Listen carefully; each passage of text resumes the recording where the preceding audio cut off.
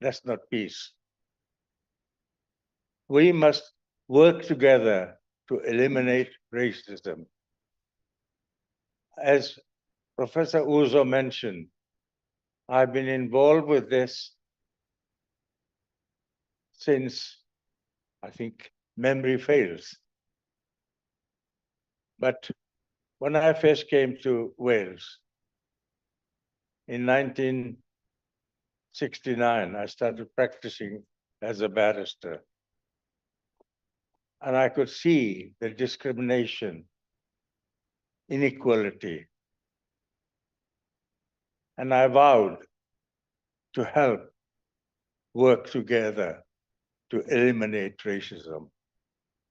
We set up the first Race Relations Council in Swansea, and it expanded to other parts, Cardiff, Merthyr, Pontypridd, Newport, and so forth. Here we are, 50 ODS plus, and we're still talking about racism and inequality. We have seen the right wing building up. We only saw the other day the BBC program of how many racists are living amongst us. Ladies and gentlemen, we're not born racist. We're all born equal. Where does racism start? It starts at home. When children go to school and say, I'm not allowed to sit next to black, brown people to have lunch, where do they learn that from? Not from teachers, not from ministers, from home. I have always believed that we have people who are completely and utterly fair-minded. They will not harm anyone. There are many of those in Wales, I found. There are people who are equally against racism, but they don't want to get involved. There's a small group of bigots, very small group, and they bring bad name for Wales and for the country. We have fought, and I am happy to say that we have reached a stage now where the voice, our voice, have been heard, and we have got some very fair-minded ministers in this building who have worked hard to ensure that Wales becomes anti-racist country first in the world. And it's all down to one of the leading person who dealt with that is our Minister Jane Hunt. She's worked tirelessly in conjunction with the former First Minister and others.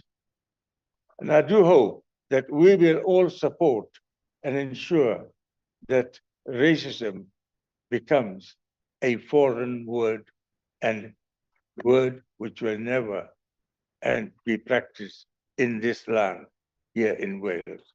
So enjoy the conference, be open, discuss matters openly. Listen to those who feel strongly about their little place. Talk to them, explain to them. We're not asking for integration. We're not asking for assimilation. We are asking for respecting one another's culture, religion, way of life. That's all. So let's work together and make sure this is a successful day. Diolch yn fawr.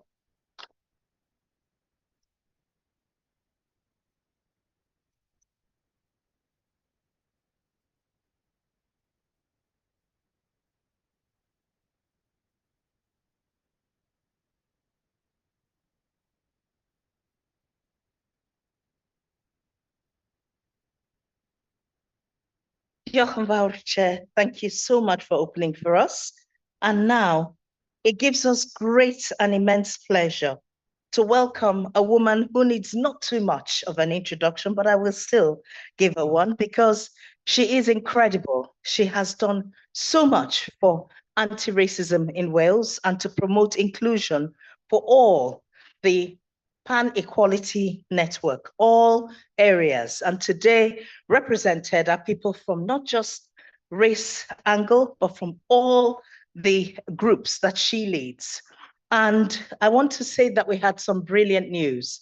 It was in the 75th anniversary of the Windrush Elders that the elders wrote to Jane Hart, Minister, and asked her to fund a film called Windrush Cymru at 75. She could have rejected, but she said yes. And she funded that film. It was BAFTA nominated. Sadly, it didn't win, but it won 2 remarkable film festivals in Carmarthenshire Film Festival, Carmarthen Bay Film Festival. Will is here, who's the producer of that film. Will, give it a little wave. And we're so proud of Will and the work he's done with the elders. And Minister Jane Hart and Mark Drakeford both featured in the film.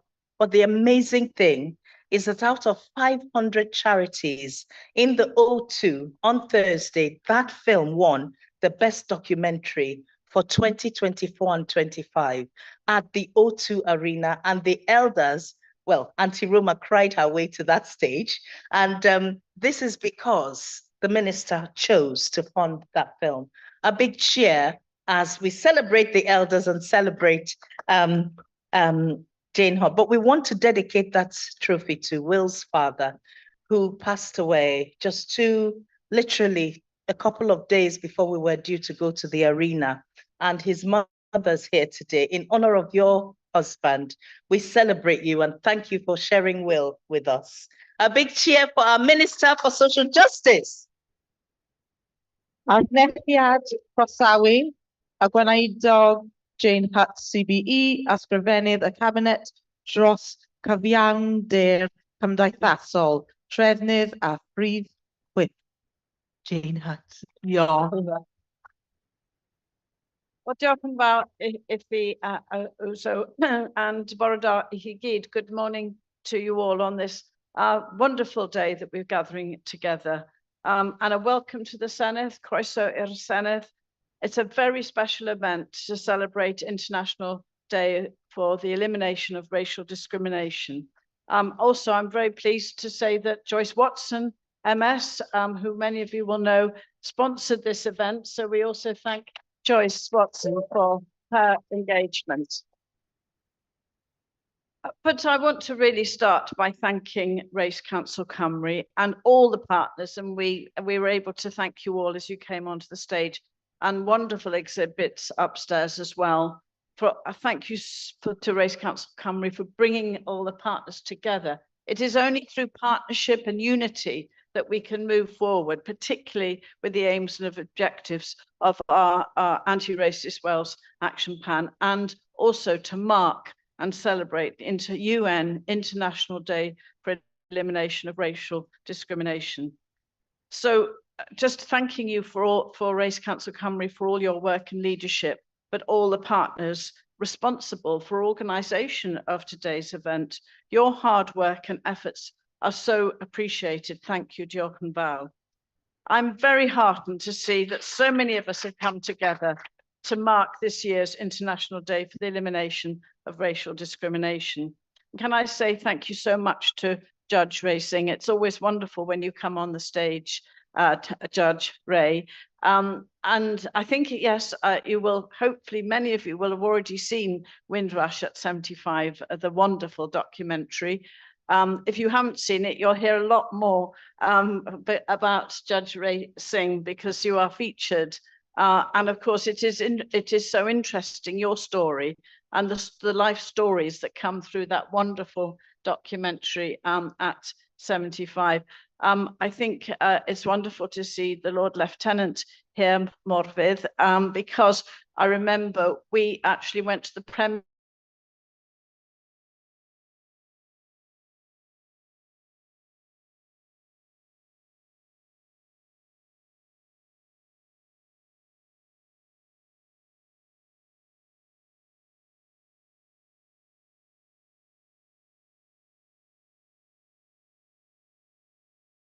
but it was following the events in Sharpeville in South Africa, where we remember the 69 peaceful protesters who lost their lives for protesting against the abhorrent past laws in South Africa.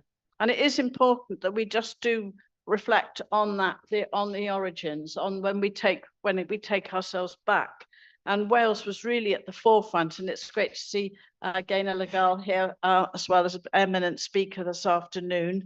Our commitment to anti-apartheid was so strong, and was strong until we were able to welcome Nelson Mandela to Wales.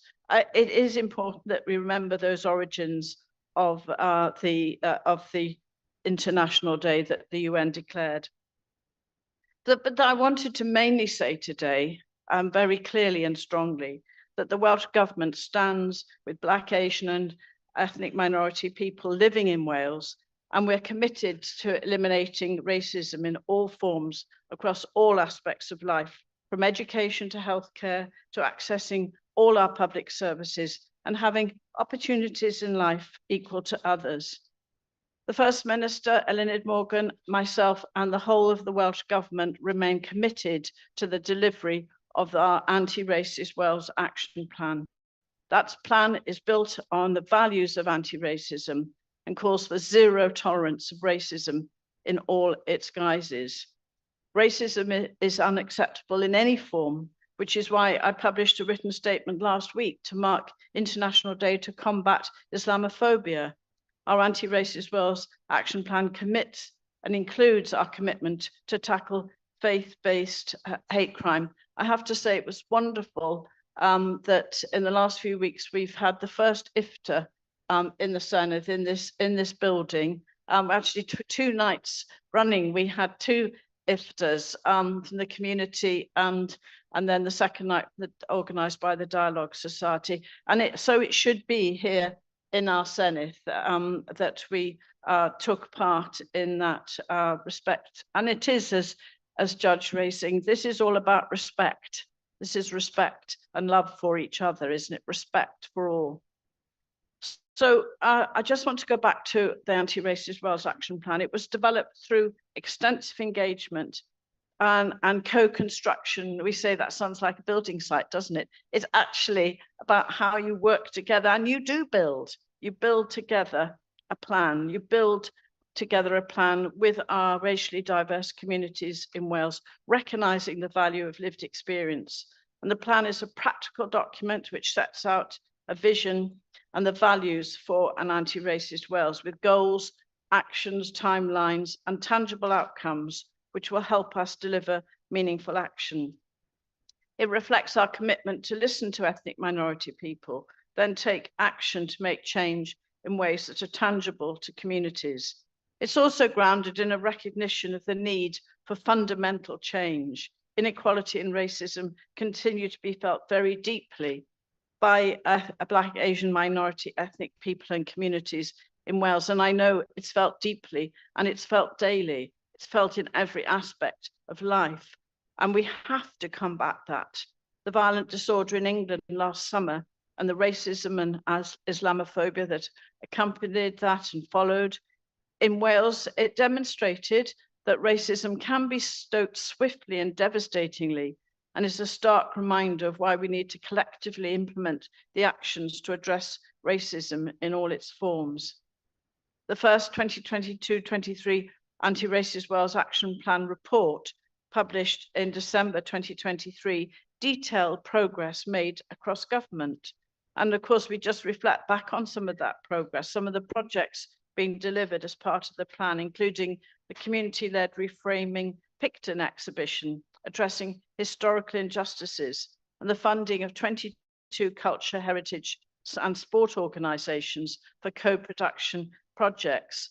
Now, many of those organisations that received that funding, it gave them a lift to continue with the work that they were in, a great understanding how actually changed the way they were delivering their services. Secondly, I would point to the Get Into Housing project, which has been successful in encouraging diversity in housing association workplaces by offering work placements to ethnic minority people experiencing long-term unemployment. But I would say, I think the most important strand of the Anti-Racist Wales Action Plan has to relate to education. Education has to be the absolute heart, a beating heart of the change we need in Wales in society. And because we've now included Black history into our curriculum, it is actually now changing the way our children are learning. We must recognise that education from the very earliest years has to be the real catalyst for change. And can I thank and recognise the diversity anti-racist and professional learning team. And BayMed, great to see BayMed holding me to account, holding our education officials, Estin recognising this for the first year in their annual report. I mean, to me, going to schools and actually seeing and hearing children talking in a different way about history, decolonizing history, but also just learning about their communities, their leaders. So we know that our children have to lead the way. A couple of weeks ago, I went to a primary school in Bridgend, and we had some really inspiring leaders from Africa involved in the Size of Wales project, talking about impact of deforestation and climate change in a part of Africa where there's landslides, there's flooding, there's drought. These were two women leaders. The children in that school were so on the ball. And I looked up at the back of the hall and a big poster saying, tackle racism. And I said to the head teacher, this is fantastic. You are making changes here in this school. And he says, yes, the children are going to lead the way, but sometimes, it's the parents, they go home. And so we have to bring the parents with us as well. I mean, this is inspiring leadership in education. I'm just, so I do feel education is absolutely at the heart of it, but it goes across every public service, all our goals and actions timelines. We know we have so much more work to do. This is why this is not a one-off. This is a long-term plan. Systemic and cultural change does take time, but significant structural foundations have been laid for long-term change with strong governance structures in place, including policy-specific subgroups with the external accountability group members supporting policy officials to deliver on the plan. The refreshed Anti-Racist Wales Action Plan, published in November 2024, builds on the foundations we laid in 2022, and in conjunction with the lessons learned over the first 2 years, it always has to focus on cross-government delivery. So you can imagine, I'm like the coordinator, I'm the leader of this plan in the government.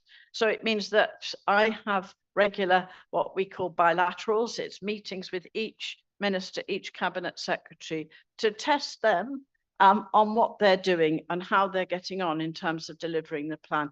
And that, of course, has a huge impact on their senior officials, on the implementation. But the great thing is that when we bring the plan to the cabinet, such commitment across government, it has to be cross government. And I say this to local authority leaders, this is not going to happen unless every public body takes this on board, including local government. And our local government leaders recognise that it is a cross government goal that we have to achieve that outcome. It is a long process, and we need our community's help to create the anti-racist Wales we all want to live and thrive in. So thank you all those who are here today, who are working with us to make the change as we create the anti-racist Wales we want to see. And to Race Council Cymru, again, such leadership, for example, you're members of our external accountability group. That's an essential component of the anti-racist Wales plan governance structure. The EAG, as it's called, comprises 11 diversity representatives and 8 experts to help hold government and public representatives and public services to account. And the EAG, this accountability group, it's quite unique in the way we do government, not just here in Wales, across the UK. It's won awards that we have that external look, holding us to account. It places lived experiences and expertise at the heart of accountability in a way that's unprecedented. But also, can I again repeat our thanks and congratulations to Race Council Cymru for their recent wins. Wins, I say, Carmarthen Bay, the wonderful win there at the film festival, but also the Smiley Charity Film Awards. What an occasion it must have been, I can imagine, for our Windrush elders to receive the Long Form Judges Award for their Windrush Cymru at 75 film. But it is important to recognise this film can go everywhere. I actually had the film was shown in a church in my constituency in Llantwit Major, and an interesting little town, a village, well, it's a town, if you'd ever been there, because they faced a real threat from the far right when Ukrainian refugees were being supported and welcomed into the town with new housing, temporary housing being developed. And actually the church and the town, the football club, businesses, they all put up signs in their windows saying Llantwit Major is not racist, or anti-race, and Llantwit Major against racism, with the Ukrainian flag. And in fact, on the day when there was a big demonstration, the people of the town welcomed everyone from Stand Up Against Racism. Not the welcome to the far right was more about suggesting that perhaps they'd like to have a Welsh cake and think again as to why they'd come to Llantwit Major. But then the whole group of people, we had an all-night vigil in the church and welcoming refugees and to Llantwit Major and to the Vale of Glamorgan, which was a wonderful event. But also then we organised the showing of Windrush at 75 in the church. And of course, this can happen all over Wales. So do watch the documentary. It showcases the elders from the Windrush generation here today. And I think you're off to show it in some other very important places in the next couple of weeks, even perhaps in London with the UK government. We must make sure everyone learns from that film, and you'll learn more about the stories and the history. So finally, for me, I'm probably taking up too much time. I'm surprised Uzo hasn't waved her flag at me. I think today's event and the many events taking place, let's think about all over the world, taking place around the world, United Kingdom, is a tangible show of unity, and it has to be unity against the racism we're all committed to eradicating. So we look forward to continue to work together as we deliver the tangible actions and the plan to create an anti-racist nation by 2030. And thank you so much again, Race Council Cymru and all the partners who've made this happen today. Diolch yn fawr.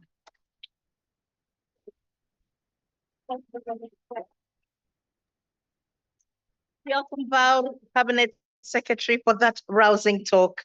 I'm sure that all our partners are heartened that the Minister, Cabinet Secretaries made time to come here. I know she has a full day today.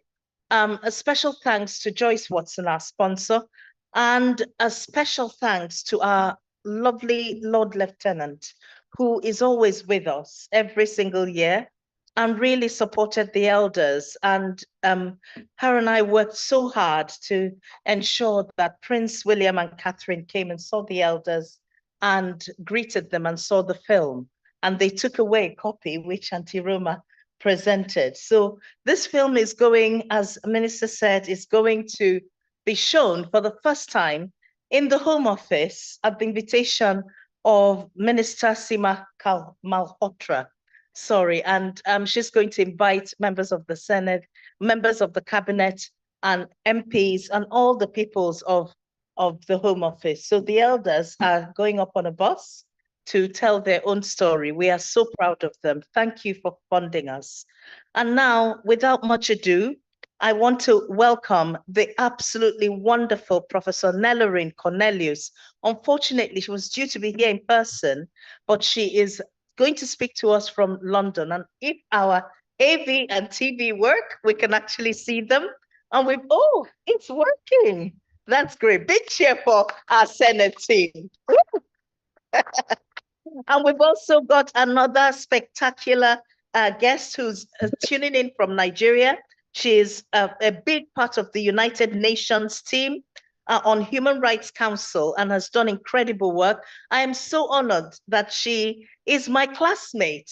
We were in the same law class, but she's far skyrocketed and is doing tons of stuff in the UN. And she's also posted somewhere, but she's tuned in today.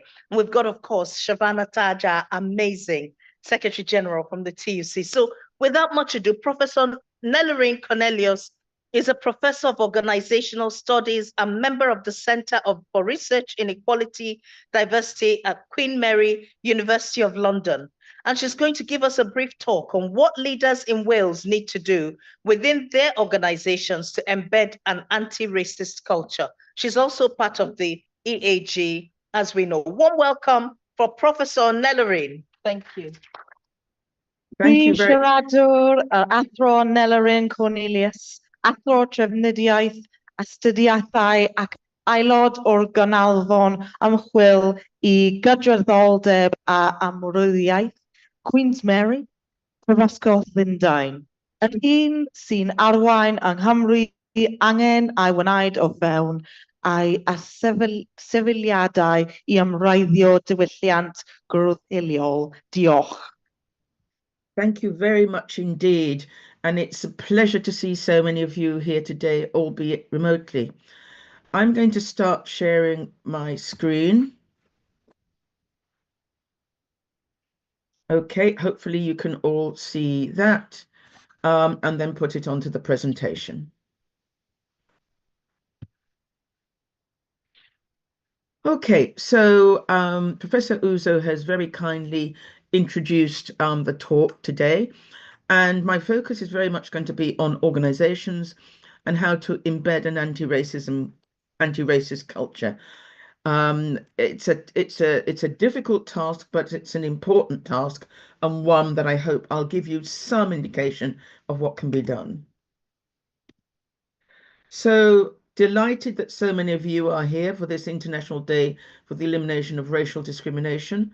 And I just wanted to say a little bit about myself, just to put things into context. So I have a background in change management, human resource management, EDI, as a practitioner. That's really quite important. So I'm not just speaking about this topic from an academic perspective, but actually somebody who's had to do things in this area. So, but my research is based on management practices, social justice, HRM, and policy development. And I look at these issues across all sectors. I was, until recently, an associate dean for people, culture and inclusion, did it for 6 years and then stepped down. And that's important because I had to really look at how to fundamentally change the way in which we thought about people in culture and inclusion in my school, which is the School of Business and Management, but working with the brilliant vice principal at the time, Sheila Gupta, we changed it right across Queen Mary. So there are things I've learned from that experience. I was also vice chair for membership and professional development at the Chartered Institute of Personnel and Development. Now, the CIPD, the Chartered Institute of Personnel and Development, is the lead professional body in the UK, though it operates internationally, for human resource management in the UK. So there are issues there which are also, I think, quite relevant to the talk today. I sit on the external advisory group, but I'm also involved in the anti-racist delivery board for AWAP. So I'm interested in what people actually do in practice to change things in terms of how information is managed, data is managed, how we set up dashboards, how HR will be addressed, leadership, and so on. And I also, outside of Wales, act as an advisor to Business in the Community, which is the King's Trust for Responsible Business. And I'm a lead researcher at Santander in terms of their mobilized committee work, focusing in particular on social mobility for staff and school children. So a little bit of background in terms of the focus, leadership and organizational culture. So I've got two definitions here. The first is a pattern of shared basic assumptions that a group has invented, discovered, or developed in learning to cope with its problems of external adaptation, dealing with the services or the products that it produces, and internal integration, organizing itself to deliver those products and services, and that have been worked well enough to be considered valid, that's taught to new members. That's quite a beefy definition. The one by Buchanan and Huginski really is taking the best of that and simplifying it. They talk about the collection of relatively uniform and enduring values, beliefs, customs and traditions and practices that are shared by organizational members, learned by new recruits, and transmitted from one generation of employees to the next. Now, that last element, and transmitted from one generation of employees to the next, doesn't just include people who are junior, it also relates to the management and the leadership of organizations as well. So it's something which is not necessarily easily visible, but it's something that nonetheless needs to be made sense of. So what you have at the top of this pyramid, which is representing organizational culture, is visible organizational structures and processes. So they're things that you can read, but it might be very difficult to make sense of them. Or you may actually also identify modes of dress, modes of speech, the way in which people interact with each other. So they're visible, but they're not necessarily that easy to decipher. And for somebody coming into an organization, they have to try and make sense of all of that. So a simple example would be me arriving at a new university. It would have been Queen Mary in 2016. The processes were different. The way in which HR was dealt with was different. The relationship between managers and their staff was different. It looked as if familiar because those exist in every organization, but it was different in that specific organization, which was Queen Mary.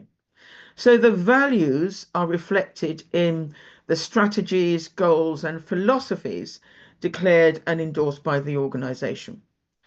And the assumption of the unconscious beliefs people within the organization hold to be true. And I've come across this in quite a negative way in relation to issues of race very, very often. One of the pieces of work I did very recently for Business in the Community identified amongst the people who responded to a survey, a YouGov survey, is that the broad finding was that many people of color were thought to only want a job, not a career. A job, not a career. So it wasn't something that was stated explicitly at the top of the pyramid, but it's an unconscious belief that was held within many organizations across many sectors. So anti-racism specifically requires changes in organizational culture, but also changes in leadership behavior. So we kind of give a leader a brief and expect them to get on with it. But there are things that we know from that model of culture that they will have to do differently. They'll have to behave differently, but they also have to think differently. Now, what you've got at the top left is an example of how many people, certainly from the mid-20th century to the end of the 20th century, would have regarded leadership in many organizations. And I suspect Wales would have been no different. So you have a person, typically a man, leading at the front, typically a white man leading at the front, and then you've got a lot of people who are behind, help him to row, but it's actually the leader who is steering the ship. Now, the reality is that leadership was never like that. I remember speaking to people at the Regular Commissions Board, which is the army training centre for officers in the British Army. And they said, yes, we have a command and control structure, but when you're on the battlefield, we expect every individual soldier to be able to make decisions, because otherwise what happens is the leaders fail. So the leadership has to be distributed in practical terms. Now, what we have at the bottom left is an indication of how we understand leadership has changed across the decades. So baby boomers are known for their work ethic, optimism, focus on career advancement, is what you would read in much of the academic as well as the practitioner literature. They're about 24% of the workforce still, but of course declining because of their age, because they're born between 1945 and 1965. Between 1965 and 1981, we have Generation X. They're much more known for their independence, self-reliance, and work-life balance focus. So I remember doing a piece of work on people who were senior in HR, and both women and men wanted a better work-life balance. So the all of the anxiety in many organizations about getting people back into the workplace, it's not new. People were already clamoring for a different work-life balance many decades before COVID arrived and before hybrid working arrived. And they're about 33% of the workforce. Then we have millennials, who are known for their technological fluency, social consciousness, and desire for collaboration and purpose across work. They're 35% of the workforce and steadily increasing and moving fast into leadership positions. So they already want something different. They want something which is much more socially conscious, and they want meaningful work. And then we have Generation Z. They're the ones that I'm teaching at the moment in my university. And they're known for their digital nativism, their entrepreneurial spirit, and focus on social justice and environmental justice. And they're about 8% of the 8% of the workforce, but of course they'll be growing soon. So if you look at Generation Z here in more detail, they want the authenticity and transparency. They want digital transformation. They want social responsibility and purpose. They want an inclusive work culture. They want to prioritize work-life balance. So these are leaders who want a work environment which, if you read the equality, diversity, and inclusion literature, is more likely to result in equality, diversity, and inclusion. And in fact, a recent survey by the CIPD, which really mainly, I guess, would have comprised millennials and Generation Z, found that one of the things at the top of their list was an inclusive workplace. So when I heard Judge Ray Singh talking about the right wing and the rise of racism, what we've got to remember is that racism is pernicious, and it's destructive. And that's understood by many of these more recent generations. But we also know that social mobility is a problem. I'll speak about that very briefly. And that is one of the, I think, very hard reasons for why we're seeing this rise. People feel that they don't have the social mobility that their parents had or their grandparents had. And statistically, that is absolutely true. So there are things that we need to pay attention to, but we need to also remember that there are different demands of people increasingly in terms of the workplace. That's not to say that inequalities are not going to exist in the workplace, because again, research would suggest people would play to advantages, and race is one of those advantages potentially in the workplace. We have to accept that. That being white is often viewed very positively within the workplace, simply because many of those who are leading are not of color, and those who are white are part of the in-group. They're more familiar with them. But that is changing. We see that that is changing generationally, from particularly amongst millennials and Generation Z. Now, I was asked by the Cabinet Office rather, to do some work on leadership for the public sector, just a small bit of work that would indicate how things are changing. Now, what was important about this work is I was asked to talk about leadership and think about what leaders did and what leadership meant in the public sector. What is always missing, or what is often missing from discussions around leadership, is followership. So these are the people who are being led. Now, up here I have a sort of a graphic which I absolutely love. So somebody who thinks they're the big cheese, walking ahead, got all the bright ideas, and their followers who really just want to bash them over the head because they really can't stand the way in which they are leading them. So we need to think about different ways of leading. So this is the old way of leading, what we have up here, the person at the top driving the ship, everybody following and grateful for that. The reality is that leaders and leadership is being thought about differently now. So these are just some things you can go away and read about when you're ready. So the word by Ed Shine and his son, talking about humble leadership.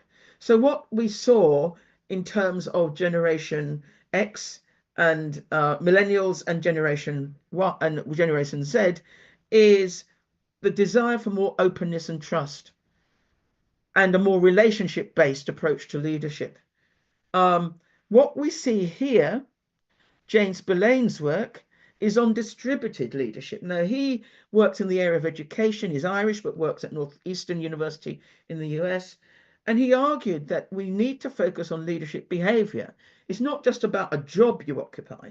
So he was very keen to look at leaders as head teachers and why certain schools failed and why certain schools thrived. And what he argues is in the schools that thrived is that you had distributed leadership. So the dinner lady could be a leader. The dinner lady could be looking at a group of children. She's familiar with them. She notices that a child isn't eating well. She talks to the child. She makes sure that, why are you not eating well? I don't feel hungry. She probes a bit more, maybe there are problems at work. She reports it to the school, the teaching assistant or the teacher, and everything is put right. So she is as much a leader in that context as everybody else is. So what does the distribution of leadership look like in your organization? So some leadership is formal, a lot of leadership, most leadership is informal. So Celia Walsh is Irish and has looked at inclusive leadership. And she argues that there's a lot that you need to navigate in order to be able to move towards this inclusive leadership, which is one of the things that in particular Generation Z want from their leaders. Not one which says you're at the bottom of the pile, I'm at the top of the pile. They have an expectation of a much smaller gap. So how do you manage inclusive leadership? It's a brilliant and very practice-oriented book that I would encourage you to read. And Beyond Engagement is by a very good colleague and friend of mine, Yetunde Hoffman. She's worked in lots of organizations, large organizations. She was on the trustee board for the CIPD, Chartered Institute of Personal Development. She runs her own company on female leadership for women of color. And she talks about the importance of getting beyond engagement, just, the occasional getting to know people. It's actually about this deeper relationship with people that enables you to lead. It's a kind of servant leadership, almost a love-based leadership. So how do you build an anti-racist culture? There are two things that I think are really important. The first is to have some tools at your disposal. And we know through RWAP that we'll be developing tools, particularly for the Welsh Government and its agencies, but also that can be shared with others. But also we need to recognise, as Jane Hutt identified, that there are historical, systemic and intersectional factors within racism that are really important. So I remember going on an away day. It was at the West India Dock. The West India Dock is where all of the goods from the West Indies were introduced to the UK to be sold. So our link to racism is there almost in the geography and the architecture of London and Cardiff and Bristol and Newcastle and Glasgow and so on. It's there and it's embedded in much of what we do. So how do we move forward on this? Now, I think as a psychologist, because I'm also a psychologist by training, that we need to create an environment of psychological safety. So what you have is an environment where people feel included, where they can ask questions and learn, where they can contribute, and where they can be bold and speak up. So one of the things I'm proud about at Queen Mary is it doesn't matter if you're the most junior lecturer or if you're senior professor. If you have some concern, you're able to air it publicly in a public forum, and that's seen as legitimate. If you can move towards that kind of environment, which is a psychologically safe environment, you're far more likely to move towards the inclusive culture that is needed for an anti-racist culture. Now, the other thing that we need to bear in mind is that in order to lead differently, you need to manage differently. So we've got the work here of Abraham Zalznick. He's professor at Harvard Business School, and he wrote, I think, one of the most important papers that's ever been written. And more recently, in the sort of about 2010, it was reproduced by Harvard Business Review. And he makes this distinction between management and leadership. Now, the problem in lots of organizations is that they assume that because you're in a leader position, you're leading. You might actually only be managing. So you're focused on the task, doing the right thing, making sure you instruct people, that you really use your managerial authority to get things done. It's a kind of push approach. And it's good if you're in the status quo. However, when things are changing and leadership in an anti-racist organization and culture requires change, means that you have to become more people oriented. You need to think about attitudes and behaviors, yours and those of others. You need to be more inspirational and visionary. You need to take risk. Talking about race is one of the things, given the research that I've done for Business in the Community and the Chartered Management Institute, is the most difficult. So you need to be willing to have those conversations. You need to be able to listen and empower, and you need to lead through others. That's James Spillane's view of distributed leadership. Now, in addition to all of that, I think there are levers that you can use to change culture. And the most important levers are human resource levers. So first of all, you've got a human resource information system that tells you how many people of what kind at what level are doing what. So you've got the data is always there. So data, evidence-based approach is really critical. You need to look at your compensation systems, and that includes ethnicity pay gap reporting. It's not mandated at the moment. I think it will be coming, and I think it's actually very important. You need to think about performance review. Are you reviewing people in an an even-handed way? Because the research would also suggest that people of colour are not reviewed in terms of their performance reviewed with the same level of balance as their white counterparts. Recruiting and talent management. Recruiting needs to be done, but you don't want just to push to get more people in the organisation and then they don't have an opportunity to progress. So at Queen Mary, my focus was on internal promotion, even though eventually I looked at external as well. And you need to manage talent. And that requires mentorship and allyship for a lot of people who may have been stuck. So you need to look at who's promoted. You need to look at training and development for your leadership teams in order that they understand these differences. And you need, if you're in the public sector, to remember that you sit under the Equalities Act and public sector duties. So there are legal requirements for you to act and demonstrate good practice and policy in relation to race. Now, I mentioned the Work for Business in the Community. This is online. It's the Voices from the Race at Work surveys. It was the analysis of over 40,000 open code and responses. So these were just people were writing about what they thought was was causing them anxiety about race in the work, or what they thought was positive. What was positive was that there were more people who were willing to support people who were subject to racism if it was from the outside. Internally, people were anxious about it. So that's the thing that needs to change. That's the cultural change.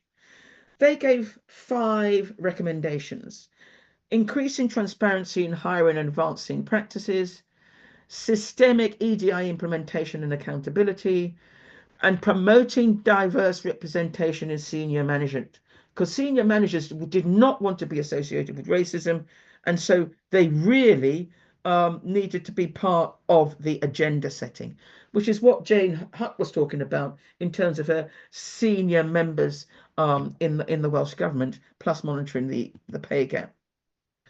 So I love this quote. There is a big difference between being not racist and being anti-racist. I know it doesn't seem like it. I know that both of these things seem equally good, but they're not. Anti-racism is the focus. It means there's a proactive effort to ensure that racism doesn't take place. So when people say, I'm not a racist, but, you need to look at the systems, the structures, the processes, and etc., and to see if there is indirect discrimination taking place, because that's all that the law requires. Now, I've left this for you to have a look at. You need to be self-aware, reflective. It's a conscious effort to make frequent, consistent, and equitable choices daily. This is a schema developed by the University of Oxford in one of their departments, which I think is brilliant. And they say anti-racism requires going through fear, learning, and growth. Fear, denying it's a problem, learning, understanding what the issues relate to, and growth, being able to speak and act. So that's it from me. Thank you very much indeed for your attention. And over to Uzo. I'll just stop sharing the screen.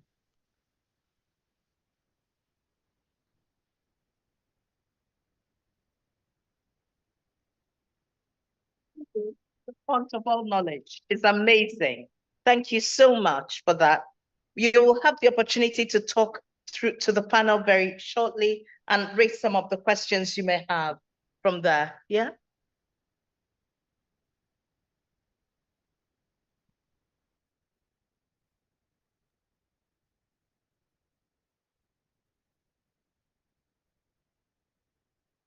Yeah. Okay.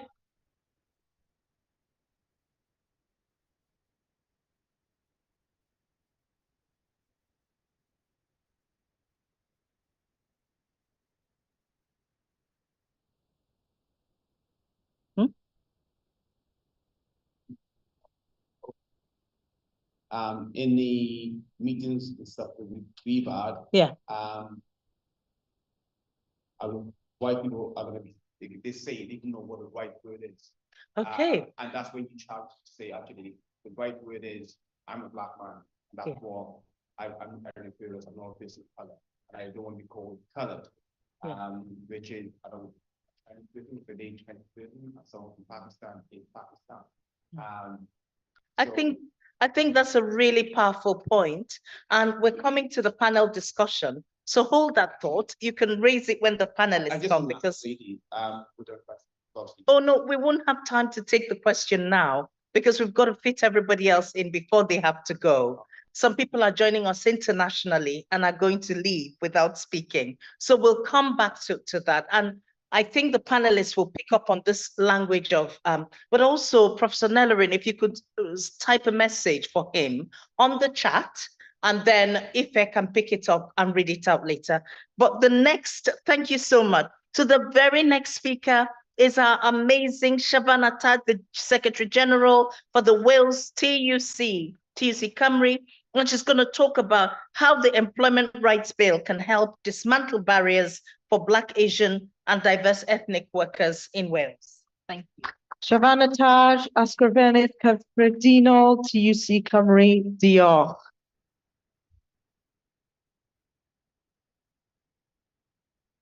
What is up, how? So we're back in the Senedd. We're yet again talking about race. And I thought, well, rather than just stand here and just talk about race, why don't I talk about something that's happening that actually can move some of this work forward in a very practical way? So today we stand at a pivotal moment in our fight for fairness, for equality, and actually dignity in the workplace. As someone who has fought alongside you for working rights for many years, I feel deeply proud of how we've never shied away from speaking up and speaking about some of the difficult stuff. Challenging power and demanding better, and now, of course, the introduction of the Employment Rights Bill gives us that other chance to do just that, to make the kind of changes that will genuinely transform lives and create a fairer, more inclusive society for everyone. For Black, Asian, and ethnic minority workers who faced some of the deepest systemic inequalities in the labour market, this legislation could be nothing short of life-changing.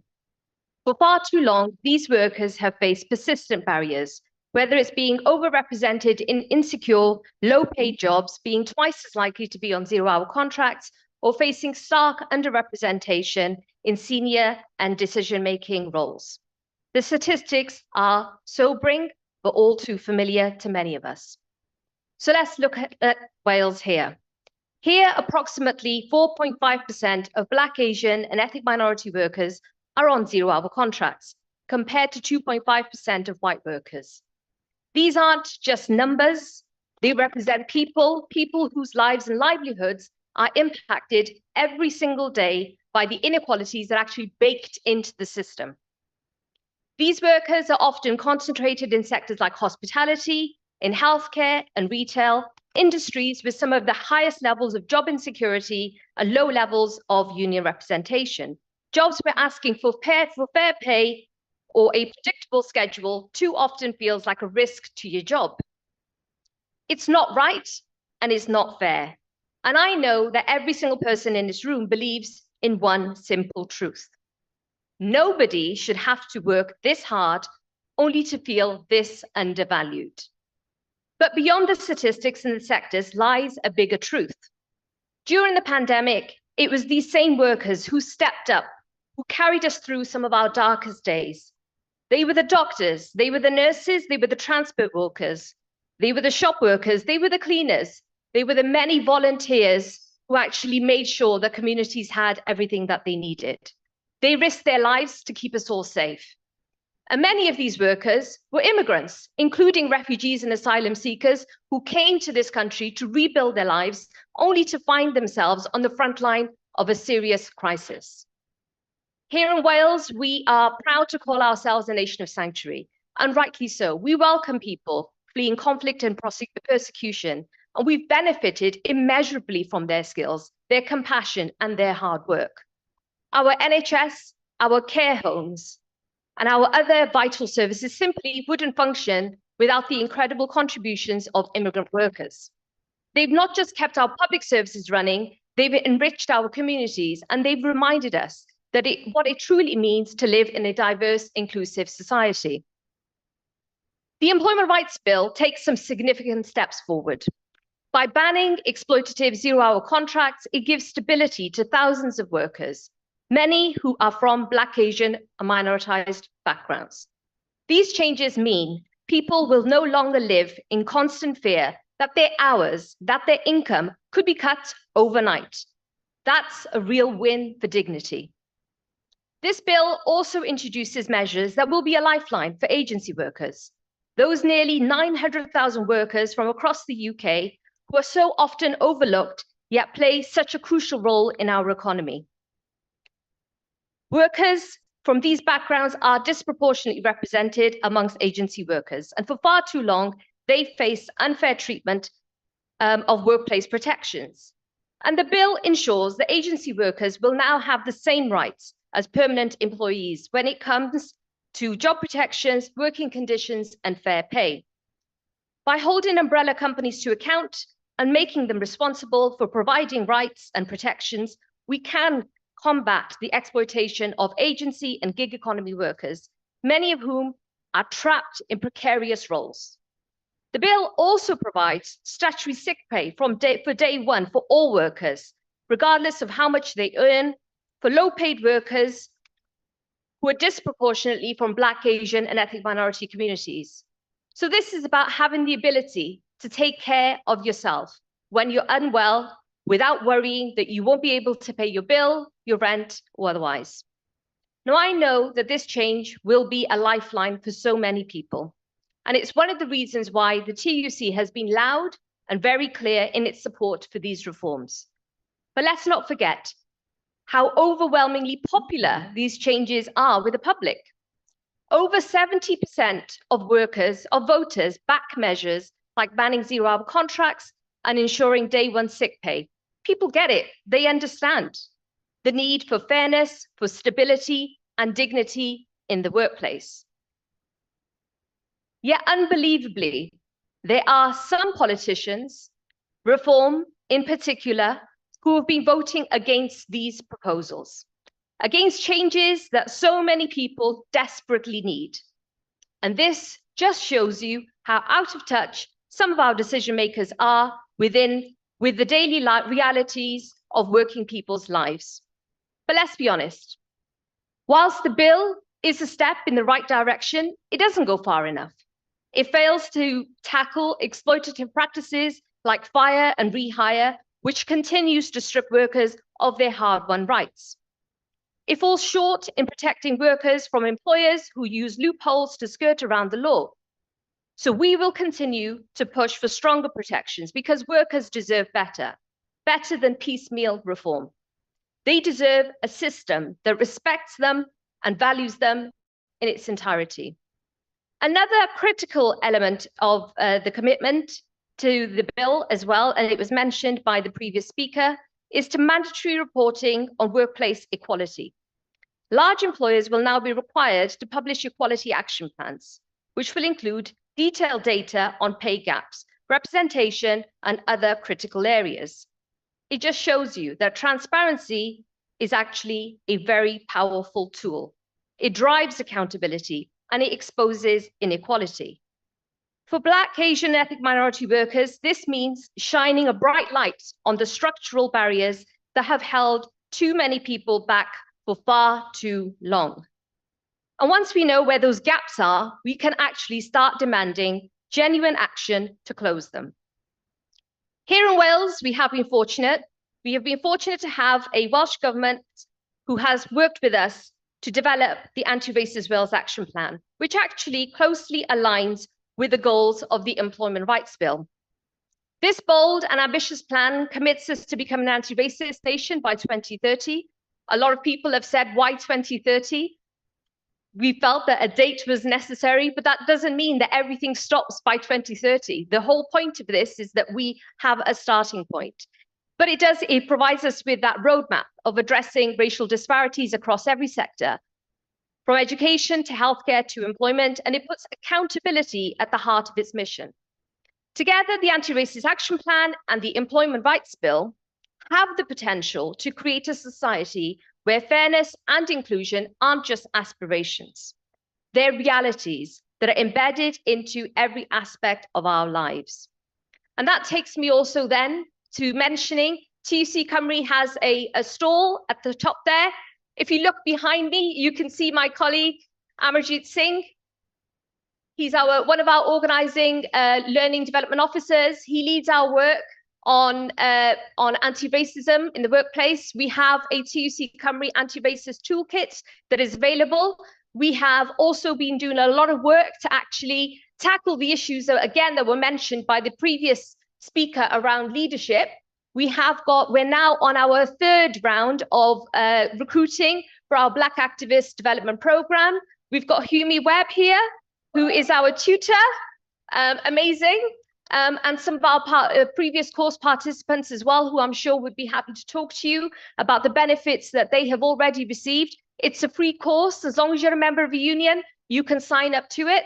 So, do pick that up upstairs as well. But I just want to say one thing. You can have all the legislation and you can have all the plans and we can make them look really nice and put dates on them and all sorts of stuff. But in reality, it is up to each and every one of us to work together as employers, as unions, as policymakers, but also as citizens to make these promises a reality. As trade unionists, we know the power of solidarity. We know the strength of standing together and the change that we can create when we refuse to accept the status quo.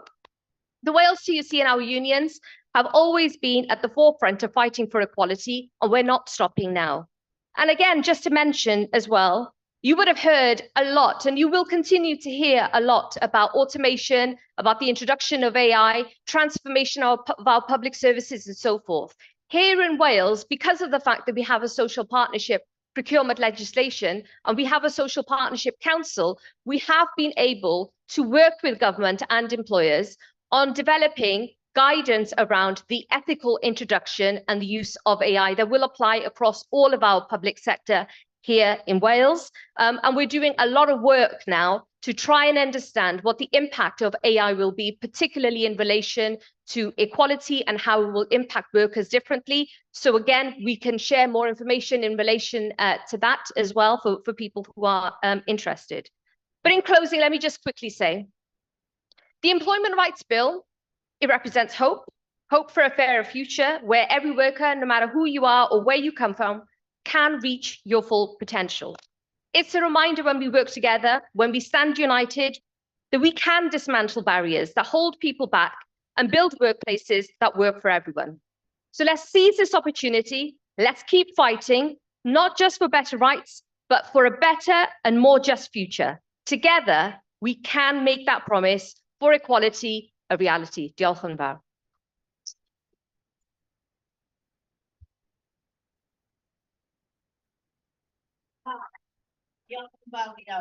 Thank you so much, Savannah.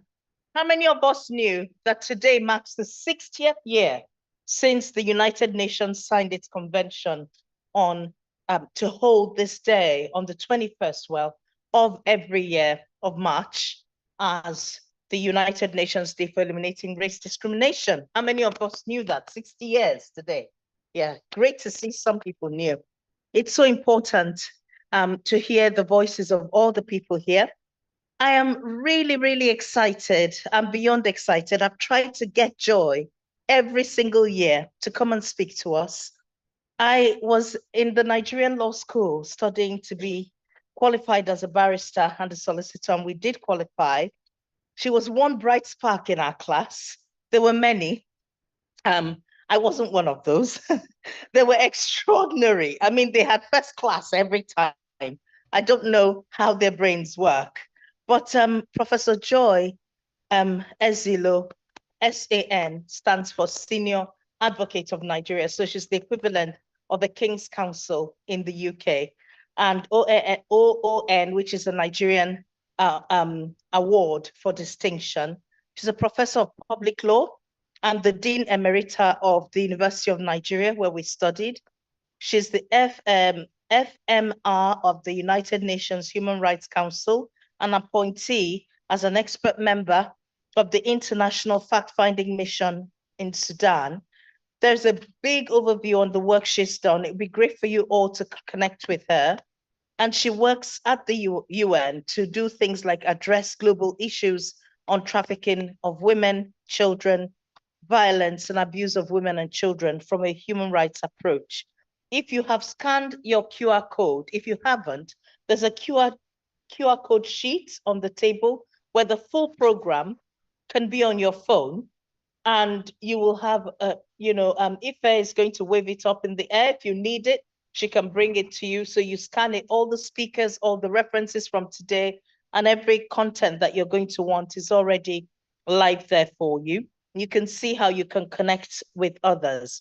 So she's here live and she's going Thank to you. kick off the conversation on rights, human rights issues affecting domestic abuse, followed by a wonderful chief executive of BAUZO, the association, the organization here in Wales that leads on women tackling violence against women and children, abuse and human trafficking. So it's really powerful to have them two here together. And Sam Ali will speak briefly about BAUZO and then lead and chair the panel.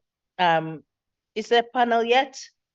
No, there is no questions and answers. You're going to hold that at the end. So that's where our brother at the back, you can ask your questions because they'll be able to help.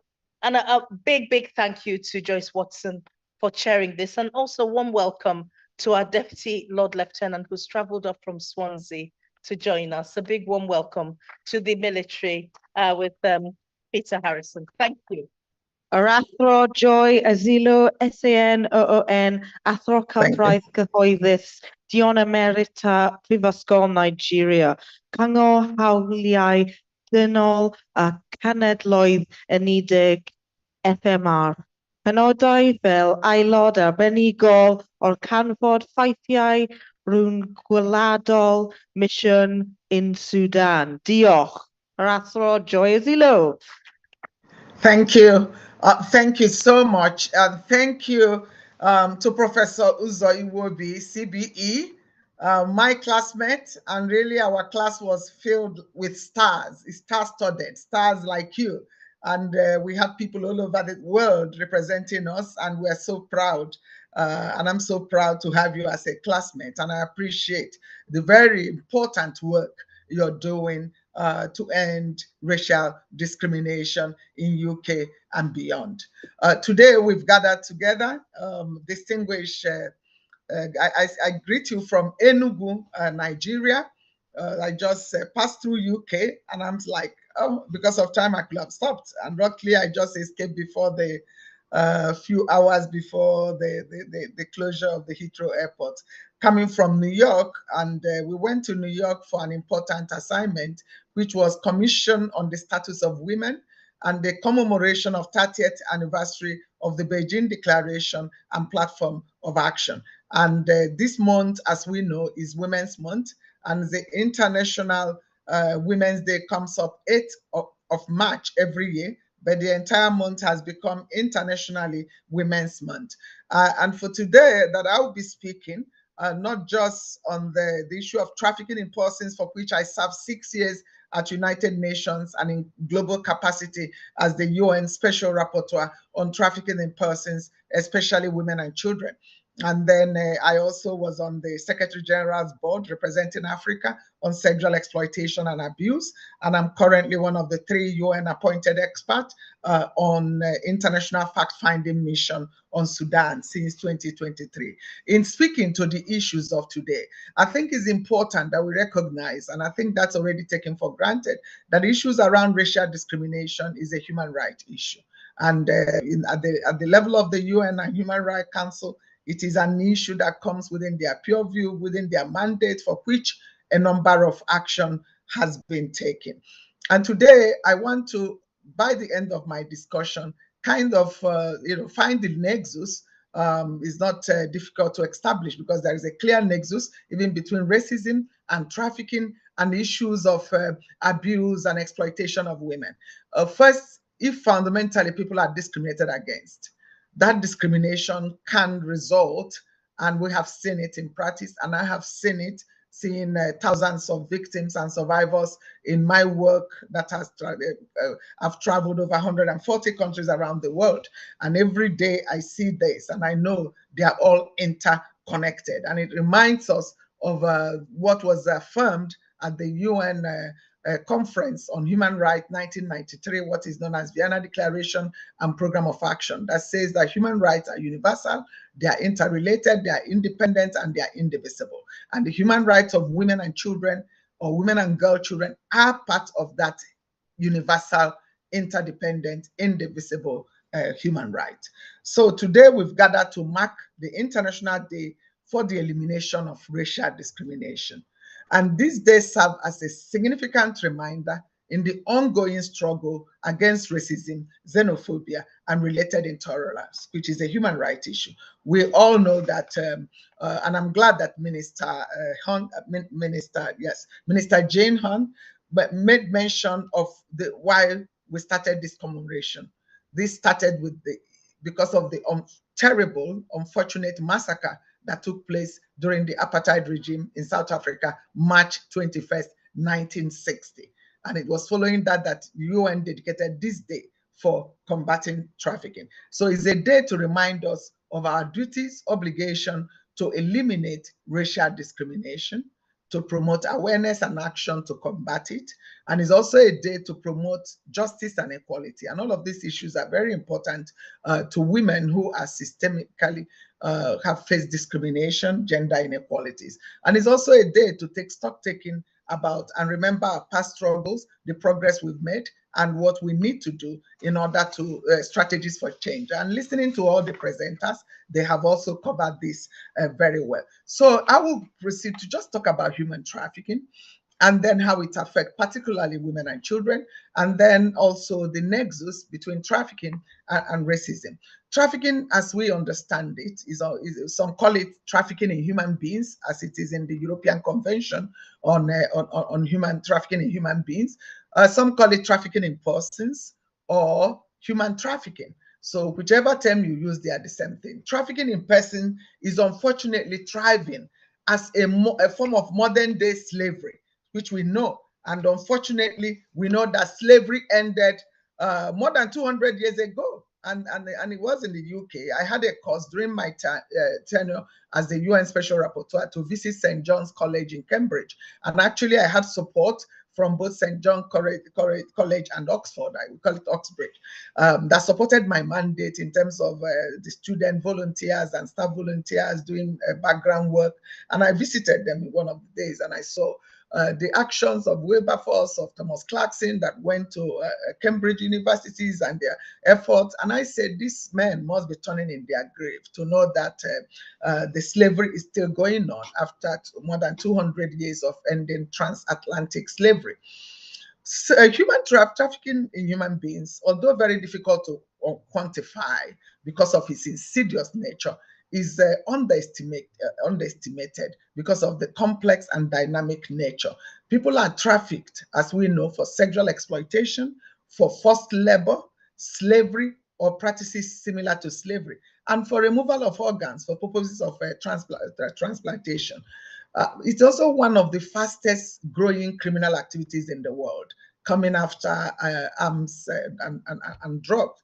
Is the third one. So trafficking, as we know, occurs within and across national boundaries. I often say trafficking knows no border. So here we have the source countries, the transit countries, and destination countries, and most favored destination countries in the north of this world. But it affects every country of the world. And the major step taken internationally to combat it was the adoption of the protocol to prevent, suppress, and punish trafficking in person, especially women and children. And my mandate as the UN Trafficking Special Rapporteur was based on this protocol. And there it defines what we call, what we know as human trafficking. And I wouldn't bore you with all the parts of the definition, but it says it's recruitment, harboring, transportation, transfer, or receipt of persons by means of threat or use of force or other forms of coercion or abduction, fraud, deception, and people abusing their position of vulnerability. And today we know that trafficking, people can't say people consent to trafficking because sometimes they say, oh, they know what they are going to do. So it's not just like that, but people can exploit the vulnerability of others. And we've seen cases even where parents facilitated trafficking of even their children. And then you see some also in a position of authority or offering job, and people fall prey to traffickers every day. And these traffickers are also people known to us, so they are not like total strangers. Sometimes, yes, they could be in the world where technology is used, has facilitated even trafficking. I've come across victims without even any contact with any human being. I recall during my mission to UAE then in 2012, a victim that from Philippines, for example, who was just trafficked by, he was offered job online, he took the job, it was e-visa, everything, e-ticket, and then on arrival, she was captured. And for the next 3 years, was forced into prostitution and was just accidentally found out when police was raiding another facility in which she was kept. So this trafficking today, as we talk of digital artificial intelligence, also it can be used to combat it, but at the same time is also facilitating it. So the trafficking definition covers the use of minors, even for commercial sexual activity, even if there is no force, fraud, or coercion. You can't say a minor consent to that. So trafficking also covers people who are held against their will to pay off a debt. And this is known as peonage. And this happens still in Africa, in Asia. A victim's initial agreement, even to travel or perform labor, does not allow an employer to later restrict the person's freedom or to use or force the person, to make certain repayment, as we often see. Sometimes 50,000 euros is placed on persons. When I did a mission to Italy, I met also a lot of Nigerian girls. They say you must pay up 50,000 euros, that was paid before they brought you. They fix the price. You see, as they are paying, they are even increasing the price, and they held them in this kind of slavery, servitudes. So the scale is huge, and like I said, is underestimated. It's a very heinous crime. It can be combated from labor perspective, from domestic work is also part of that. So the crime, you can take human rights perspective, you can also take crime control approach or criminal justice or migration and labor approach. As the UN Special Rapporteur, I classify I put it in the alphabet. Five P's to combat trafficking, combat and prevent trafficking, 3 C's and 3 R's. And the 5 P's are issues of protection, prevention, prosecution, punishment. I added that because it's important, because in some jurisdiction, I've seen even where a person is convicted of trafficking, trivial offenses like, it's still realized and fines are given, even option of fine for such a heinous crime. So, and then partnership is very important. And when I talk about the other 3 C's, I talk about the need for capacity of frontline officers, enhance their capacity to fight this crime.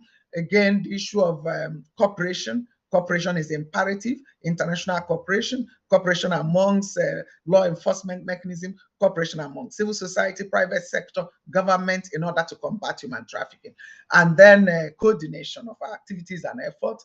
And the 3 R's speak to this victim or survivor, which is about redress, the ability to get redress, and that's in form of effective remedy. It could be compensation, it could be restitution, it could be also a guarantee of satisfaction and guarantee of non-repetition. It also have to do with the issue of recovery, and recovery is rehabilitation in a way that they heal. It could be medical, psychosocial, financial, and reintegration activities, even when you do reparation, to make sure that reparation are not further expose the person to being re-trafficked, because we see some victims, even now they say, oh, I know better, I can go and then and not be trafficked again. And we know that people have been trafficked and re-trafficked, and I've worked on this topic around the world. If you look at the root causes, it's interesting. Again, the root causes of trafficking, the issues of inequalities, the discrimination, conflict, even corruption,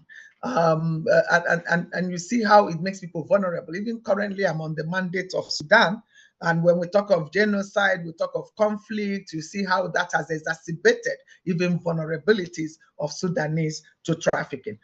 So the protocol now, this protocol has been ratified by over 180 countries. So it's fairly almost getting to near universal ratification of this protocol. And this protocol requires ratifying states parties to take effective and comprehensive action in order to prevent and combat trafficking in person, especially women and children, protect and assist victims, as well as prosecute and punish traffickers.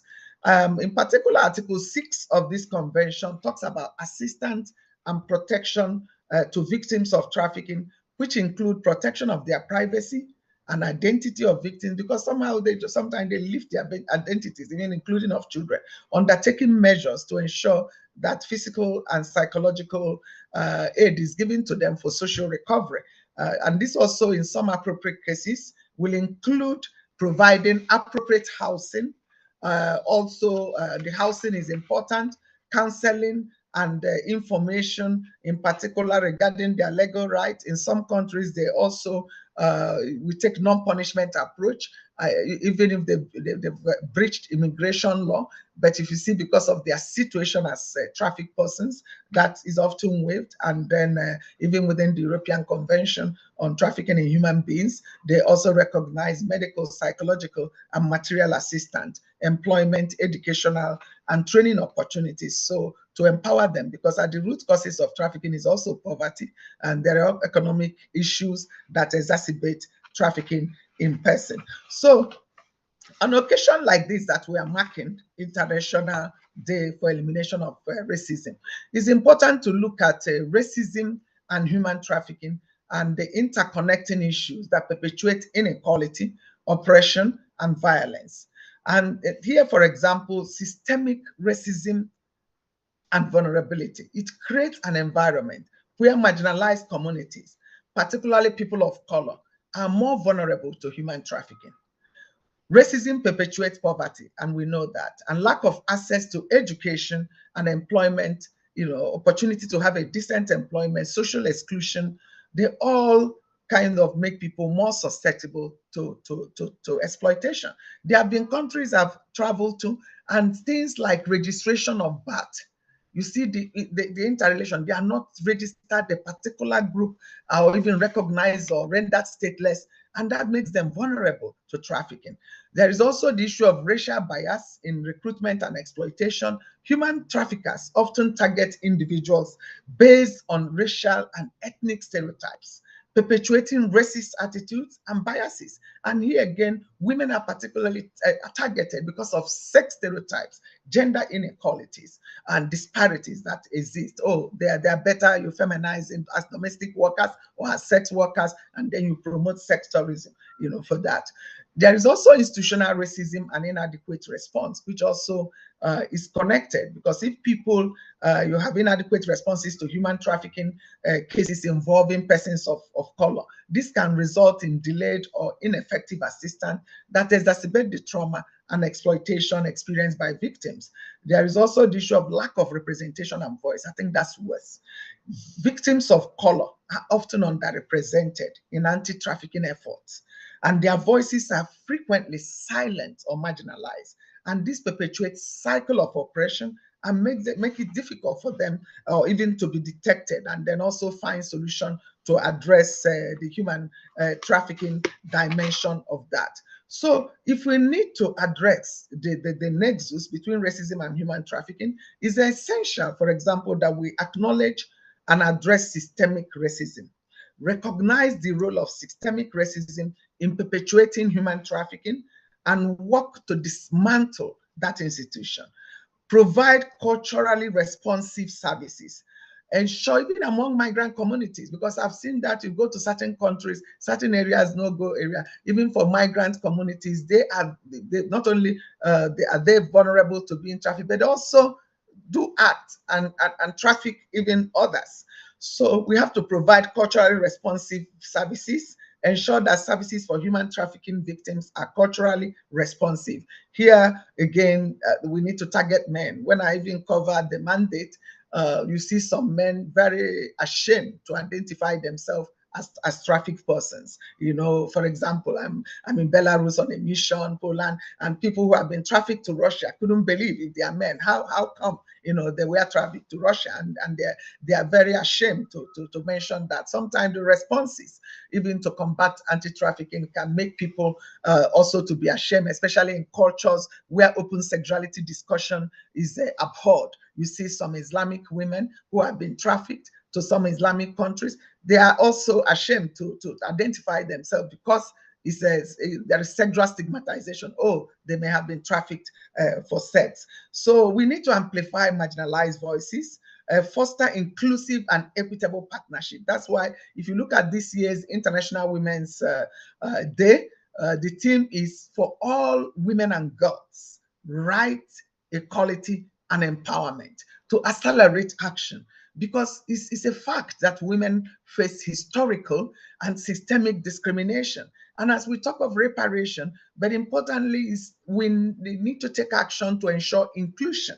And in that inclusion, it will foster equitable partnership, even access to education that will guarantee them, opportunity to access decent job, and then to avoid being trafficking or falling into hands of traffickers. So we need to also support survivors, vulnerable populations, and hold perpetrators to account. And that's why, not just that I'm a lawyer, that I emphasize prosecution and punishment. This offense or crime of human trafficking shouldn't be trivialized. We need to prioritize collective action, international cooperation, and put in early warning mechanism to prevent human trafficking, to prevent racism, and then also to look at, even within the context of my work on Sudan now, I'm making a connection between genocide and also human trafficking. And we need to recognize the warning signs and take action before it's too late. And together we can build that world of equality and justice. Together we can end all forms of violence against women. Today we know as an African woman that a lot of women in Africa and elsewhere in the world are still victims of sex discrimination, sexual harassment, rape, and not even using forensic or latest technology in order to end this type of sexual violence against them. They are still victims and survivors of harmful traditional practices, including female genital mutilation, early and forced marriages, denial of inheritance rights, and all of these. They cause violence. They push women into extreme poverty that makes them vulnerable to trafficking. And here again, even women, widows, have been trafficked, even children or some others, because of course they were not able to get they don't have access to land or means of production or the capital. So you see them becoming more and more, especially with the huge unemployment, which is also part of the root causes of trafficking. You will see them trying to find their ways, and then easily the traffickers can deceive them. Oh, there is employment for this, you're a hairstylist, you can, and some of them don't have enough education. And even educated women can be trafficked. And I've seen even pharmacists, I've seen someone who was trafficked way back to Australia from all the way from Colombia. And it was like, it was in a pharmacy shop and say somebody wants to do this and this, will you be willing? And they can make you, they can do your papers. And then the person agrees. And all of a sudden they found themselves trying to harvest their organs. So we know that these are also crimes that, and I'm happy and proudly that UK, United Kingdom, for example, has been at the forefront of combating and preventing human trafficking, and they have zero tolerance to that. And in terms of racism, this is also, they are one of the countries that are always leading and taking action, and not just that, supporting action around the world, even to end violence against women. I can talk about FCDO, even the Commonwealth and Chevening Scholarship. I was telling Professor Nelari, we were just having a chat before the program started, and when she mentioned the Queen Mary College, I said, yeah, that was my college. I did my LLM at the Queen Mary College in 1995. That's about 30 years ago. And it was also courtesy of a British Chevening Scholarship and, the Commonwealth Scholarship that some of us and most of us in Africa could be able to do that. And that actually helped in promoting women's leadership and transformational female leadership, because I recall some of my classmates from Malawi, they've been attorney generals of the country, they've been chief justice of the country, they are, judges, and they're all over, and they're making a difference, and they're showing that women, once given the opportunity and the empowerment, can lead change, and that change that will end violence, promote equality, promote justice, and then also end racism. Again, I thank Professor Uzo Iwobi for inviting me, and I'm glad to be participating at this event, and I look forward to taking question and answer, because I think in a few minutes or so, by 1 p.m. my time, which is your 12 o'clock, I'll be leaving for another meeting. So thank you so much, and let's do it together. We can end racism, we can end human trafficking, and then gender inequalities. Thank you.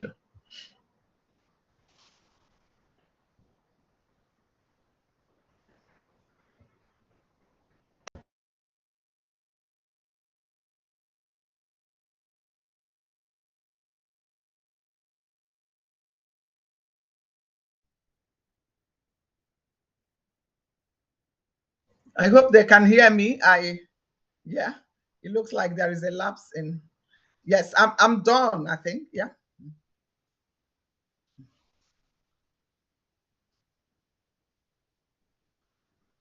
Professor, can you hear me? It looks like, I hope we didn't lose contact with them. Yeah. Yeah, I think the acoustics in the hall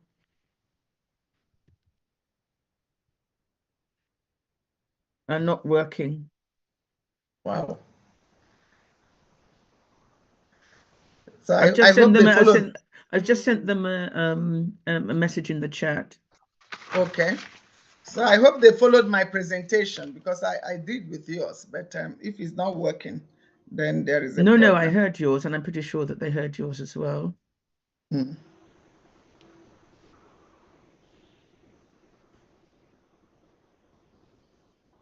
I'll have to email them and let them know that we can't hear anything. Yeah.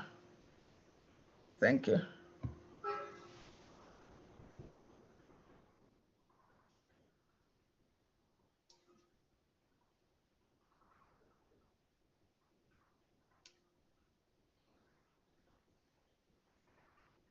And I need to leave at 12 as well, on the Okay. dot, because I'm going to an event in the city. So Yeah, you said so. Yeah. yeah.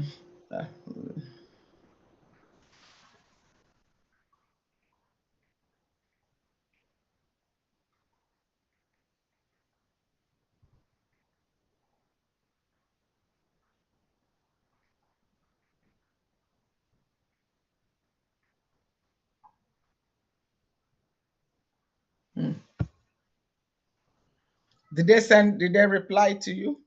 No reply as yet. So I've sent it via the chat. I've also sent an email. I'm Okay. hoping they pick that up and deal with it quite soon. Okay.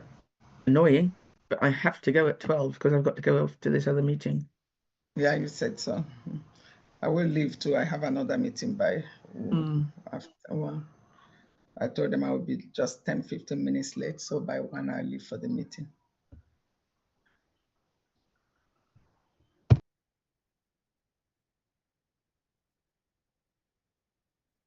I can see there.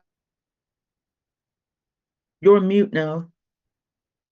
Working with them through their trauma and supporting them through their practicalities, working with their children. They're also secondary victims of abuse as well. And through that period, eventually there comes housing, so moving them on. And then how do we rebuild their life? A lot of the women have never lived on their own, always relied on their partners, always coerced, controlled. So knowing how to manage money, how to manage home, all these kind of support we provide.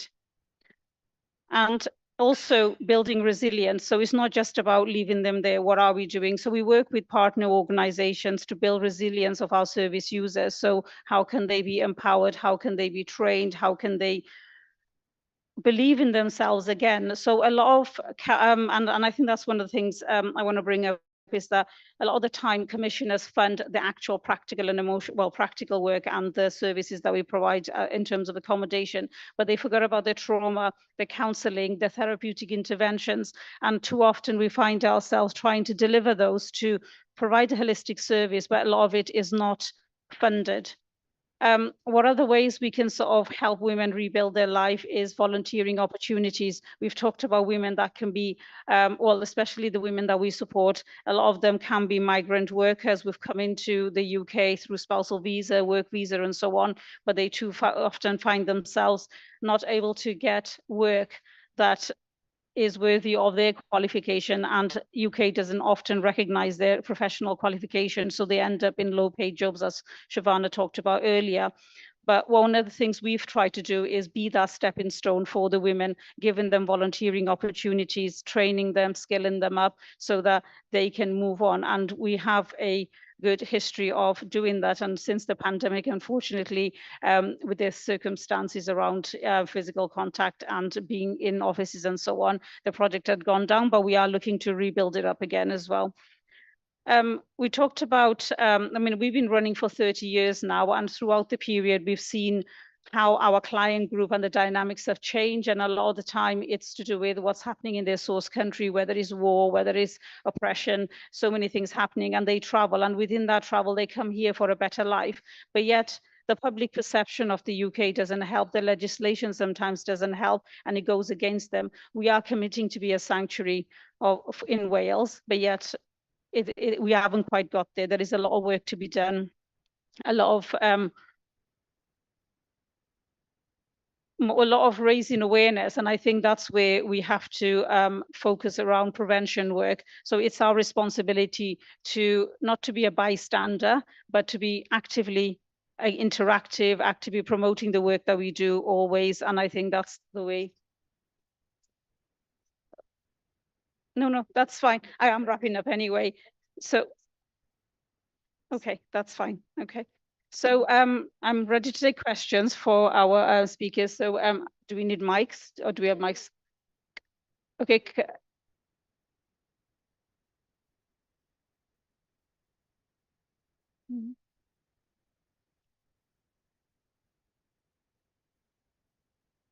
They are in the background to answer your question. Oh, the mic, there you go.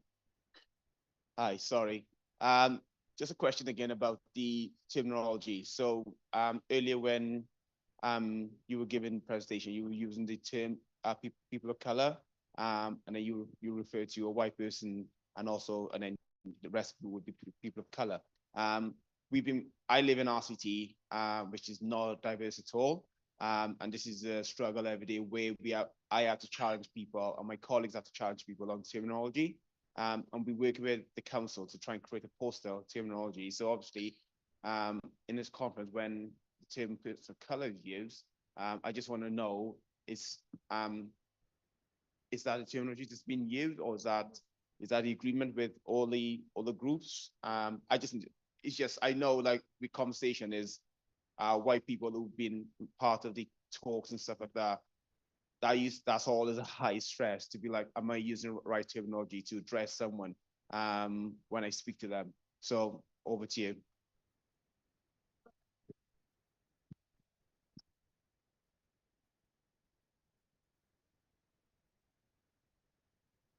Hello, can you hear me? Hello, can you hear me?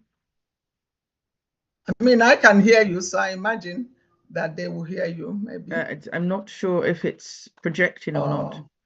Okay. But just keep speaking. Yeah, I'll just keep speaking, and I put some information in the chat also. The term people of color was developed in the United States probably in the 1990s, and post-dates the use of the term colored. The use of the term colored is one that was commonly used in countries as a way of avoiding the use of more precise ethnic and racial classifications such as black. So the term people of color was to not exclude. So in other words, if the term that's commonly used in the UK is black, Asian, and minority ethnic, that is in itself a problematic term. And the use of black is seen as more legitimate for individuals. The use of the term people of color is not the same as colored. So colored is a term that was used very commonly in countries like South Africa, and in the kind of post-colonial period in countries like the UK. So the term colored is absolutely not acceptable. The term people of color is more widely used in order to indicate that it includes all races. The term colored was typically used as an alternative to black initially.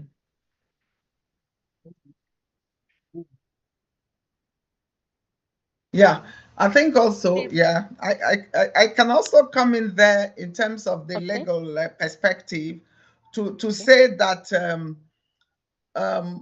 if you look through the international law, starting from United Nations Charter 1945 to the first proclamation or declaration of human rights. If you look at grounds for discrimination, they always use this broad ground, the prohibition of discrimination on grounds of race, color, sex, and religion. And of course, it has expanded over time, but still that color is retained in international legal framework. But we agree that the term people of color is often used to describe individuals and communities and can have different connotation. But people of color is definitely, is still very widely used. It just means non-white, and I know widely some also is either here, people coming from Africa, they look at it, differently. People also living in those countries, African, Afro-American, African American, Asia, indigenous, all these things, we know that those classification, when you say blacks, and why people use people of color, thinking that black alone doesn't capture or really the unique experiences of others. So, but I think whichever thing, we must be conscious, and then we need to be to really avoid over assumptions and use it thoughtfully and respectfully in a way that it can promote inclusivity and equity, and not for the purpose of social exclusion or stereotyping. So people of color, I think using it is clear that the term encompasses diverse racial and ethnic groups. Thank you. Okay.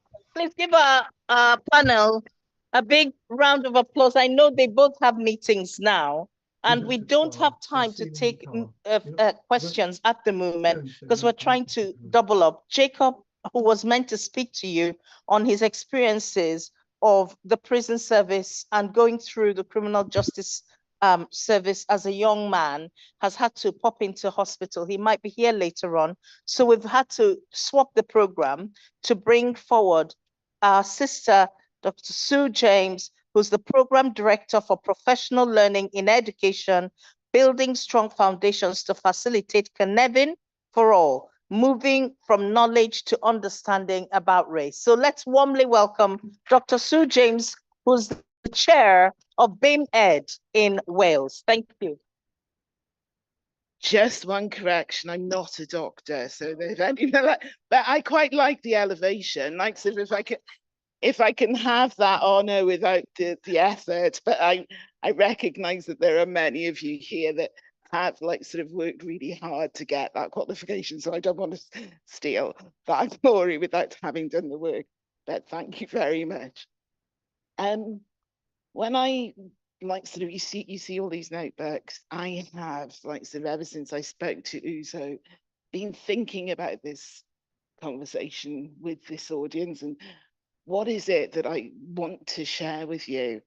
When I talked about from knowledge, I'd explain I have a problem with my voice. So I am very grateful that you have amplification today. Oh, it would appear that my phone is listening to me again and answering me when I have not given it permission to do so. But thinking about it has provoked me to think about education in the broad scene. I now currently work in higher education. My original, introduction to education was as a primary teacher. I worked with very young children. So for me, my experience is quite broad. And when I thought about this moment, that what's really important in this elimination of race discrimination, when we spoke as a group, I came across as quite negative. Didn't mean to come across as negative, but as Jane said, I am always challenging. So one of the things about higher education is about asking questions, about challenging the status quo and saying, is this okay? So your question about terminology, it's become quite a thing. And when I go into schools, often teachers say that they've avoided doing anything about teaching anti-racism because they didn't know what to say. what's the right words, and language changes. If you're a linguist, you know that the lexicon is constantly changing. So I think we need to get off being hung up on the words and actually do the work. That is problematic to me, that often teachers will say, because it's a sensitive subject, I don't want to upset anybody, I don't want to offend anybody, therefore I'll avoid it. I'll mention Betty Campbell, so we've done a bit of Black history and I will have ticked a box. Or maybe, even if you haven't like sort of realised that we want to do local history, I might even just go, I've got Martin Luther King, because I can't get close to home. We need to like sort of get people talking about this. If we're going to change things, then we have to talk about race and racism and get slightly uncomfortable. And I would say, get off the like sort of the language about identity, because what I want to be known as is me.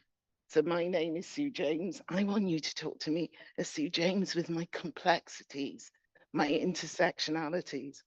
And when we're talking about children's identities, they are that complex as well. And it's really important that we as educators, and you're all educators, pay attention to that. We want to be known with our unique selling points, with all those different things, which is why it is crucial that what has happened in Wales begins to, I guess, fan out. Normally it's the other way around. We are the ones that are responding to something that's happened somewhere else, and later on we respond to it. We have started something in Wales. The Anti-Racist Action Plan is a beginning of something that hopefully is seismic and influences the rest of the world, that they start to think about what's important about our identities, particularly in relation to the way that we're identified or recognized as races. We have done something that is significant and seismic. And when I talked about my title would be Knowledge to Understanding, what I was thinking about is, what have we achieved? Because everybody told me I need to think about what we've achieved in Wales. So what have we achieved in education? We have mandated that children are experiencing a Black, Asian, minority ethnic education about their own history. We've mandated that. That is amazing. We have said that all teachers, all schools have to pay attention to our identity.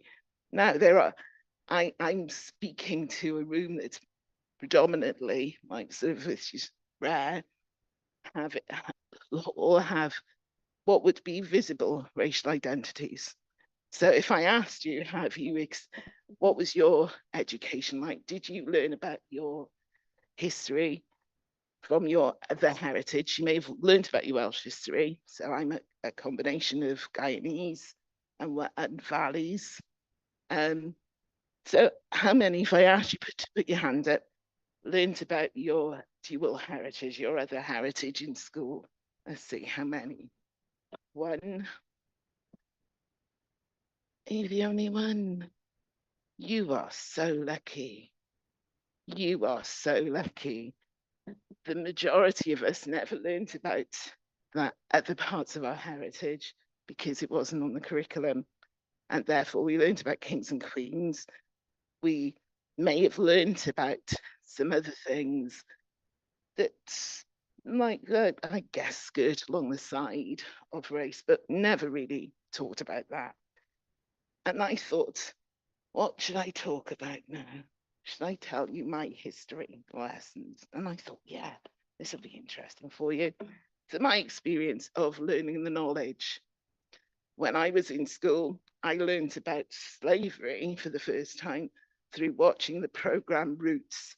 Anybody else learned about slavery that way? The consequence, got to school and guess who I became? No longer Sue. I was Kizzy, yes. I obviously looked like her, didn't I? Well, I would have liked to have looked like her, but I didn't. So I became Kizzy. So not my first encounter of racism, but knowing the knowledge opened up an opportunity for somebody to be racist towards me. And I've just gone, I need to check the time.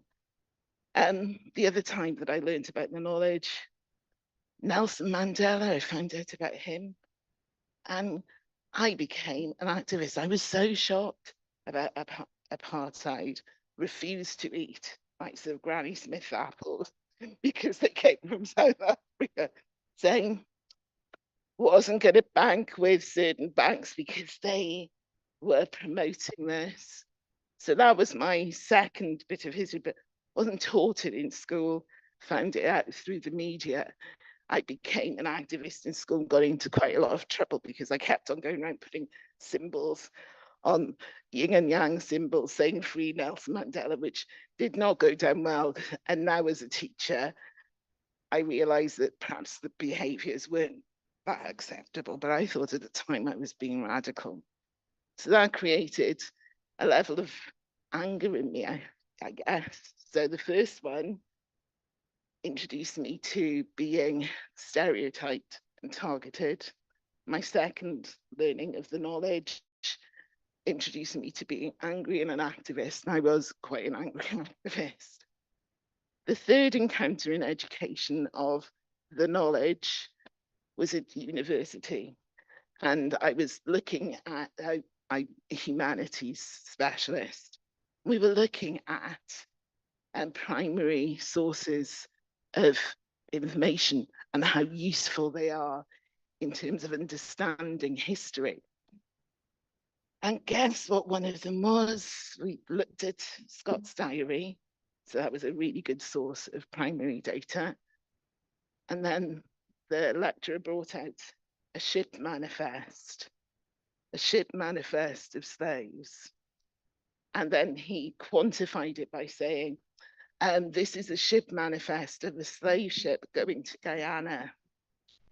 I burst into tears. In the middle of the lecture, I just burst into tears for the first time. I saw something that my ancestors had experienced, didn't really know how to handle that. The poor lecturer, who had not for 1 minute thought that he was about to have an emotional response from any of his students, was quickly said, right, we'll have a break now, shall we? And off we all went for this break whilst I was trying to compose myself. But that encounter of something that was linked to my personal history was such a shock and so upsetting, realizing what it meant. So the knowledge, I realized, is a powerful thing, but a little knowledge isn't always a great thing, because if we simply teach the knowledge, the facts, without considering the consequence, then sometimes we open up our children to other things that are not as pleasant or not as helpful. So this is why I'm saying we need to move from knowledge, because we in Wales have committed to that, to understanding. What do we need to understand? What do teachers need to understand? If you're teaching this, you are absolutely right. Sensitive subject.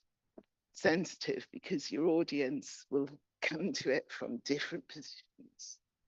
They may come to it from a position of seeing it as some power. I watched a video of a young man who talked about his experience in school, and this is recent, and he talked about when the teachers taught about slavery. Guess what happened in the playground to him? The children that were Black were all told they were slaves. So when we are teaching these things, we need to understand there are implications. History does not stay in the past. The significant events that create moments or stamp dates in the past, that we look at and go back to and say, this happened in the past, have implications for now and the present. So as teachers, I want us to work towards, as educators, work towards understanding and not avoid those difficult conversations. And I was told, think about what's the main thing that I want for you to leave with. And the main thing that I want you to leave with is to recognize racism is a safeguarding issue. It isn't simply a societal issue, it's a safeguarding issue. The children that you work with who are in the minority in this country, when they hear about their history, sometimes it's tragic, sometimes it's triumphant, taught well. It should make you feel confident and proud of your past and the fact that you have heritage. Any of you that have seen, I guess if you're watching the TV, how many of you, no, let's see a raising of hands, how many of you watch Who Do You Think You Are? Anybody watch that? And wish that it was you that they were doing that? So you went, wouldn't it be nice to go to that country and find out where I come from? Who do you think you are? Resonates with most of us. We all want to know, like, so where do we come from? What were the struggles? And what most of those celebrities do, they always go, well, I hope there's nothing bad in my past. And they're always relieved as long as they find out that there isn't. But there can't be things in our past that are bad, or in our heritage that is bad. And yeah, history, like, sort of echoes into today, has an impact on us, leaves an imprint on us, leaves an imprint on our families. And it's important that we should be able to face that with confidence. So as teachers, as educators, can I urge you to think about who you're working with? So safeguarding is my key, and that's what I would really like you to take away. But I love alliteration, and I thought I've got to do a little bit of alliteration. So how do we move to understanding? We move to understanding through recognizing that this is important. What we're doing is important. What we're doing is supporting somebody developing a sense of identity. Who am I? What am I? What's important to me? But another thing that we need to think about is the impact of what we do. Like, how does it affect the people that we work with? And finally, if it's about me, include me. If you don't know what to say, or if you're worried about how it'll be received, then include me in the conversation. Talk to me about what may be affecting me. So if it's about me, include me. Hopefully, sort of this will remain in your memory. From knowledge to understanding is about recognizing the importance of the individual. Oh, and I forgot I wanted. And I met this young poet last year, Connor Allen. He's from Newport, moved beyond belief by his poetry. And there's one statement that he made in this book. I wonder if tears are just like just the words our mouths can't speak. And for me, when I had my first encounter of racism, guess how old I was? 5. And I left the school. Like, this is, I'm going, God, that's amazing. My mother told me I left the school. But I didn't have the words to explain how I felt. I cried every day going to school. And my teacher rocked me, nursed me, and I couldn't tell her because I didn't have the words. So please be aware of the words that your children and the people around you. It's not just, and that there's a thing called ACEs that Wales is all equally adopted, and it's adverse childhood experiences. There are adverse adult experiences as well. So if you see somebody's tears, please, maybe they don't have the words, but a warm arm would be great. Thank you. Thank you. How powerful. The work of BAME-Ed continues to inspire us every single day. And now we're going to invite our wonderful brother, Isaac Blake, who is a Roma gypsy traveler and has led change around the whole of Wales. He was a trustee of Race Council Cymru, and I know Judge Singh still misses you every single day. And Isaac Blake was the chief exec of the Romani Arts and Cultural Organization, sadly recently closed. All third sector, you know, we're all struggling for the same funding. We're all at the risk, just at the risk of closing. But I'm delighted that he has lived experience of being Roma and he knows what the community have been facing. He's going to talk to us about Roma community and racism and exclusion. And our sponsor for the day has arrived, the one and the only amazing Joyce Watson, our commissioner here at the Senate for Equality. So big warm welcome to both of them. So Isaac first and then the commissioner. Thank you. Croeso I Isaac Blake, Eithiliaeth a Gwaharddiad Cymunedol Roma a araith gan a Gweinidiog Noddi Joyce Watson AS. Diolch. First of all, thank you very much, Uzo and Judge, for inviting me to come and speak today. Thank you. It's been a privilege to come. Just as Uzo mentioned, the RCAC is actually closing. We're closing on the 31st of March 2025. That means we've been trading for 15 and a half years. Sadly, we're closing due to lack of support and funding, and that's happening here in Wales right now. So, but moving on swiftly, I'm going to share some of the projects that we have done. So I'm going to share some of the work that we've done with our Roma and Sinti Holocaust Education Pack, funded by the Conservative government, always controversial.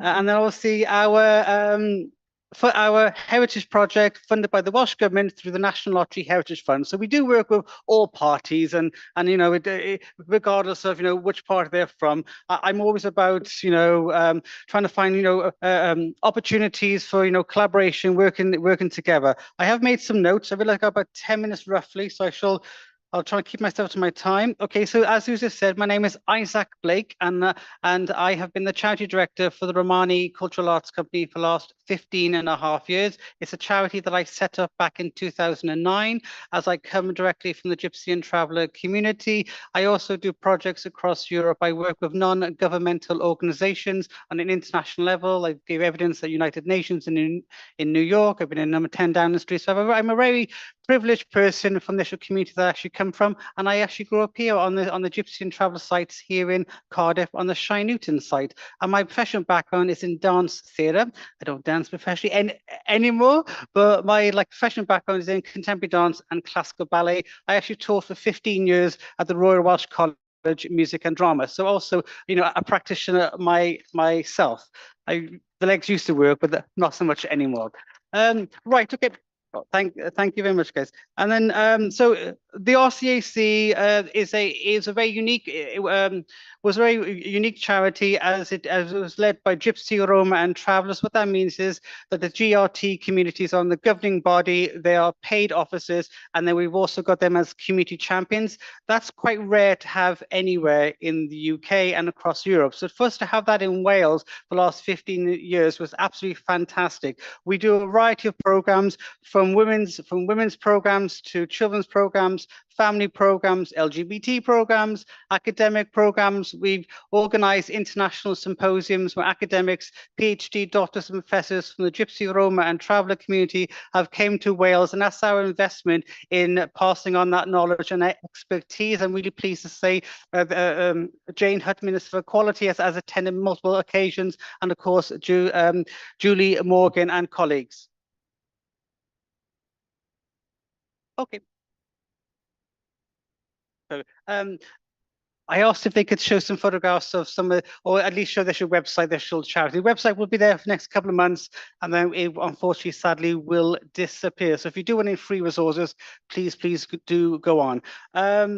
And obviously download this will work. So yeah, so just let you know though. So as a charity, the community at the heart of every decision we've ever made as a charity. It was really inspiring listening to some of the speakers today, realizing, oh, that's what we do. We do this. So that actually felt nice, a recognition to say that actually, we have been groundbreaking as an organization. And as you can tell, I'm a very passionate person. And, I have had to go to meetings, even with the Welsh government, where I've had to tell the government, actually, I don't think we're doing enough. We need to do more, So you've got to find some way of cultivating, nurturing and honoring that, relationship, because we do have our Welsh government and we do work really well together. But, there are some times when maybe they are looking at our community from an outsider's perspective, because they are not Gypsy, Roma or traveller. They've got no lived experience of this, but we have as a charity have provided many festivals that they can come and meet the community, exhibitions, international symposiums. They've been given a lot of wealth and expertise here that you don't get anywhere else in the UK or even across Europe. So I'm really sad that we're actually closing next week, a week today, as our last trading day. So I wanted to share some of the work. So this is, as I said, this was looking at Roma and Sinti during the Holocaust. I just want to read a little statement out, and I'll talk then how we got from here to our heritage project. Well, first of all, most people don't know who are Roma, and Roma's made of many tribes. Sinti, Dom, Kali, Calderash. If you were in France, it would be the Manouche tribe. If you were in Germany, it would be Sinti. And if obviously in the UK, we've got Gypsies and travellers, Scottish travellers, Irish travellers. So there's a huge community. And in the 1971, they had the World Romany Congress, and it was an umbrella term, so the term Roma, which includes different tribes within there, guys. So I just want to read a little excerpt from a website called The Fate of European Roma and Sinti During the Holocaust. So just obviously tying with the theme today with the elimination of race discrimination. European Roma and Sinti were murdered during the Holocaust, victims of racist persecution by German and Nazis and their fascist allies. This genocide is still largely unknown. Roma and Sinti were murdered in experimentation camps and died of hunger and disease in forced labor and concentration camps. Many more were deported and exploited as forced labor on farms, construction sites, and in industry. For decades after the war, survivors were not recognized as victims of the Nazi persecution and received little to no compensation for loss. They were not given the opportunity to give evidence at the Nuremberg trial, so we were denied as a community. So we missed out on all those reparation programs. And it was only the past 10 to 15 years we now see Roma and Sinti memorials popping up across Europe. So there's that sort of lag. And even when I go to the Welsh government's Holocaust event that they put on every single year, I'm the one that always including Roma and Sinti, because when I read the text that they give me, there's no mention of Roma and Sinti. So I have to then go off script, which I don't like, because I am a nice person, but I think I've got to advocate for my community. So I will come off script and say including Roma and Sinti, because we do need to make sure Roma and Sinti are at least acknowledged as part of the Holocaust as well. So from our education program, so this was produced, funded by UK government. Roma and Sinti academics internationally worked on this. So it's an authentic signature piece of work. And then following on from our Roma work, we also just finished our project with our Roma community in Newport. I'm really pleased to say one of our local primary schools here, Maindy Primary School, do fantastic work with our Roma communities.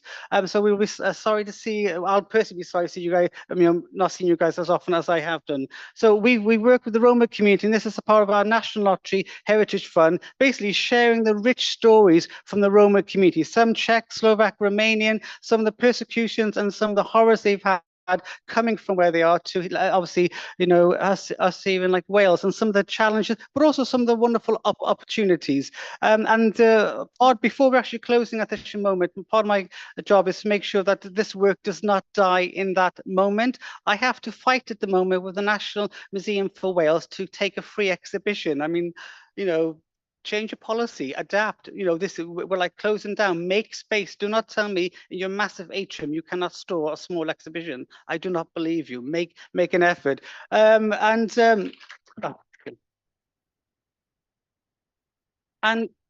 And I recently saw John Griffiths this weekend, who's the AM for one of the AMs for Newport. I mentioned to John, we've just finished working with our Roma community. If there's any help and like support, so any help and support you can get me to disseminate the information would be greatly appreciated. I have managed to make sure the work goes to the National Library in Aberystwyth, so the National Library have a copy too. We want to make sure that wealth of expertise is not lost in like Wales. So any help and support we greatly appreciated. And I think I've got 2 minutes left-ish. Yes, so anything else you want to say? And the last thing I would like to say is this, it may be a bit controversial, but you know, it's my last time saying it. We do need to look at who's making decisions regarding funding and which like communities. So recently, my colleague, Dr. Daniel Baker did a project. It was funded by the Arts Council of Wales, looking at the demographics of taxpayers' funds. Money goes through the system, but there's no mandatory reporting back on the demographics. In 2025, they cannot say what percentage goes towards women, ethnic minorities, disabilities. So you could argue that the Arts Council of Wales are giving money to their friends. I mean, who's to say they are not? There's no mandatory reporting, because ultimately, you know, if agencies, and we have a wonderful country. Wales is so rich. We have some wonderful agencies working it. If people are getting funding, fantastic. All we're asking is what percentage is going towards different, you know, communities. And there's two answers: can't or won't. Can't would suggest a training opportunity. Fantastic. Willing to have those, you know, conversations. Won't, well, maybe that's more of a disciplinary issue, really. So can't or like won't. So, you know, so in like Wales, there's no breakdown of the demographic of taxpayers' funds. So we actually challenged the Arts Council on this. They actually funded us to actually do the actual work.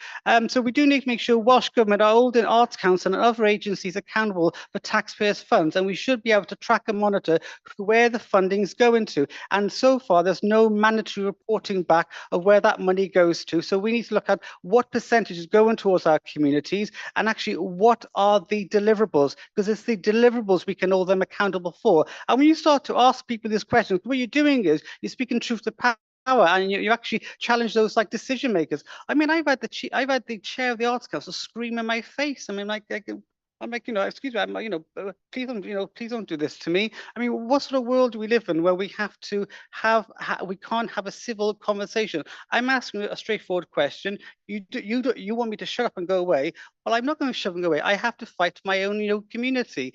And, you know, as a direct result, the Arts Council are not funding the RCAC, and unfortunately, we are closing due to not being supported, unfortunately, by the Welsh Government, and of course, other like major like funders. So I know that's quite controversial thing to say, and I work well with the ministers here. I work with Jane and I work with Julie and the initial team, you know, across like parties. But we do need to look at our high-level civil servants. I mean, what are they really doing? So thank you so much, guys. Thank you. And these are for you. Thank you so much. Wow, we'll be downloading these. Thank you so much. I mean, I said to our brother Isaac, you may not be running your charity, but many of us could use a brilliant trainer. So everybody book him. He's open for consultancy work. Please, let's give the Romani Arts and Cultural Project a big cheer. You know, in every society, we need people who will continue to challenge and ask questions. That's the joy of the work of Isaac. So without much ado, our wonderful, wonderful sponsor, Commissioner Joyce Watson, you weren't here when we announced because you warmly welcomed the Windrush elders. And the elders, remember, when they came to visit you, you didn't wait for an administrator to bring them and welcome them. You came from your office and met them, shook their hand and led them to your office. They've never forgotten that. And just to say, before you came, we announced that they had just won, their film has just won the Smiley Charity Film of the Year at the Arena, OVO Arena. And they're here today. And Will Langley, where's Will? Oh, the guy who made the film. Oh, there he is. And his mom is just on your side. We dedicated, well, the elders have dedicated the award to Will's father, who sadly passed away 2 days before the awards and they couldn't come. But his mom is here today to celebrate with the elders and to remember Will's dad. So a big thank you for your support for the elders. Over to you as our sponsor to address everyone briefly, and then everybody, lunch is served. But we ask you to make it a working lunch. See all the pull-up banners, all the partners, talk to them. In 40 minutes, we'll bring you down so that because the Senate wants us out by 4 or 4:30, please. Let us do 4:30, please, please, so that Professor Emmanuel can run from the university to finish the conference just before 4:30. If you can, let us do it. If you can't, kick us out then. Okay, choice one.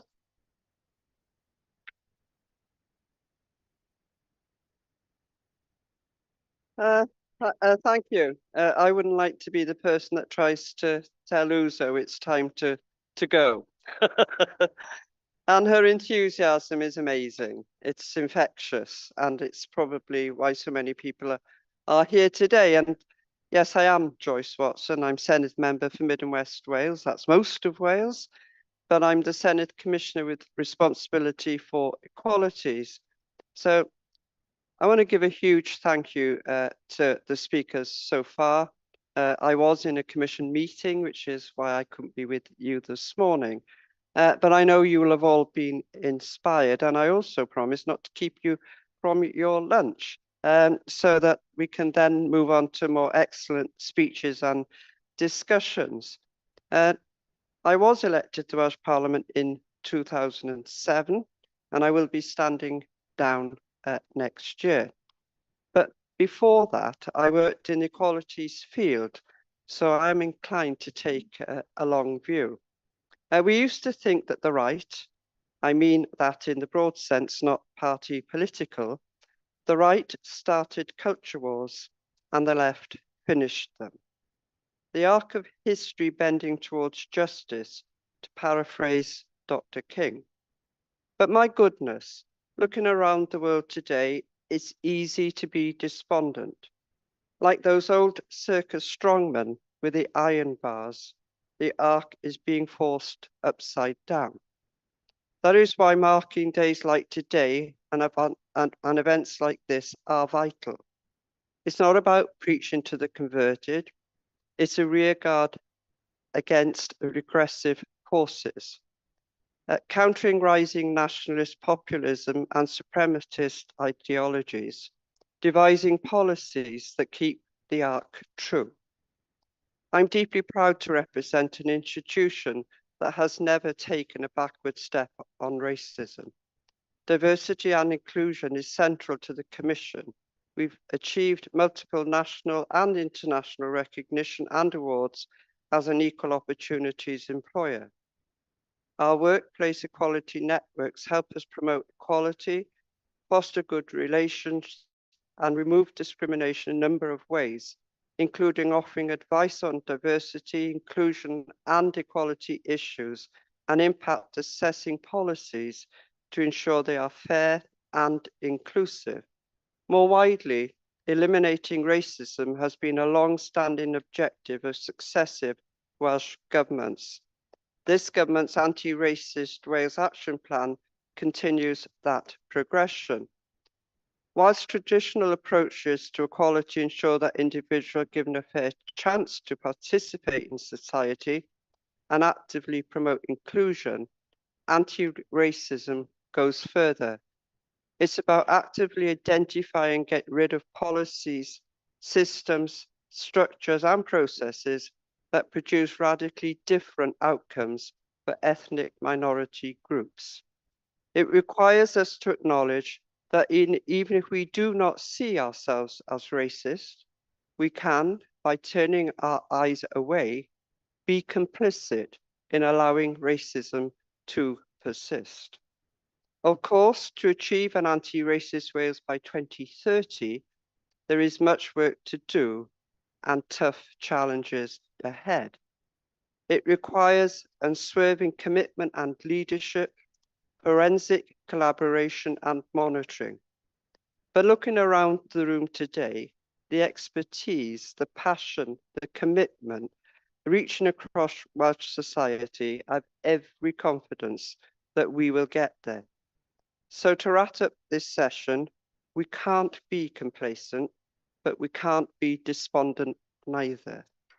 It took us 30 years to get from the Race Relations Act to the Human Rights Act. Nearly 30 years on, Wales is leading the way on eliminating systemic racism and racial equality. Though, as Martin Luther King also said, injustice anywhere is a threat to justice everywhere.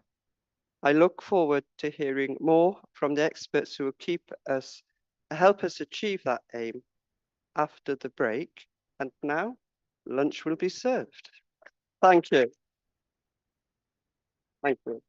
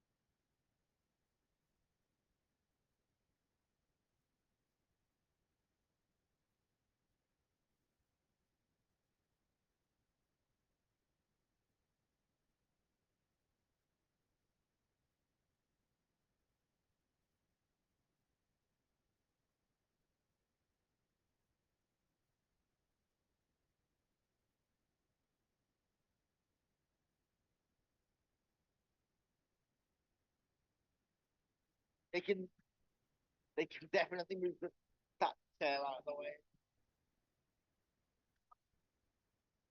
If I just sit here, Move that one, yeah. I know.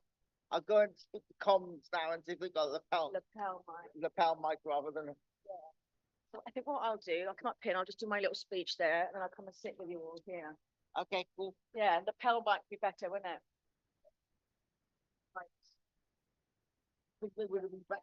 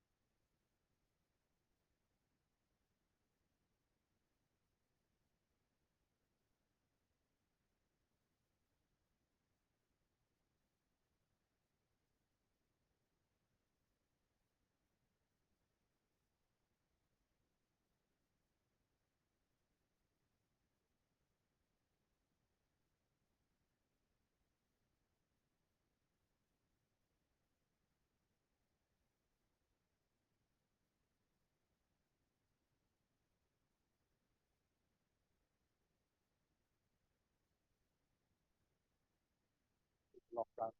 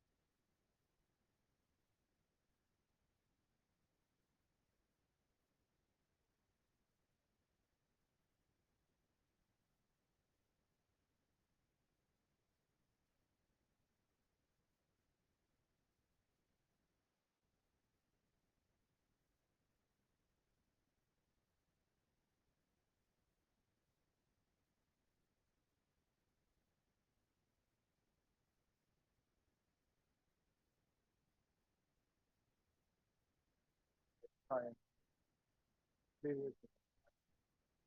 Okay. Robert Jones? Yeah, so leave it with you.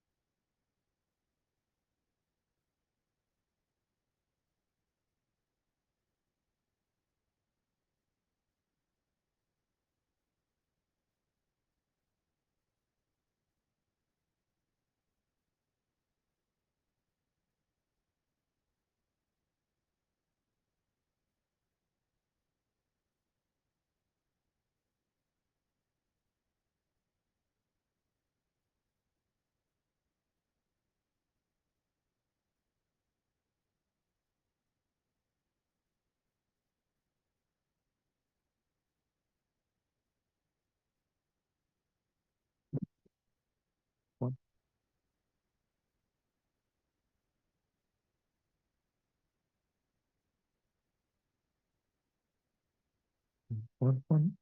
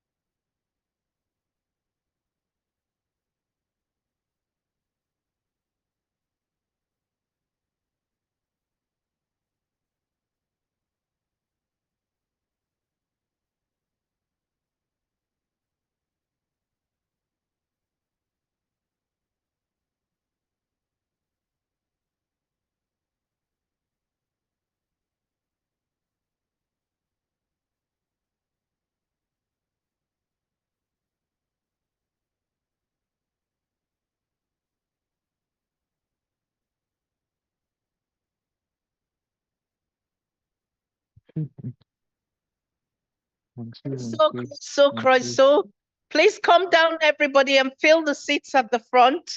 We need to start.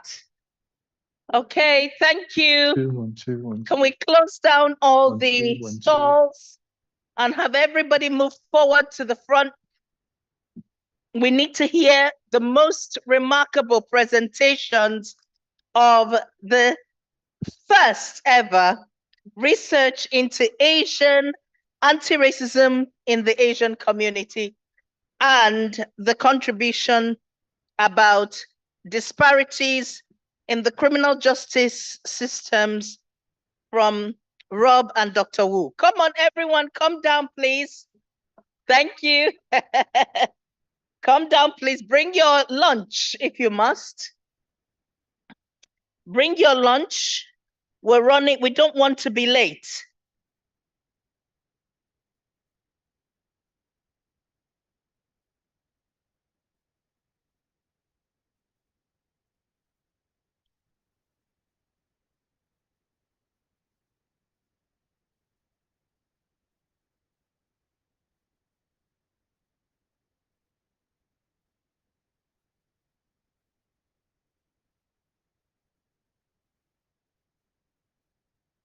Please come back.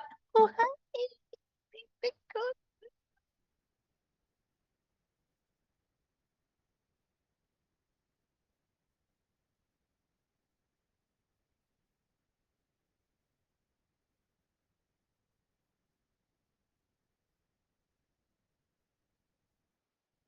Lovely to see you, darling. Okay, everybody, we're starting back. Please wrap up upstairs. The presenters have to do other things. Please come. If you tell Isabel to go and shut down and bring people down. Huh? Hmm? Go and charge. Oh.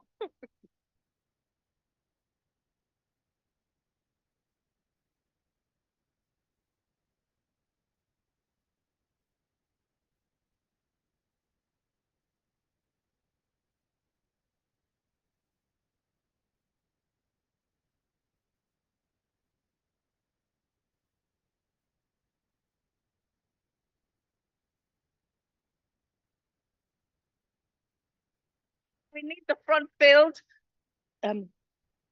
Joe, get everybody coming to the front. Come.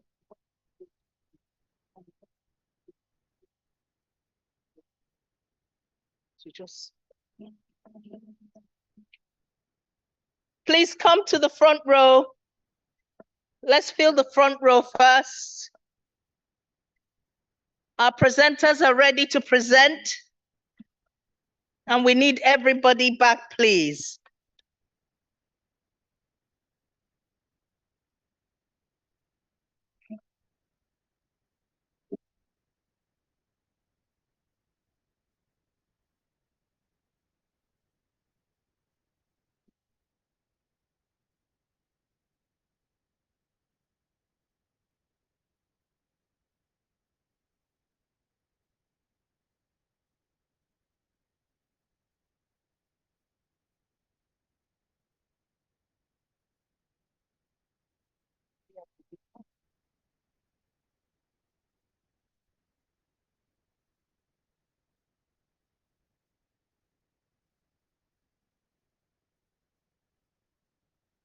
I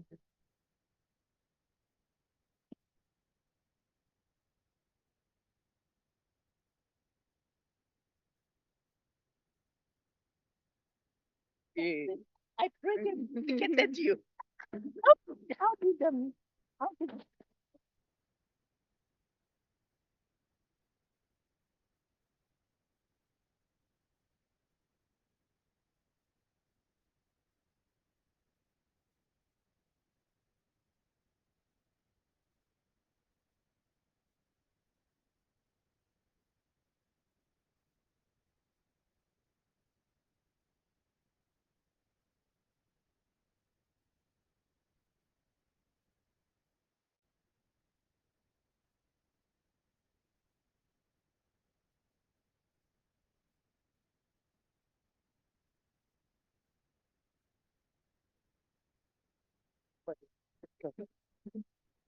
No problem. Thank you. Okay, everybody, come to the front, please. Let's fill the front row, because I know the researchers want to talk to us. Thank you for staying up to now. I know some people registered and said, I can only do the morning. Some said I can only do afternoon. Please come forward to the front row. Nobody wants to talk to empty chairs, so come and sit in front.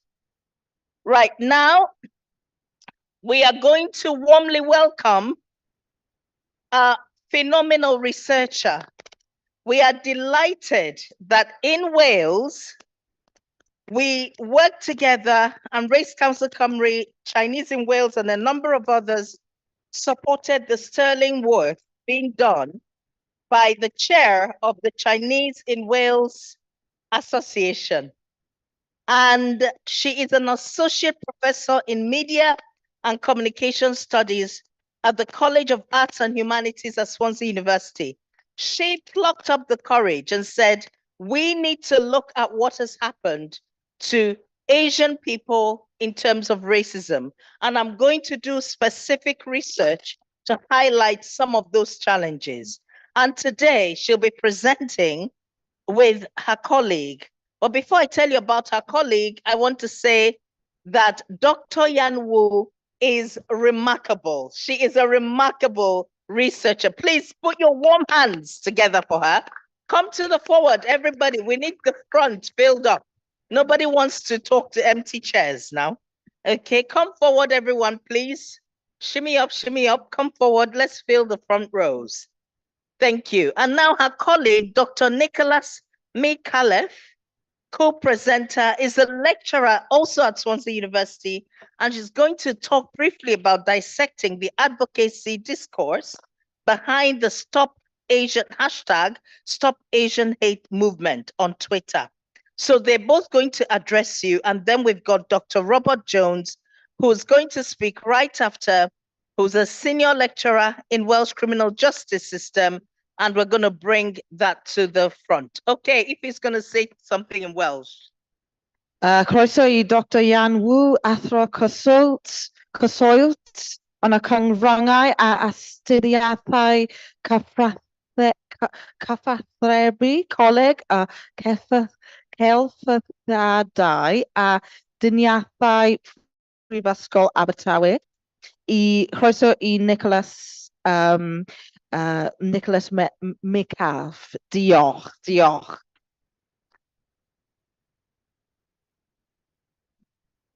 Thank you, everybody. I just waiting for if you give me a signal when the PowerPoint is ready. I'm humbled by Professor Uzo Ayobi's kind introduction.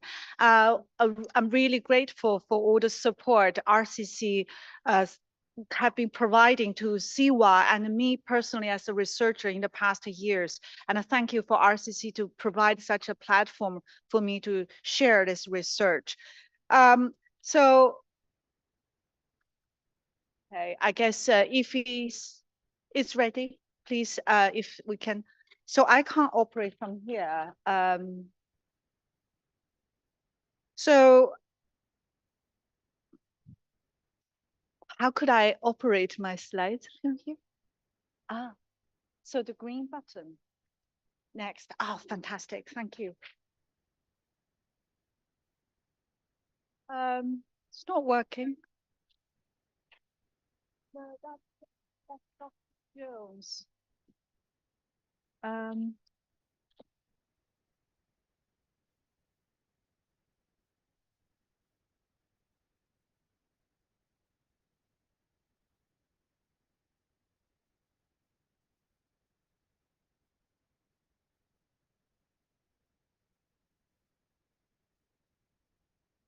So while we're waiting, I think I just talked the first slides actually. I'm really inspired by all the talk this morning. Thank you, colleagues, for sharing all the good practice and conceptual knowledge about anti-racism. What our topic is tackling on particular aspect of racism is digital racism. So Welsh government had this wonderful anti-racist Wales action plan in tackling real life racism and discrimination our minority community face. But if you think about that young people today, where do they get their information from? They get their information from TikTok, from Instagram, from all the social medias. There is actually a hidden aspect we haven't been talked about is this digital racism. So why it is important to study digital racism? It is critical because the digital space is borderless. We can do all the good things here in Wales, but we cannot control what's happening across the Atlantic. And also, digital media itself, it could be regarded as neutral. It can be escalating. Racism can also be used as a useful platform to promote advocacy. So in the past, when we already see escalation of digital hate, racism can be found on social media platforms, but it leads to real world consequences. Physical attack, abuse, and discriminations can migrate from the digital space to the real life. And we think about today's world, how digital media changed every aspect of life, how algorithmic bias can actually affect minority groups' employability opportunities. And also we talk about AI, how AI bias can actually, to a degree, escalate discrimination as well. So all this technological progress actually could be regarded as have impact, significant impact on marginalized community. So therefore, how do we advocate platform accountability? How do we see the intersection, racism, digital media intersection with politics and policy? That's our research is about. So over the years, I have built this portfolio, research portfolio consists of several research projects. One of the research projects resulted in a report. I have hard copies here, and I'd be happy to give colleagues copies.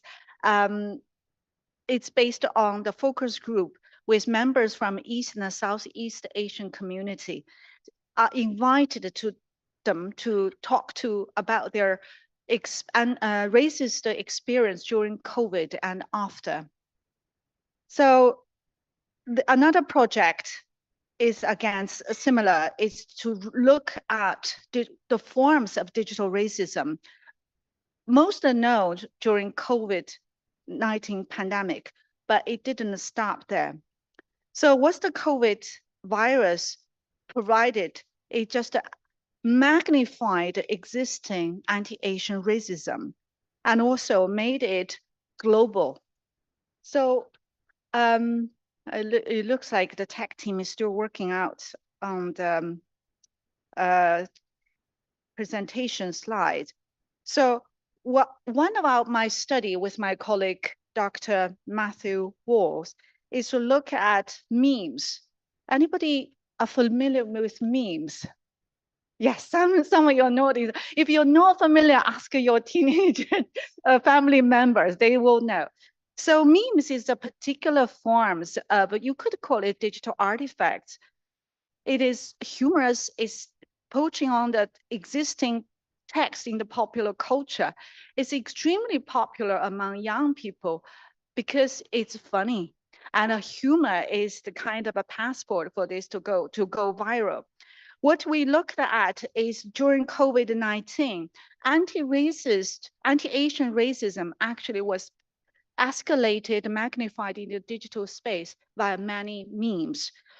We looked at memes, a lot of literature talking about memes regarding it as rebellions, it's democratic because everybody can make a meme. There's meme makers, it's so easy, it's democratic, so it's surely be good. But when we look deeper into it, it's actually not all the time good. We look at the two types of memes which could contain racist messages. One we call is top-down. Top-down meme, we look at a meme called Kung Flu Kid. I don't know if anybody see that, Kung Flu Kid. It's so it's basically use President Trump as the protagonist. And he, in that meme, was wrestling against an Asian man. And of course, he's powerful and he's wrestled his opponents to the ground and he beat him to the ground and he was applauded by the crowd for winning this wrestling competition. So when I say this is top down, we don't know who made this meme. Even till today, we don't know who made this meme, but it's go viral in the digital space. And Trump's son, Donald Trump Jr., posted on Instagram. And then after Jr. posted on Instagram, President Donald Trump retweeted it on Twitter. At the time, it was still called Twitter. With such powerful social media influencer like the US president, you could imagine how many people actually looked at this meme, liked it, reposted. And the racist comments, racist content was passed on as a joke. And also when you see this, in this, we made a storyboards based on this meme. The COVID virus was presented as an Asian man, and this Asian man was beaten to the ground. When you see the first step of this racist hate is to dehumanize a particular group. When they are dehumanized, it's justified the violence against them. So that is particularly very dangerous. So that's what's like top down. Top down means it's from US president openly, publicly endorsed such racist hate on the largest social platform in the world, and then disseminated it. We also looked at another type called we call it bottom-up memes. This memes means it's organically grow from certain online communities. I don't want to scare you with some dark places. Have anybody know 4chan, 8chan? It's amazing. Huh? Some people know, yeah, if you don't know, it's not the nicest to play. Yeah. So this place, this meme started from 4chan. If you look at the 4chan, it looks kind of innocent on the surface. It's image-based bulletin boards, but yeah, you're shaking head. It's not entirely really is. So from 4chan, what comes out is called a Corona Chan. Oh, it's working now. Fantastic. So yeah, it's just some content I covered. This is the research team been working on this topic. We will continue working on this topic. And that's where I largely started our research, looking at platforms like 4chan, Reddit, X, Instagram. And this is the storyboard I talked about. Trump beat the Asian man to the ground. And this is one of the Corona Chan. So this is the Corona Chan character, as you can see, bears striking resemblance to the familiar sexualized shoujo characters. This is a particular art form popular in East Asian, in particular Japanese art form, manga, anime, etc. But when you look at this character clearly show this is a Chinese woman. So this character is highly sexualized, and it's not just a racist, but also sexist. If you can see how the certain body parts was exaggerated, how much skin this character exposed. So this is called a Corona Chan. The red qipao, a traditional Chinese dress, the hairstyle, the whole character clearly tell you this woman is Chinese. And this is not the end of it. Some social media influencer, here particularly I mentioned, I studied one person called Emily Uchis. I heard some, yeah, people probably know. She made music videos. She cosplays as a Corona Chan. And in this music videos and also in the cosplayed memes, she made this a clear link is the Chinese people, Chinese women in particular, linked to the coronavirus, and they eat bat and they drink bat soup, etc. And especially the image on the top right, right bottom is giving it to other people, especially the white population. So if you think this is just a meme, this is the danger of meme is it contains racist discourse. Nonetheless, it's past the scrutiny because it's supposed to be funny and humorous. Nonetheless, it's around the same time when such memes are traveling on the digital space, what we witness is in Atlanta mass shooting, targeting Asian women. Among the 8 people died, 5 were Asian women. So this kind of online hate does lead to offline consequences. So by this research, we see is racist against the Chinese and the Asians. To borrow British cultural studies founding father Hall's word, persist a result of a struggle around the chain of connotations and the social practices which made racism possible. Racist tropes, stereotypes, and the terms of abuse remain culturally accessible even when below the surface. And it's humor, music, arts, animation, etc. These so-called art forms were used as a softening device, so this can be widely traveled and accessible to especially young people. So what we argue, therefore, from the COVID-19 memes study, we argue the memes actually allows those who create and share them to enact and reproduce racist discourse that would attract a far greater sanction if they were directly expressed in words. So that's the danger of racism today. It's not just the blatant, but a lot of nuanced messages in today's popular culture. We didn't stop there. We want to study how. So can digital media be good?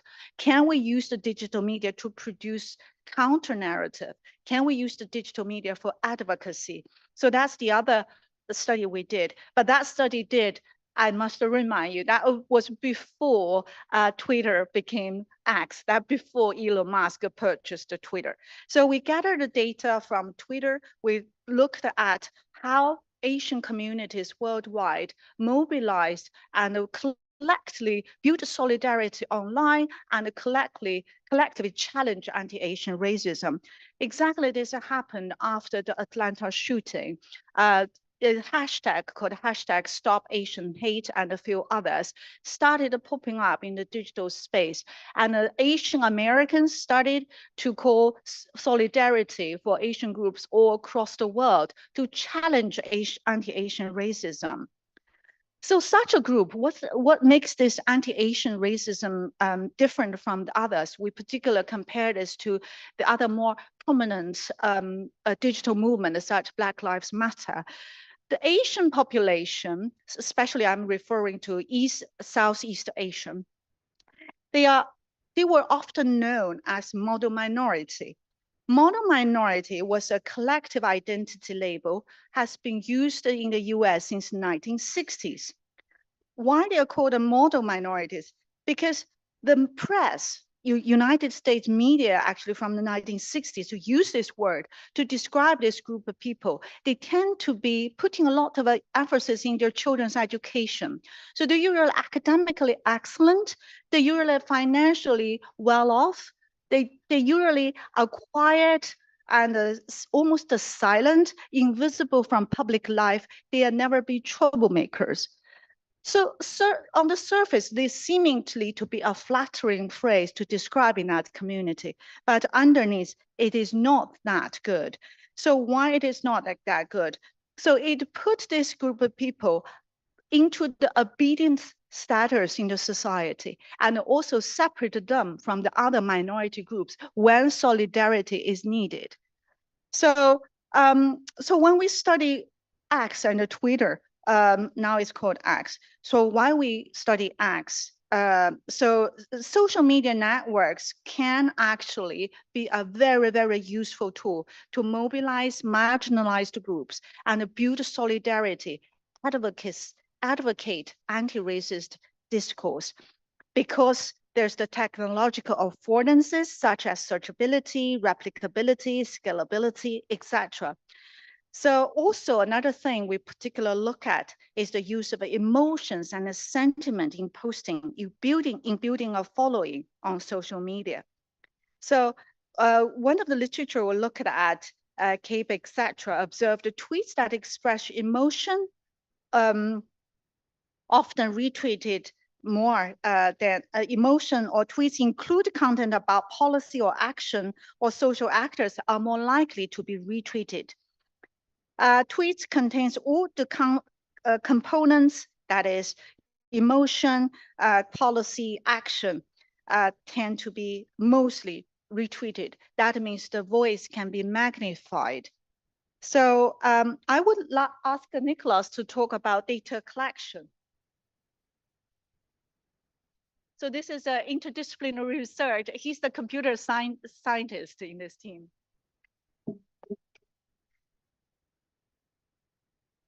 Okay, good afternoon. So yes, so I'm Dr. Nicholas McAuliffe. So I am lecturer in computer science. So I am interested in this work because I'm interested in social media misinformation.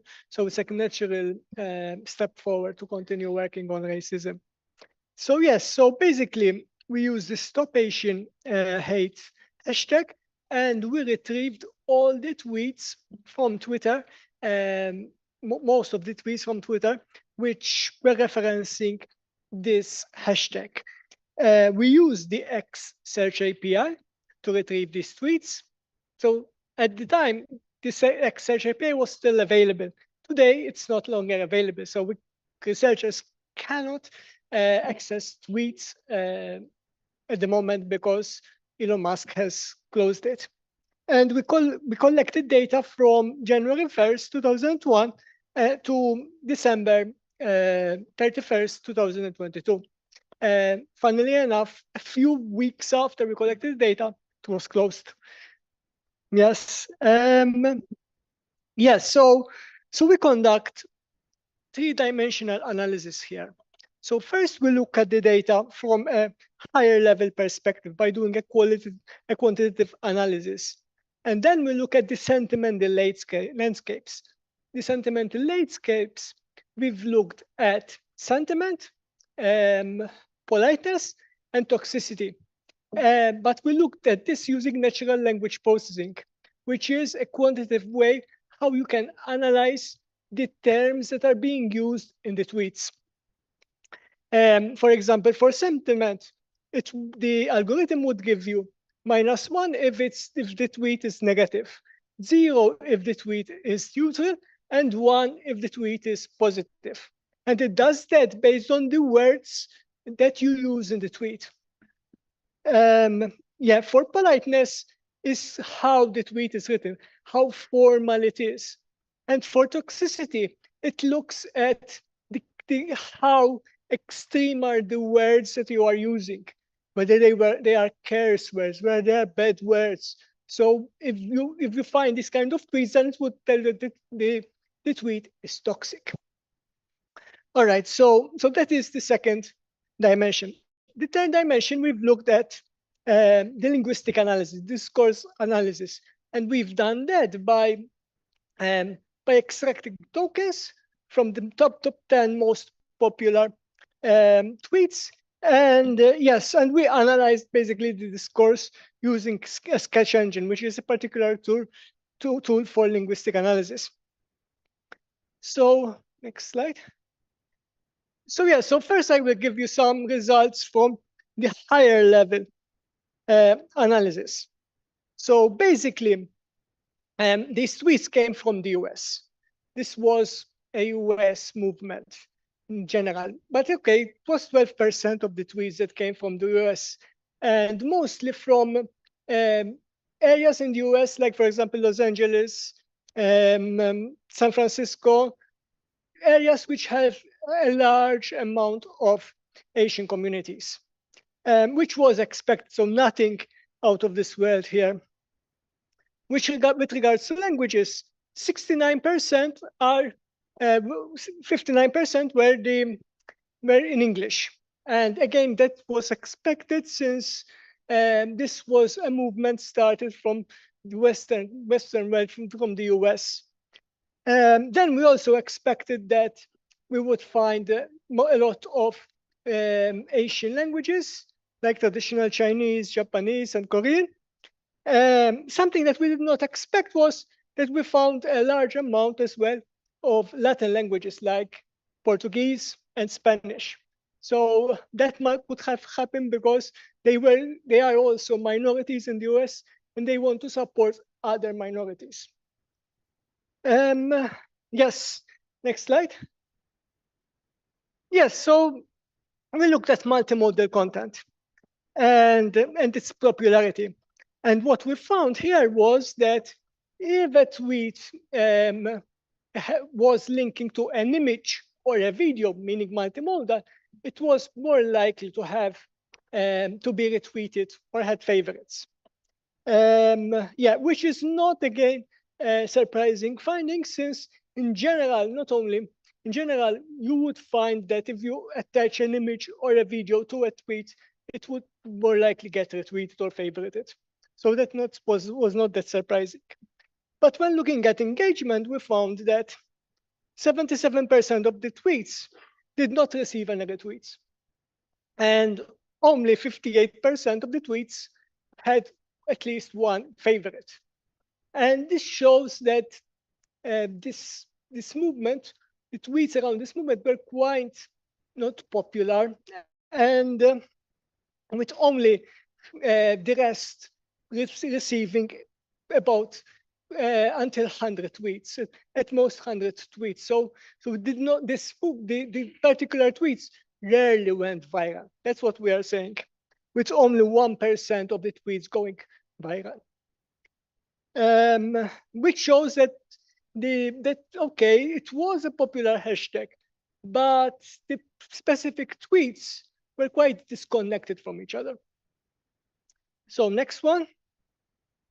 Yes, so this is the sentimental landscape. So we looked at sentiment, politeness, and toxicity. And for this case, we only analyzed the 59% of the tweets that were in English, because these models work better when they are in English.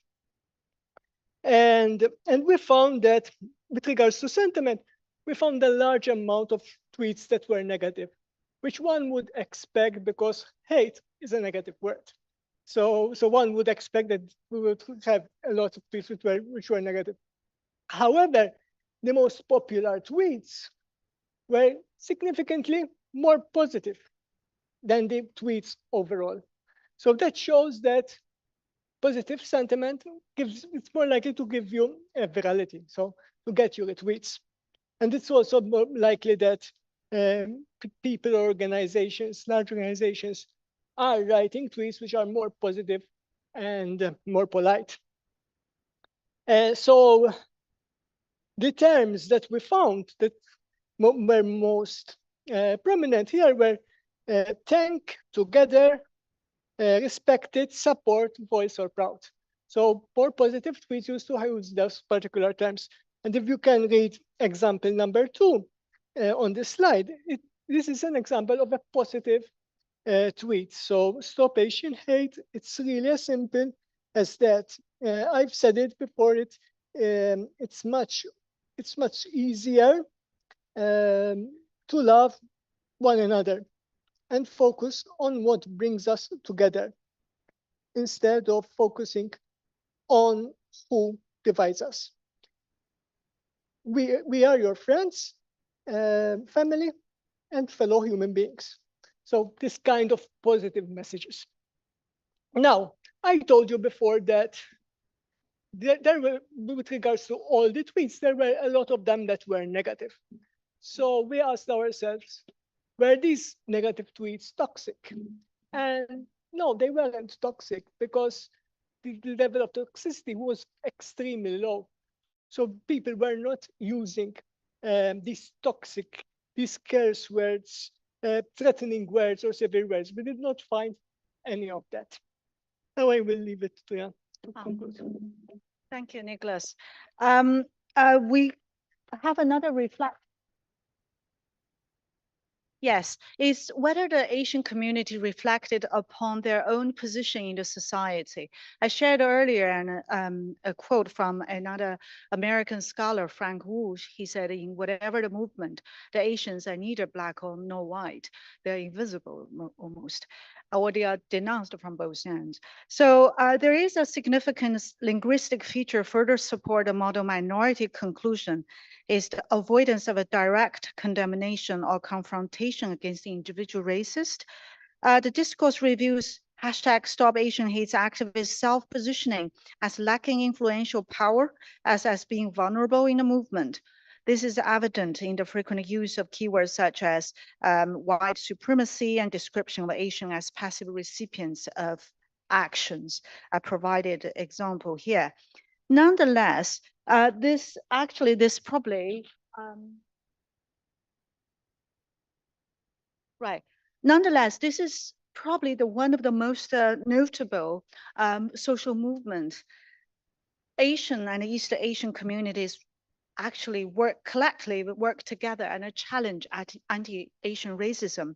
The conclusion is we see model minority is represented as both a trope and a myth within the Asian community on Twitter.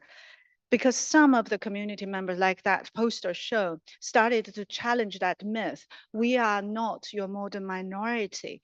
We are going to be brave and stand up to challenge such racist discourse. The moderate tone, the communal sentiment, and the vulnerability self-positioning reveal Asian communities' general subordinate position, not their lack of visibility, but there is a growing self-reflective awareness in the community. So finally, just to say, we plan to continue research in this area, not just about anti-Asian racism, but digital racism in general, because this kind of a digital racism is going to be the challenge for all the communities in the years ahead. It can emerge from influential nodes or influencers and quickly, when go viral, escalate into digital hate and racism, can lead to real-world consequences such as harm, violence, and also importantly, radicalization of our young people. Cabinet Secretary just said education is everything. We want to make sure that is built into our education to make young people have the digital literacy to recognize such patterns. And a social media platform can, as we said, can reproduce racist discourse, can use that as a platform to challenge it.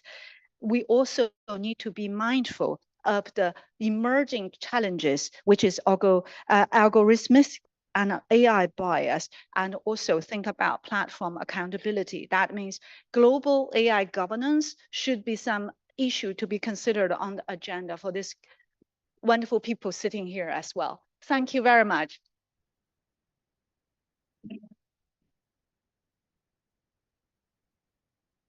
Big cheer and a big thank you to Dr. Wu and Dr. Nicholas Michael Leck. Michael. Big cheer once more. Cyberbullying, we need to challenge that. And without much ado, we met Dr. Robert Jones when we were actually giving evidence at the Senate floor, wasn't it? You were speaking passionately about this research paper you'd done, and I was speaking passionately about racist issues our communities were going through. And I thought this is so critical for this kind of a conference. And he's a senior lecturer in Welsh criminal justice system, part of the Welsh governance system, a center, Cardiff University, uncovering racial disproportionality in Welsh criminal justice system. So warm welcome to Dr. Robert Jones. Dr Robert Jones, uwch ddarlithydd yn y Cymraeg, system cyfiawnder troseddol, Llywodraethiant Cymru Canolfan, Prifysgol Caerdydd. Diolch, Dr Robert Jones. Thank you. Right, it's the green one, is it? I presume? Oh, I've nailed it already. All right, good afternoon, everyone. So yeah, my name is Rob Jones, and I'm from the Wales Governance Centre at Cardiff University. Now, what I'm going to do today is to focus on three things. Now, the title is about uncovering racial disproportionality in the Welsh criminal justice system, but there are crucial elements to that story, and there are three things in particular, with a common thread throughout of uncovering issues, uncovering things. So firstly, I'm going to uncover and think about the emergence of a Welsh criminal justice system.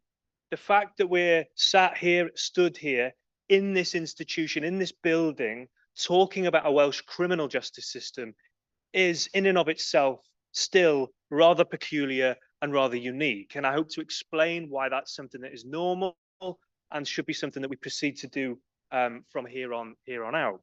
Secondly, I want to uncover racial disproportionality in the Welsh criminal justice system.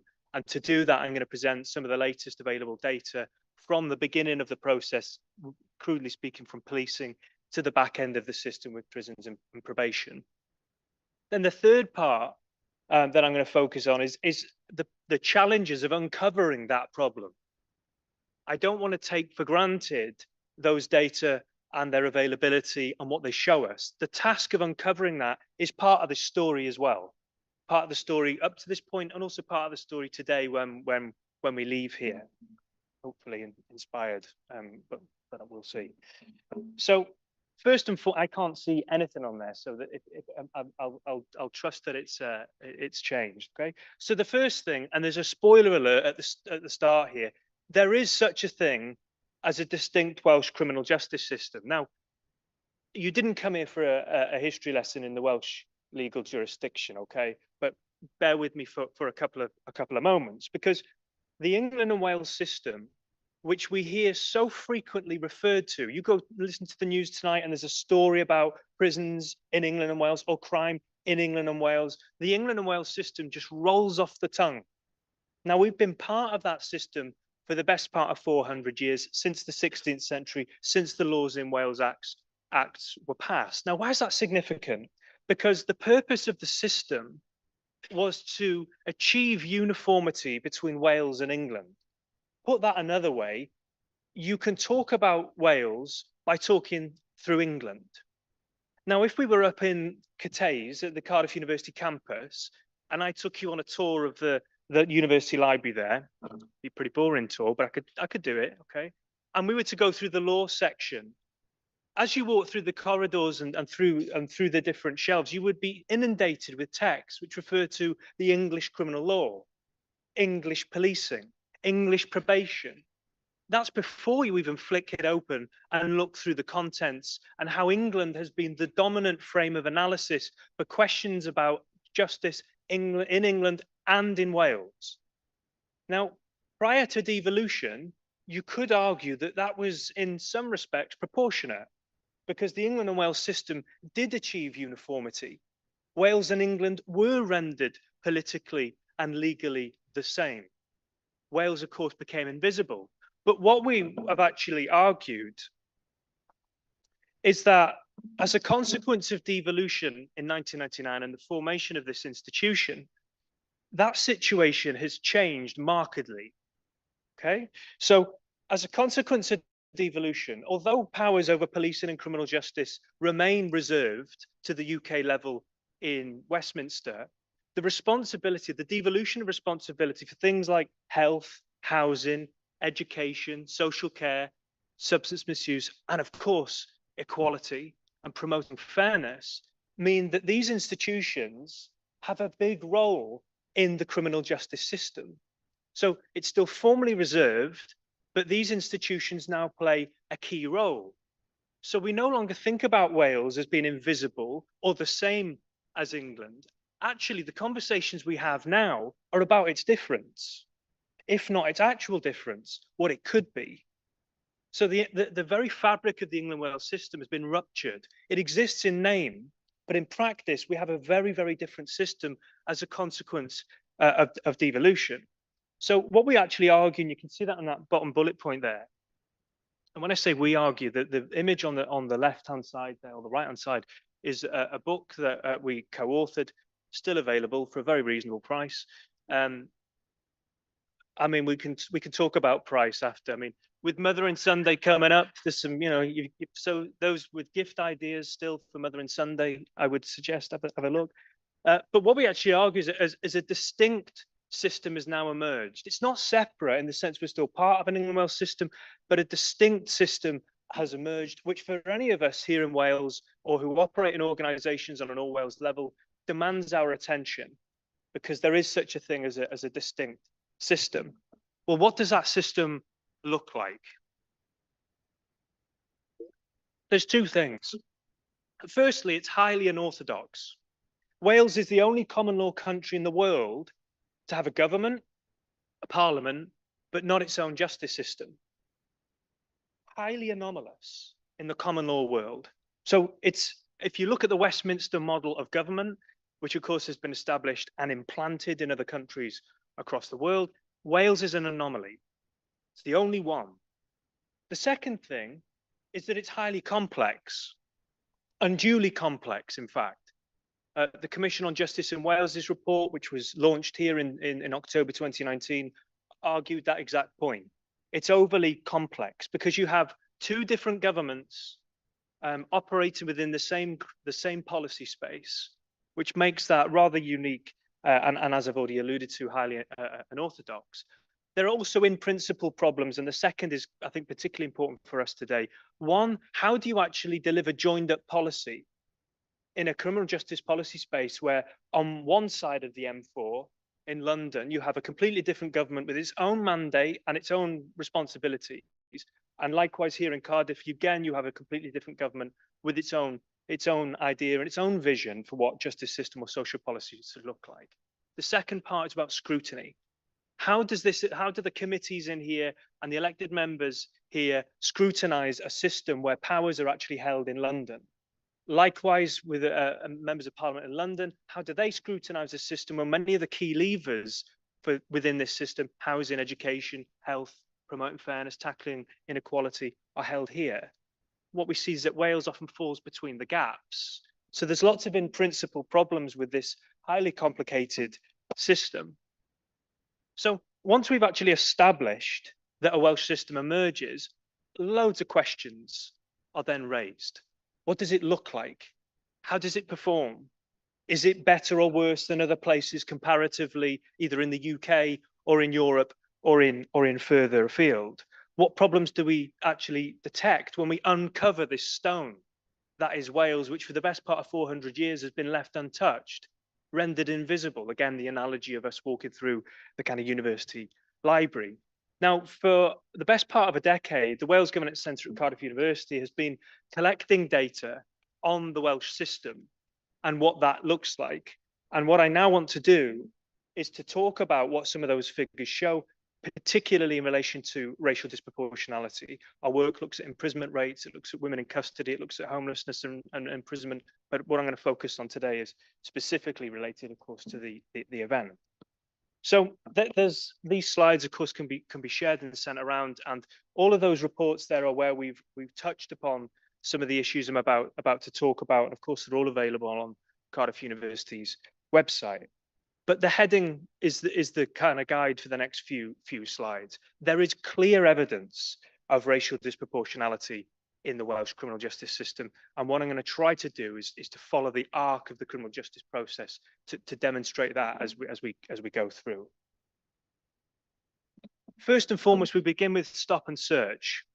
Now, these are data over about a 10-year period, okay? And I'll explain them as best as I can. So this is stop and search rates per 1,000 people broken down by ethnic group in Wales. These data, of course, are available and made publicly available, importantly, by the Home Office.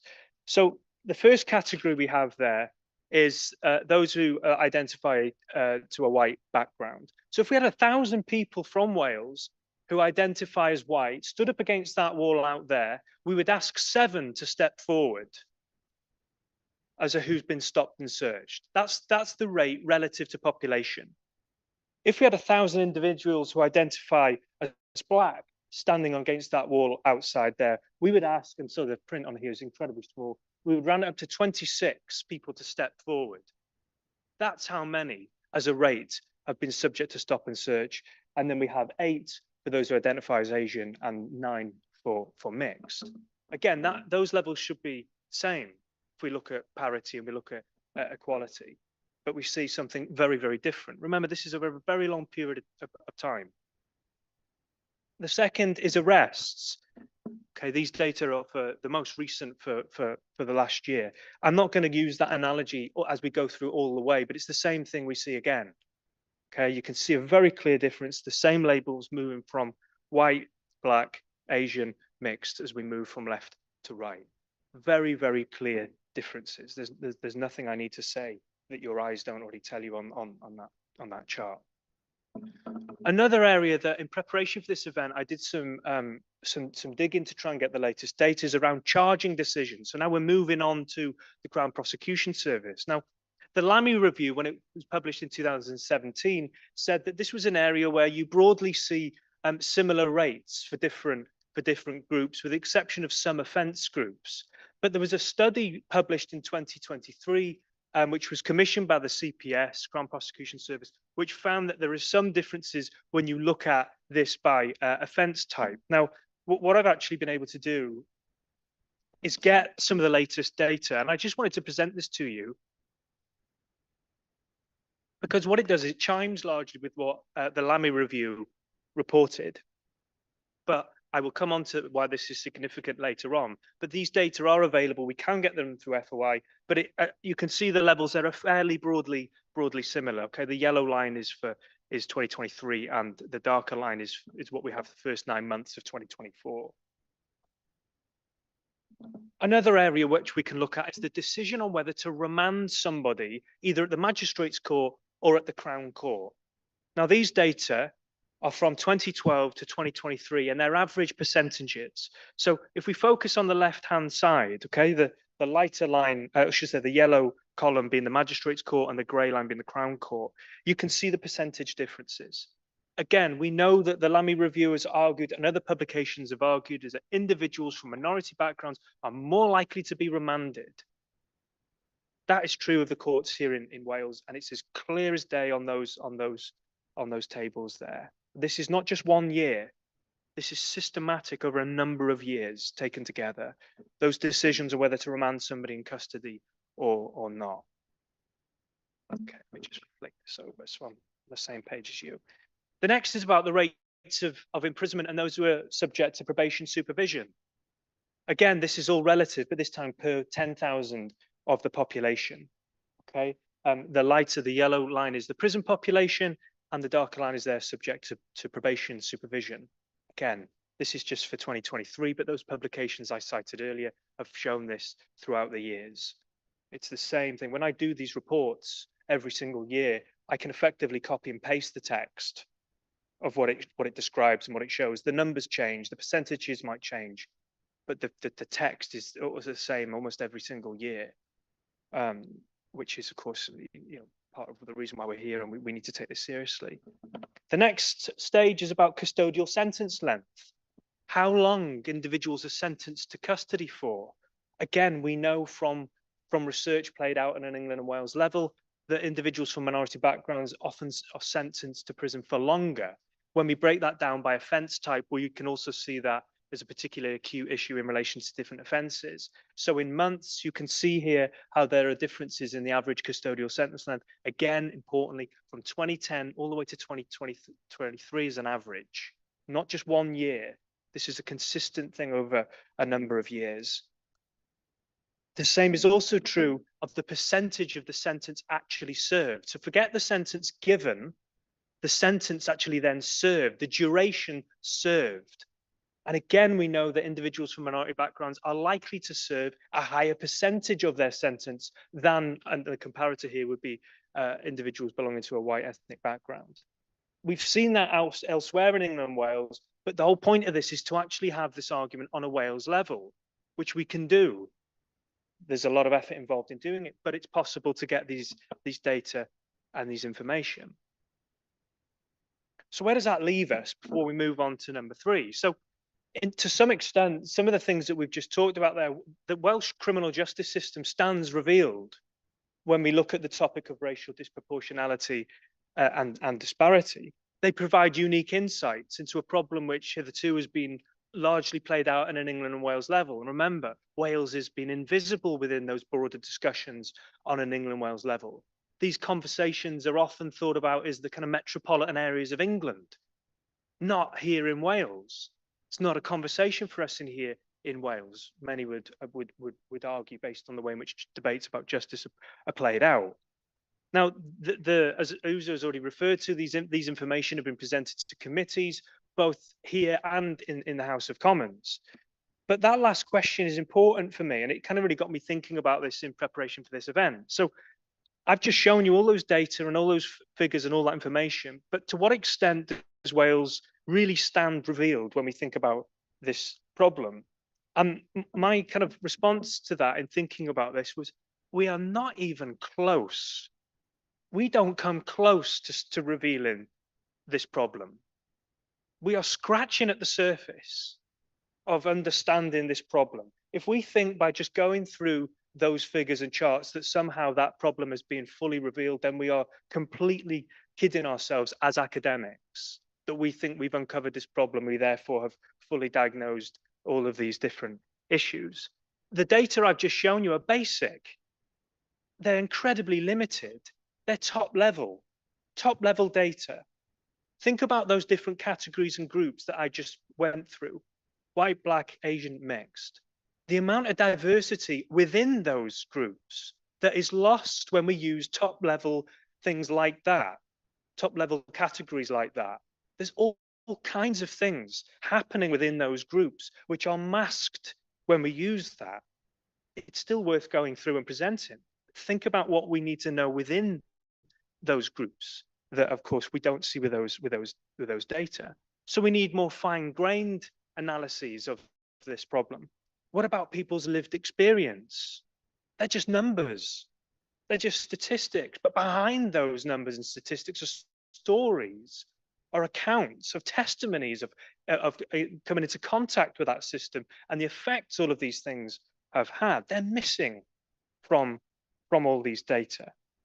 Now, what are the reasons for this? Why is it that despite this, that we think that Wales maybe stands still, despite our best efforts, unrevealed?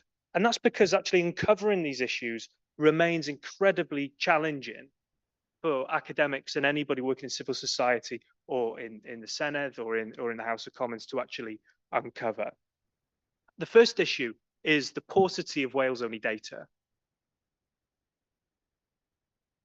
These debates are still played out on an England and Wales level. So even basic information that I've just alluded to there, you could only get some of that through freedom of information requests.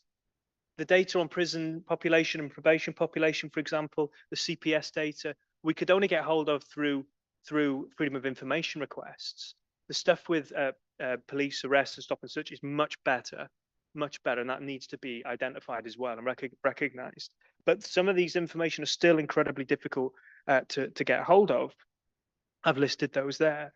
There remains a lack of understanding at the London-based Ministry of Justice about the Welsh context, about the fact that this institution has completely changed Wales's role in that system.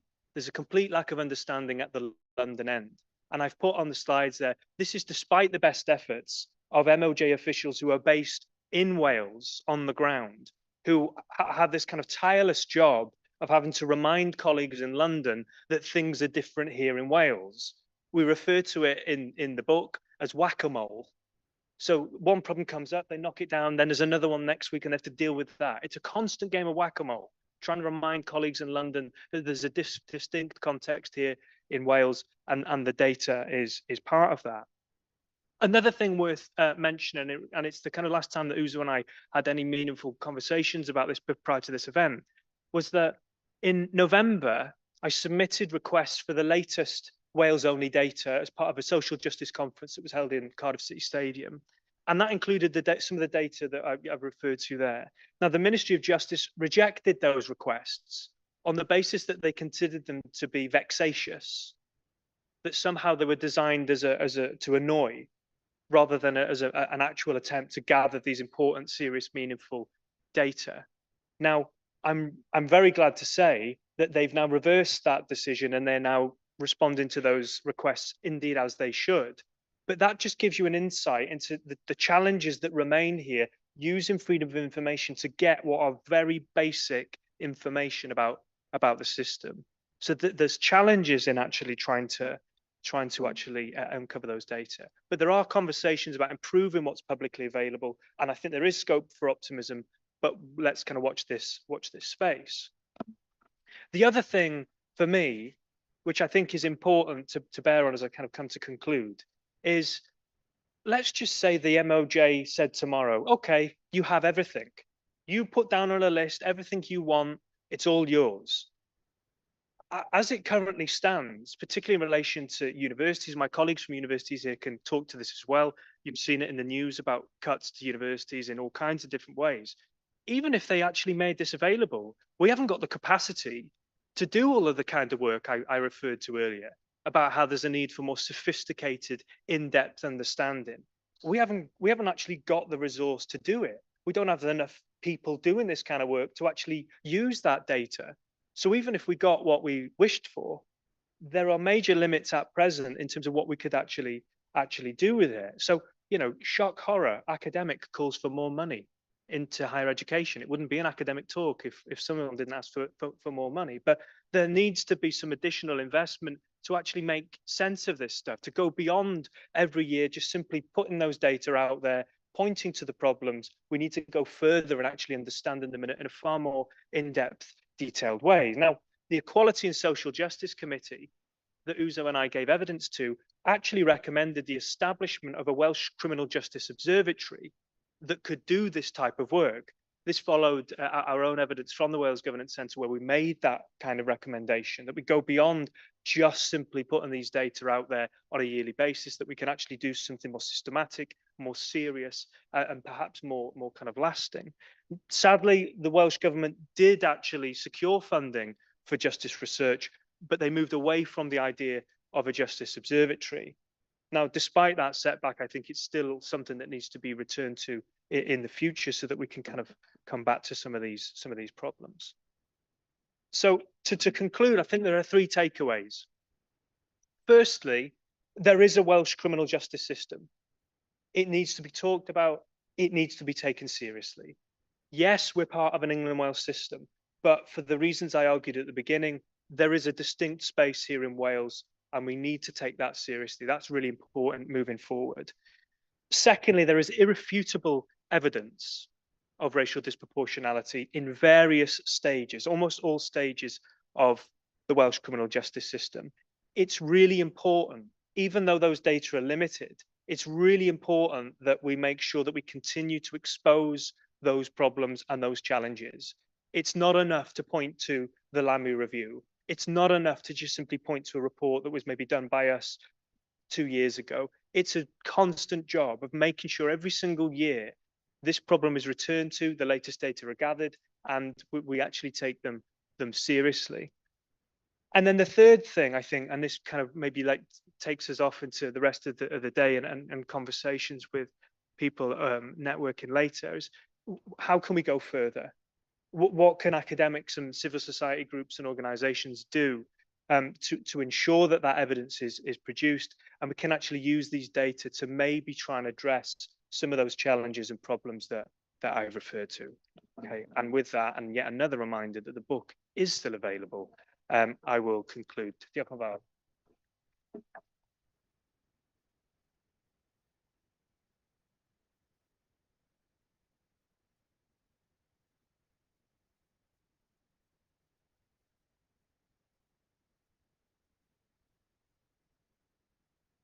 Critical. Let's give our researchers one more round of applause and acknowledgement.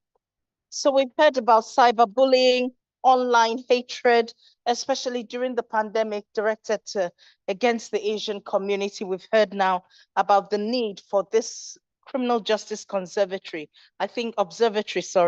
So I think we need to really push for that and hope that we can see that happen. Now we're going to come to the panel discussion chaired by Victoria Lloyd, the Chief Exec of H. Camry. And we invite, I know that Shavana has had to go, so we invite our colleague. Where is there he is. Oh, there he is. Commonwealth Wales TUC, Dr. Yan Wu, Dr. Robert Jones. Jacob Henry has not made it, and unfortunately, his message, the hospital appointment is taking longer. Then Anna Petrie, who's the Training and Education Manager of Race Equality First. She's just gonna, when it comes to her turn, she's gonna say a bit about Race Equality First and what they do here in Wales. And of course, we're going to have this chaired by Victoria Lloyd. So you hope to finish by 3, and then, or just before, and then Dr. Gaynor Legal, CBE, is going to be here. Yeah. Sgwrs gyda pawb yn y cadeirio. Diolch. Thanks, Suso.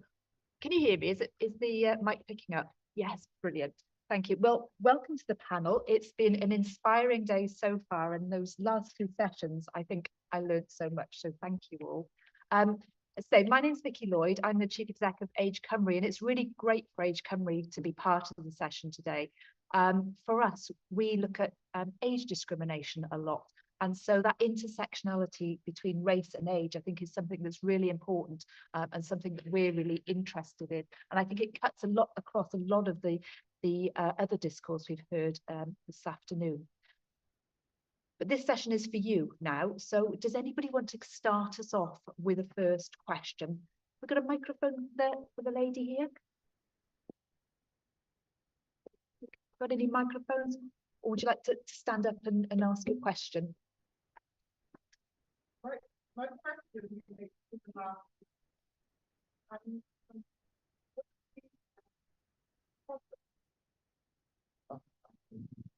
one of the pluses and problems of being my age is that I have lived through quite a bit. I'm being born and brought up in Wales.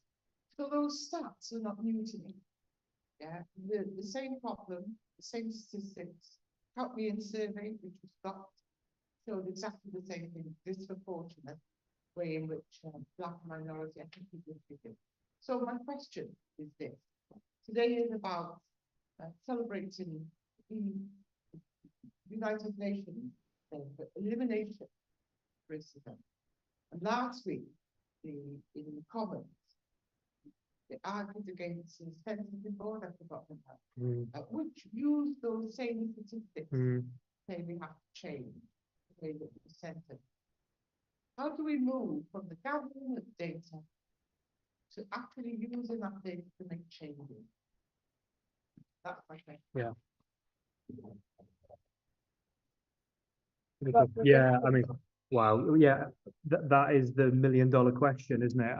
I think I did have a point on the slide there about this 2-tier system that was referred to last week in relation to the sentencing changes. I think that as a first step, those data are just important for scrutiny, important for showing that those problems exist. How you then translate that into giving confidence for ministers and officials to use them is another question. What I would say is, in terms of where this has maybe had some success in the past, and not necessarily in relation to this issue, if you look at, say, in Finland, they adopted a model in the 60s and the 70s where they had one of the highest imprisonment rates in Europe. And their approach was that we needed to have a very different relationship between government decision-making and research. So data, I guess, would be factored into that. And what they did was effectively reset their relationship between public policy, public opinion, and what they actually did. Now, I think if there were academics from Finland here, they would probably be leaning over to me saying it's not as perfect as you're making out. There's still major problems within it. But I think what it has enabled Finland to do, as it's remained committed to that course of not actually sending high numbers of people to custody, is it's allowed it to safeguard its vision, protect its vision, giving it an evidence base that's given it a robustness. So I think that you're absolutely right. It's not just about the data. People know the problems exist. But I think what the next level is how do you then incubate a political culture where people feel brave enough to actually stick to their vision? And that was one of the most disappointing things last week about this two-tier system. I mean, the idea that we don't have a two-tier system already, which has shown that there's a two-tier system. So the idea that the introduction of these different sentencing guidelines would introduce one is for the birds. And in fact, there's, existing evidence in Canada where these things are already used to some good effect. So yeah, I think it's about trying to incubate a political culture where there's a sense of the bravery for people to stick to their course. And I think data can play a key role in that, but it's not a silver bullet. Anybody else want to comment on that? Yeah, I'd be happy to just add a few. Rob said it's difficult for the university now facing financial crisis now to consider this. I felt there is a term called academic citizenship. We both work with universities. I felt it's partly our responsibility as academics to work with the civil society, leading to positive social changes. Nonetheless, as Rob said, universities are now facing financial challenges. So we are actually in this difficult situation together. Nonetheless, I mean, solidarity is where will bring us to a better place. Lady at the back. My question, and this is one of the things I've been asking when I was a member of the IAG, the Criminal Justice for the founders for the Policy Act. Why doesn't Wales have its own laws? Why must it be England and Wales? And why must our people who are sentenced to prison, why are they transported all the way to England or Cornwall, where their families can't get to see them? Because I find it very discriminatory. The legal system is discriminatory. Discrimination doesn't apply to it, but into every aspect of Welsh culture and justice. So I find it very discriminatory. And also I'm one of those who's campaigning for a fully devolved Wales. Even though I was born in England, I am a Welshman. Well, I'm multi-international. But I think there has to be a strong change. And I hope that when we have an increased number of in the Senate, that this should be looked at again. Wales is capable of governing itself. Wales is capable of feeding itself. We don't have to rely on England, which looks down on Wales. It's sorry to say, but it's the comment I hear traveling around the country. We don't, and it's the same issue in Cornwall. I know the Cornish people are backing this as well. And when I'm a member of I used to sit on the race relations committee, not on the situation. And you hear all these stories, and I keep wondering why isn't it? Why? So the Welsh people, they need to emancipate themselves from the grasp of their colonial masters, because that's how I view it. You are still maintaining that colonial Henry what was his name? Henry VIII. Henry VIII. Yeah. Henry VII, that root, so you should. And I will help campaign. England and Wales laws. Rob, I guess that's yeah, no, I mean, that's a great question. And yeah, the Laws of Wales Acts go back to Henry VIII. So the question at the start was why not a devolved system? And it remains the key question. In fact, the Independent Commission on the Constitutional Future of Wales, which published last January, actively saw evidence on that question from those who want to maintain the status quo. So those who believe the England-Wales system should be preserved, again, despite it being such an anomaly, as I referred to, and they received no real compelling evidence to support that. Now, it's a very political question, and of course it was a matter for the previous government in London, and it's a matter for the current government in London, which we're now talking about two Labour governments. So it's we've not heard anything yet, but I think that there's been very little information coming for us to what the case for the status quo really is. So yeah, great question. No, not really. I mean, I was just going to say that it's not only in justice system. If you look at the makeup of the trade union movement, we have the same issue in the trade union movement where, you know, some unions will call themselves Wales and the Marches, some will call themselves Wales and the Southwest. So we're not, you know, the justice system and some of the other places in Wales isn't the same. The trade union movement's in the same issue, and it has to find its way around that as well. I think there's lots of institutions would be in the same boat. Yes. We've got another question over here on the right, and then I know we've got one. As we know, we're facing benefit and welfare cuts for people with severe disabilities. How is Wales actually going to take its own ownership back and actually look after the vulnerable in society?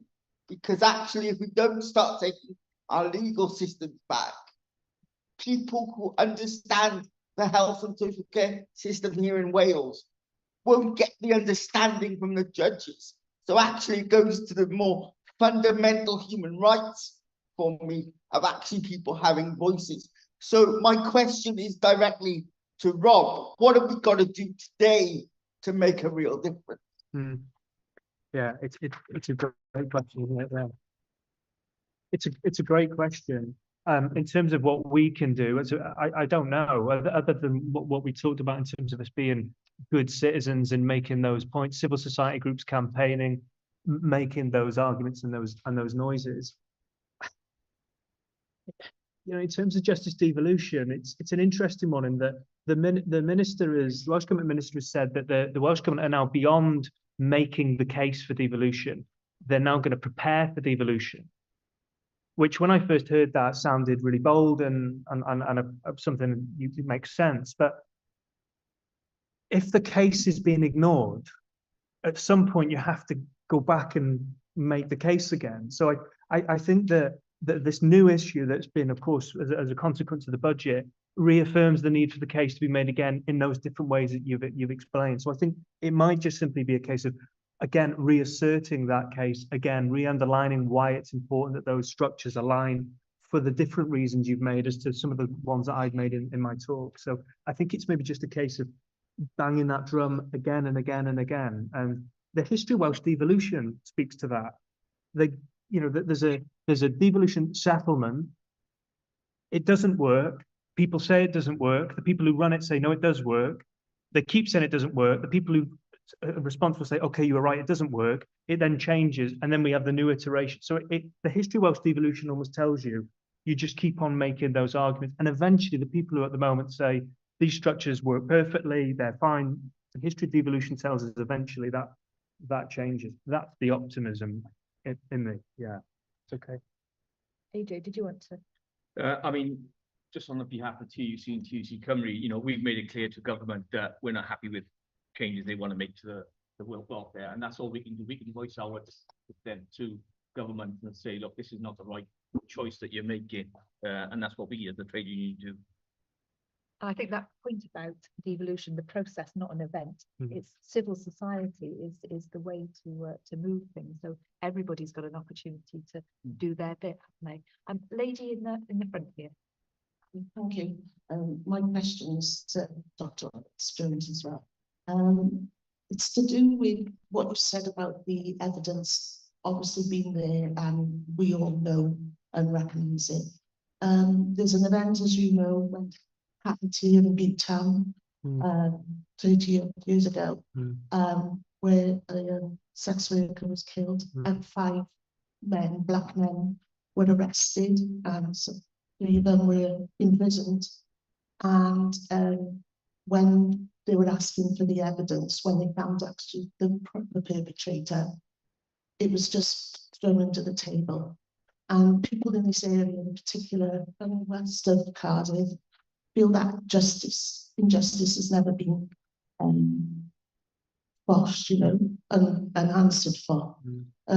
We've asked for a judicial review, but they're trying to fob it off again because of say historical. Mm. But we've got to make sure that we keep on bashing that on until they give us this justice, because people in this area still feel that hurt. Mm. And we wonder whether something like this could be used to bring your case for judicial change in disproportionality as evidence for that, and as well as maybe with devolution for the justice system, we could use something like the All Anti-Racist Wales Action Plan to be implemented with that, to ensure that they are working in an anti-racist way. Mm.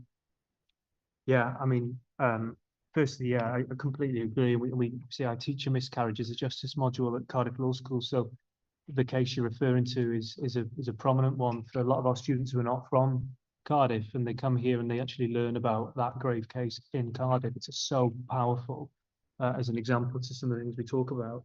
And I think the thing with that case is that if we look at joint enterprise today, there's these continuing injustices in the system. They're still happening, which is the point I made about the need to continually raising this. The first question was about, we know this, we've seen this for years and years, and there is a sense where you could say, well, we know the problem exists, but I also think there's real merit in continuing to show it, because it can link into those things. So if there's anything from there that would be complementary to that, please just let me know.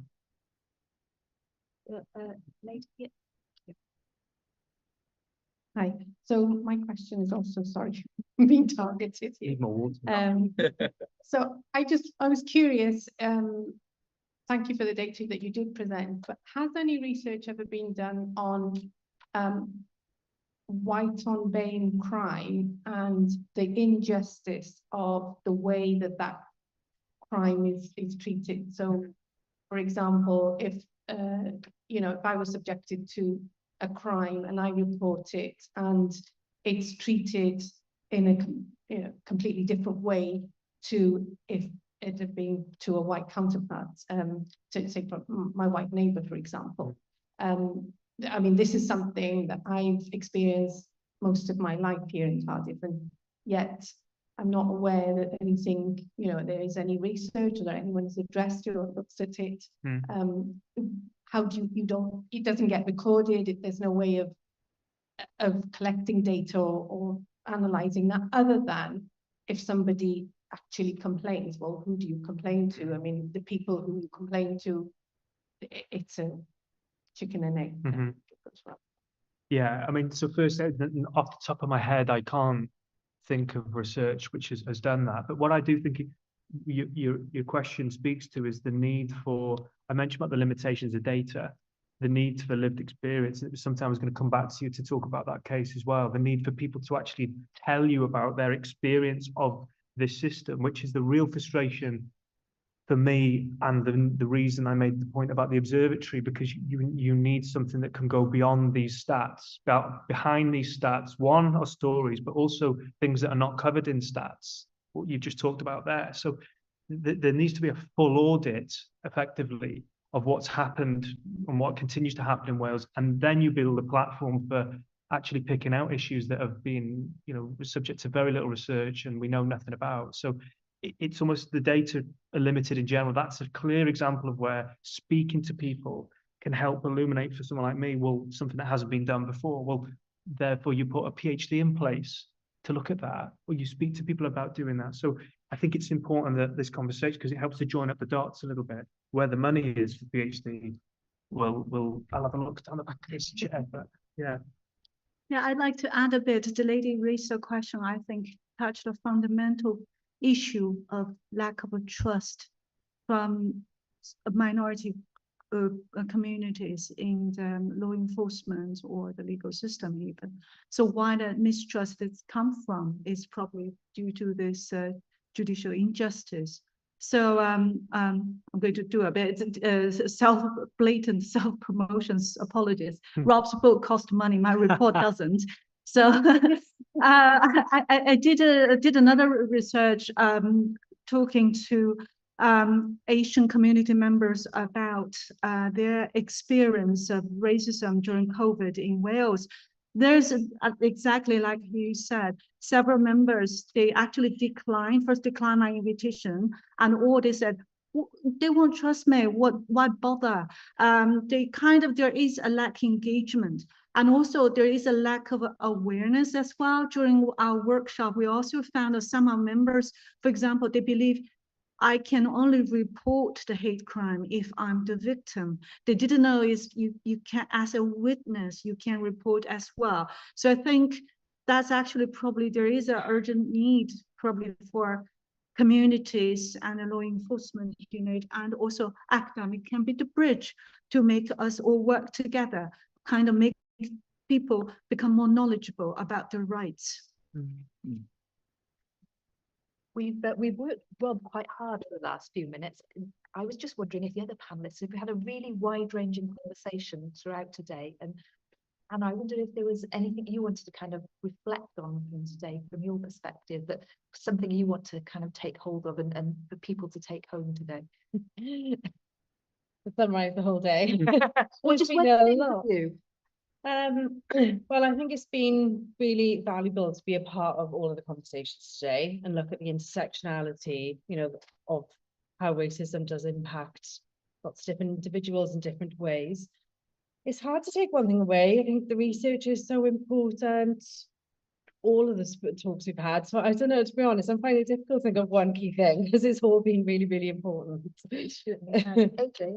Yeah, I mean, I think as Uzo said at the start of this event, we're bringing people together, organizations together that we have something in common, and it's how we build on that. And I think going back to some of the questions, we've always had injustices.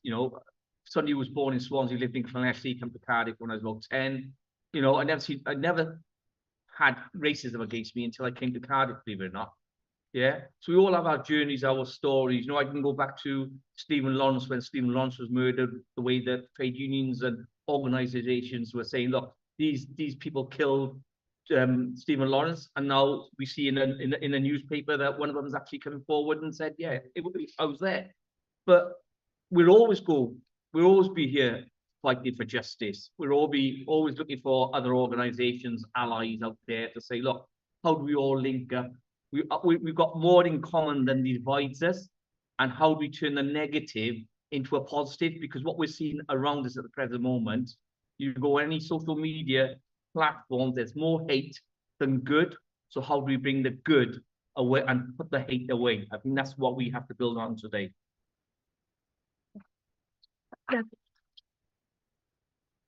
That's absolutely true. I actually went to Axe to see what UN say on the UN International Day for Eliminating Racial Discrimination, exactly tolerance, understanding, collectivity, solidarity. That's exactly what you said. Well said. Rob, anything from? I'm exhausted. I only to extend an invitation to get people to get in touch if there's things here that chime with an idea they've had an experience and they think it's something that could and should be kind of challenged and maybe there's a research avenue to explore, and as you've mentioned, the kind of role that universities could and should play. I always think when I'm in Cardiff University, I live in Cardiff, I always would like the idea of my institution doing more for Cardiff. So I've always kind of been quite passionate about that. So I think that, just to extend that really, that please do get in touch. And any final questions for the floor, Lisa? Sorry, really quick. I know there's a question here, but this is just a quick comment from me. Just on the back of the research from Rob Jones and some of the following questions that came out of it, I just think it'd be really useful if I could remind everyone, if you haven't already had a chance to look at, that we do have an anti-racist criminal justice system action plan in Wales, which is unique in Wales, unique in the world actually, in terms of the way that it's been put together. And although Wales and England have a different justice system, the Wales justice system has its own anti-racism action plan. And we are working with all the devolved and non-devolved agencies together to promote an anti-racist criminal justice system by 2030. One of the many commitments in that plan is to ensure that we work on getting our data set much better. And there are people that are working on that on a daily basis to enable us to have a new All Wales data dashboard that we can share with the public. It puts all of our disproportionality data in one place. The annual report for the second annual report for that plan is due out in the next couple of months, and it will have data in it as well. So I'd encourage you all to have a look at it. But you are right, there's a lot more to do in terms of some of the sectors. But I just wanted you to know that it's there because it's the one place where all the actions are listed as to the so what are we doing next? And there's a real commitment in Wales to move towards a lot of action around that. So my name's Hannah Jenkins-Jones, if anyone wants to grab me about it. I'm the lead for that plan in Wales. Thanks. Question? I'll just say something on that further. Yeah, and I think I said this on the slides as well, that the kind of things you've just talked about there speak to my experience of gathering these for quite some time as well, that there is a sense of momentum, I think, in terms of gathering these things and making them available. So yeah, that's really good to hear. Well, I'd say it's a quick one, it probably won't be knowing, but thank you to the speakers this afternoon. It's been absolutely fascinating, made me very angry, that's all I'm going to say as well, and I'm sure it's made lots of people angry. I live in Pontypridd, I work for Rhondda and Taff Council, so I'm in local government. Over the last fortnight, there's been so much misinformation online regarding certain allegations. The police have been involved, targeted at black men. It was false. The police have actually come out and said it was false in some of those cases. On Facebook, you know, the town sites, on the local sites, it's horrendous. You know, you talk about, you know, the research you've done in America, you only have to come up 7 miles up the road, 10 miles up the road in Pontypridd, and it's absolutely horrendous. Some of it is fueled by certain groups, some of it's fueled possibly by political groups. And, you know, it's coming to your point, what you just said, solidarity and more hope and hate. And I just want to get your views, really, I suppose, for public bodies and universities about the role we have to play in combating some of this on social media. Or do we kind of give up on social media? Is it just too much of a bad place at the moment? Given all the other stuff that's going on, urban misogyny, you know, and all of the things like that that are happening. How do we bring that hope message, you know, and that solidarity message when it just seems to be fueled by just terrible things at the moment? So I just want to get your views, I suppose, on social media, the platforms, and what we do as individuals, but perhaps as public bodies as well. It's a really good question. Thank you. Thank you. Yeah, this is a question facing many advocacy groups today on acts become very toxic in particular. Facebook is not much better because Meta actually, all the big tech based in the US after Trump came to office, they de-escalated their fact checking function, etc. So what I would say the first thing is there's a good social media platforms. For example, The Guardian moved to Blue Sky and many other advocacy groups moved there as well. That is the first thing. The second thing, I believe in digital literacy, especially for young people. They grew up in the digital environment. I think banning digital media or ask them not to go on there, it's not going to help to prepare them enter the world when they become adults. So digital literacy is, I believe, like our cabinet minister, secretary said early in the morning, education is key. But what kind of education? That curriculum should include part of digital literacy on how to learn to identify toxic messages, racism, hate speeches, and learn how to deal with that. Because today's young people, they 24/7 on their phone. They doesn't know what to do without their phone. We need to not just consider what we are facing now or how we prepare the next generation. But thank you very much for raising that.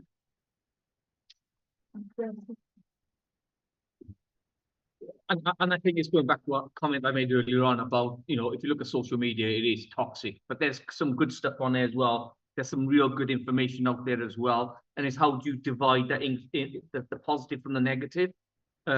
We as TUC Cymru have a big job to do in the near future within our workplaces, because remember, some of our members are actually using some of them negative social medias. And how do we actually get them to look at the positive as well as the negative, and make sure we get the myths that are out there, make sure we get the right information out there. When somebody says X, make sure it's right and not Y.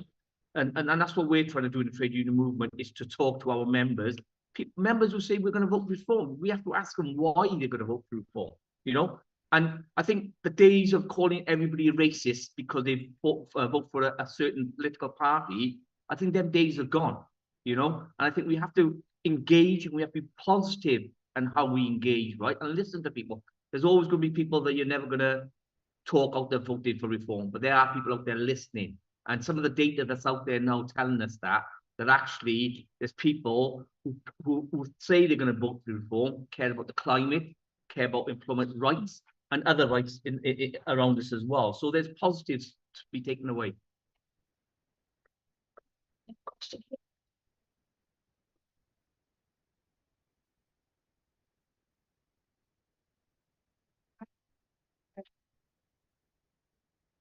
America is a paid-up member of the United Nations, and we have a habit of copying what's happening in America, where it's the use of people of color. How do you think what's happening in America is going to affect us? I don't know the question, but it's the words. The panel want to. I think this is a $1 trillion, $1 trillion question. Is I think the whole world has been holding breath after the January 20th. So many things are still unfolding. I just think it's so difficult to predict what, but one thing we need to work together. We need to be strong and resilient, because the next few years are going to be challenging. Thank you.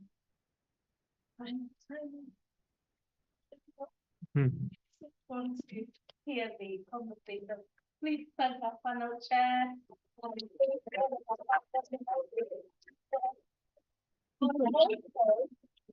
the panel members are speaking, the QR code are up. So if you can just take a photograph of it, plan it, and you can drop it back, so everybody can collect online for all the panels. And all the photographs, they don't mind the remaining, because you don't want to be left. Please tell my colleagues. Therefore,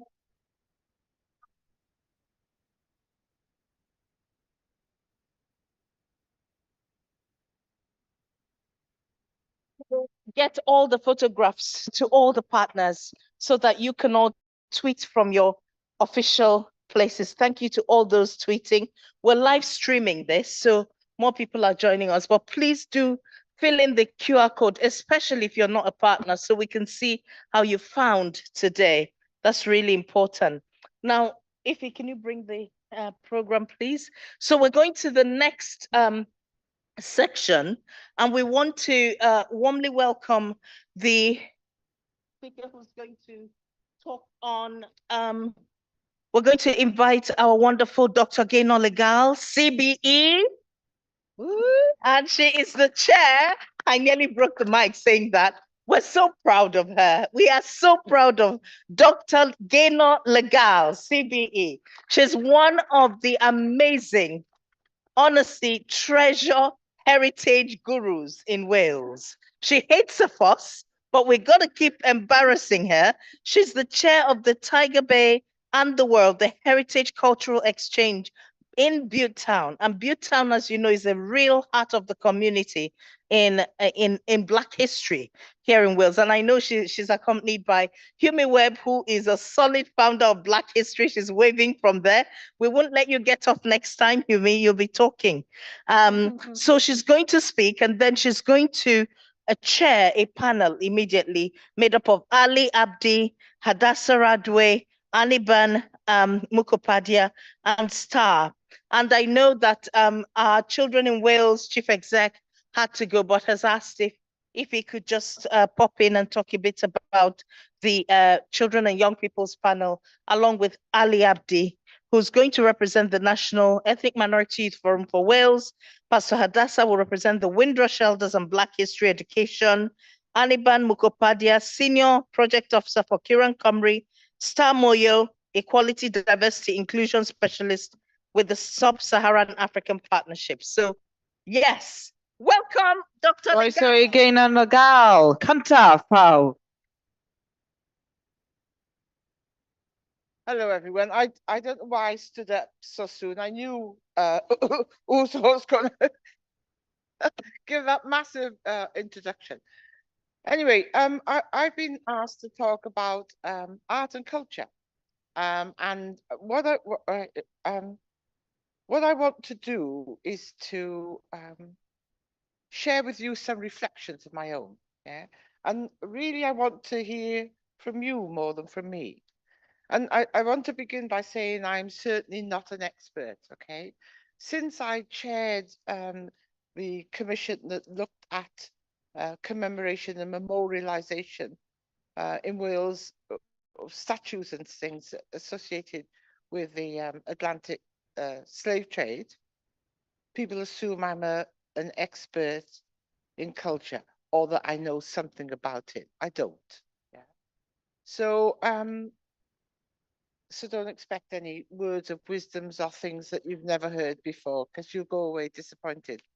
But I thought when I saw the programme, well, what does that have to do with the United Nations Day elimination of racism?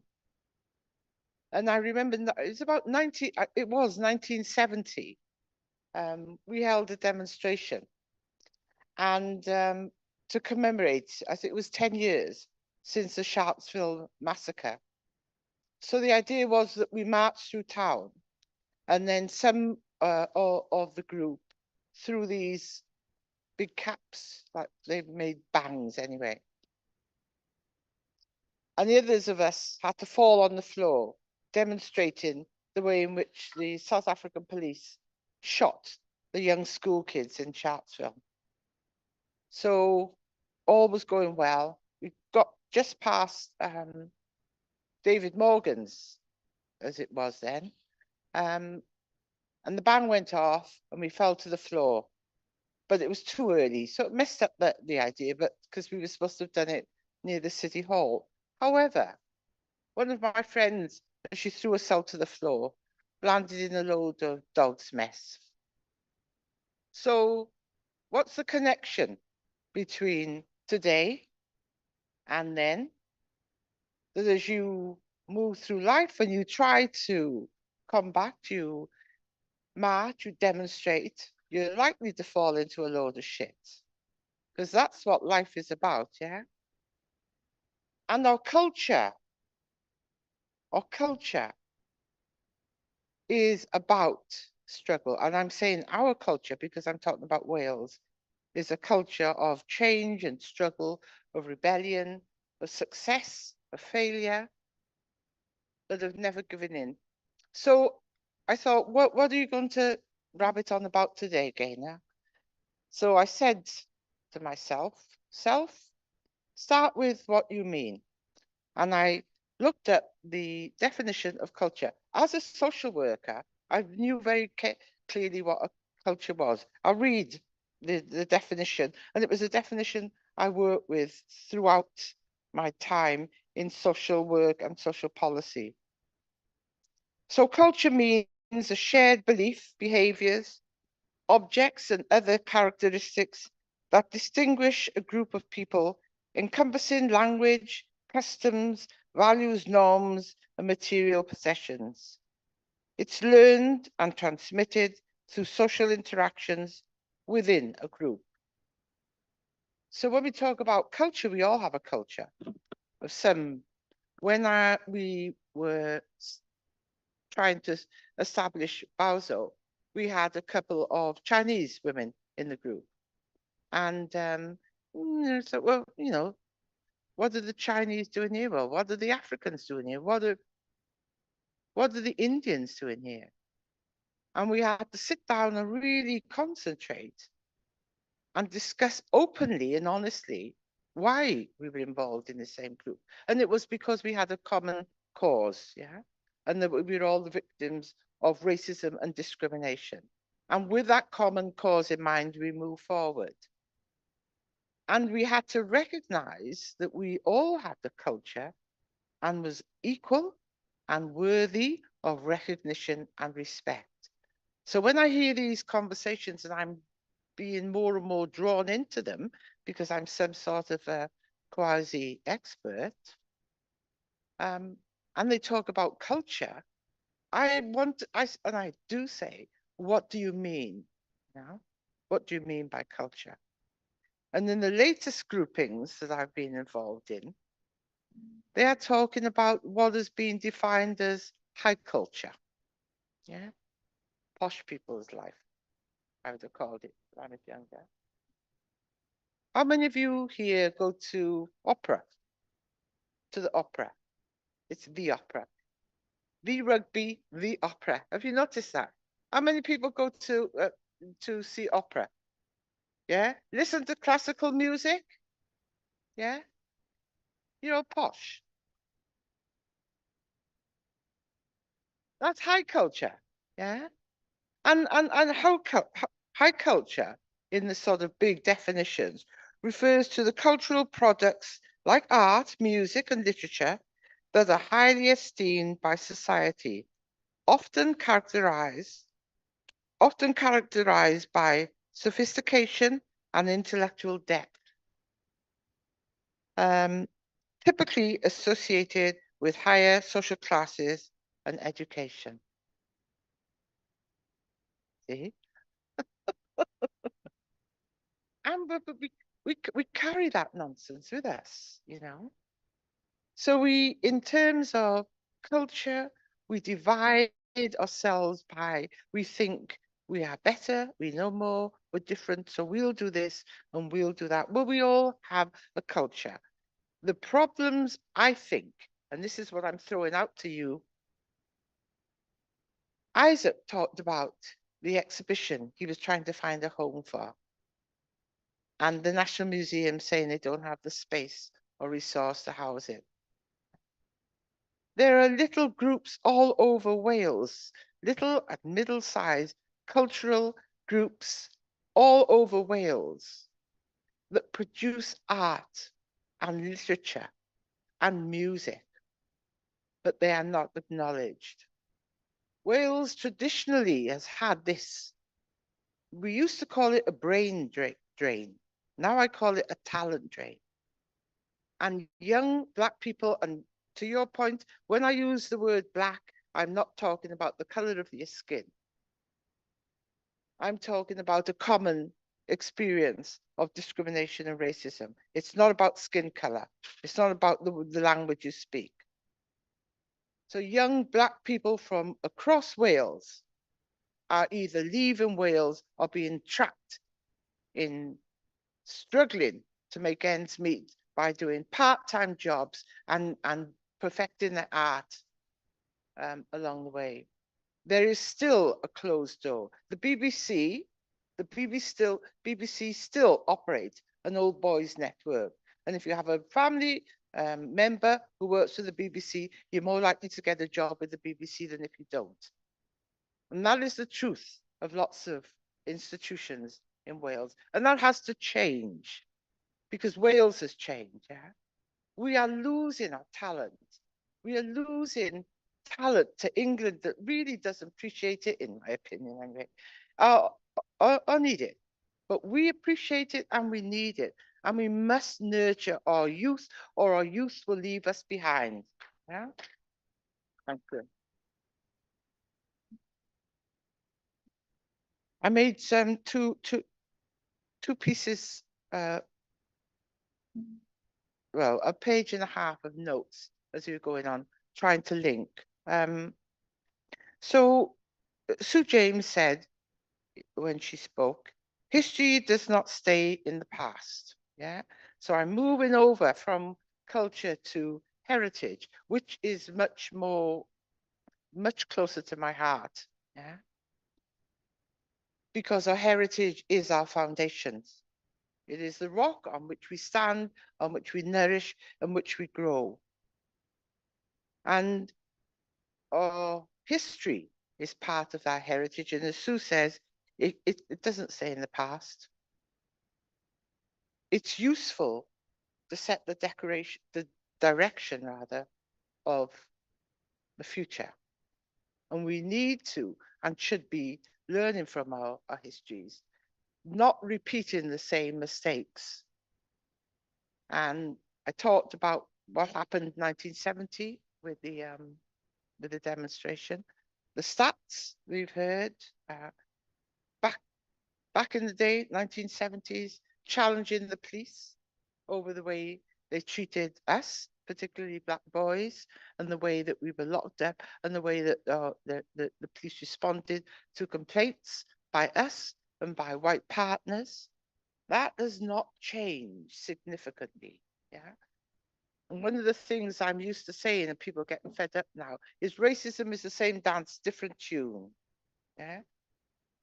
And we need to learn the steps. We need to change our institutions, work with them.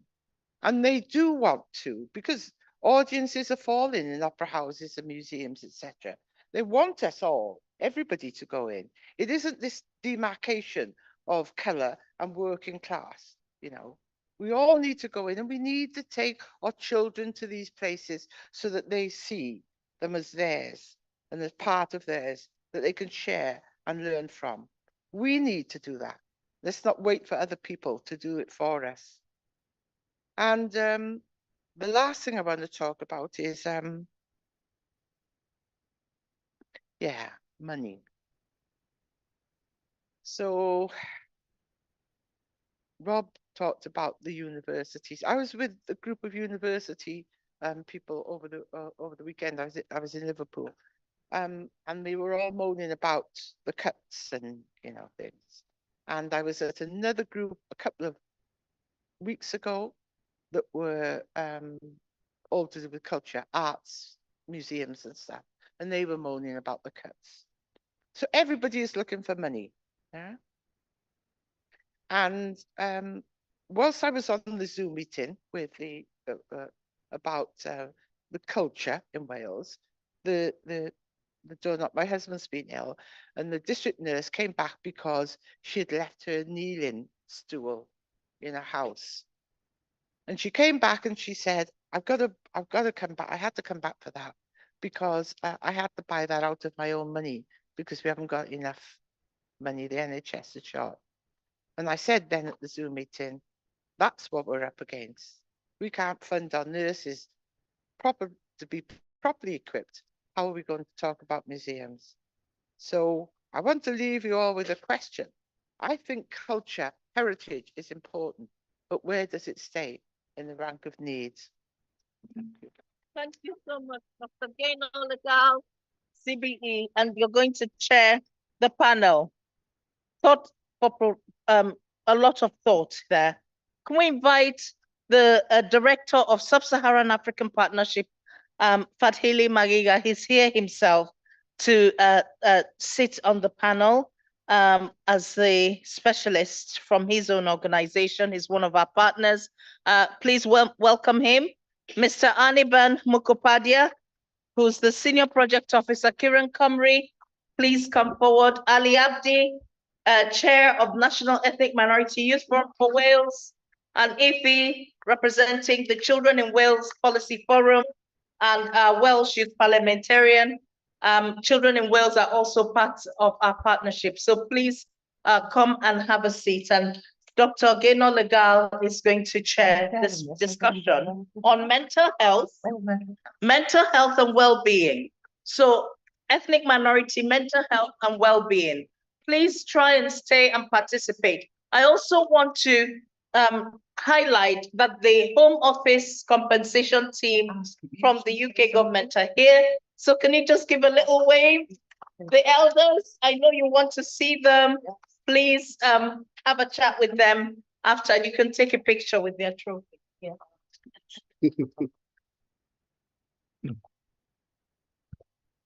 Okay, let's get started. I'm going to ask each participant to just say something very quickly about themselves and the topic. Who wants to go first? Go on then, Ify.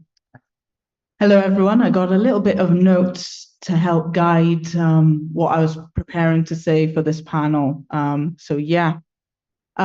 the topic is the impact of racism on mental health and well-being on diverse ethnic communities.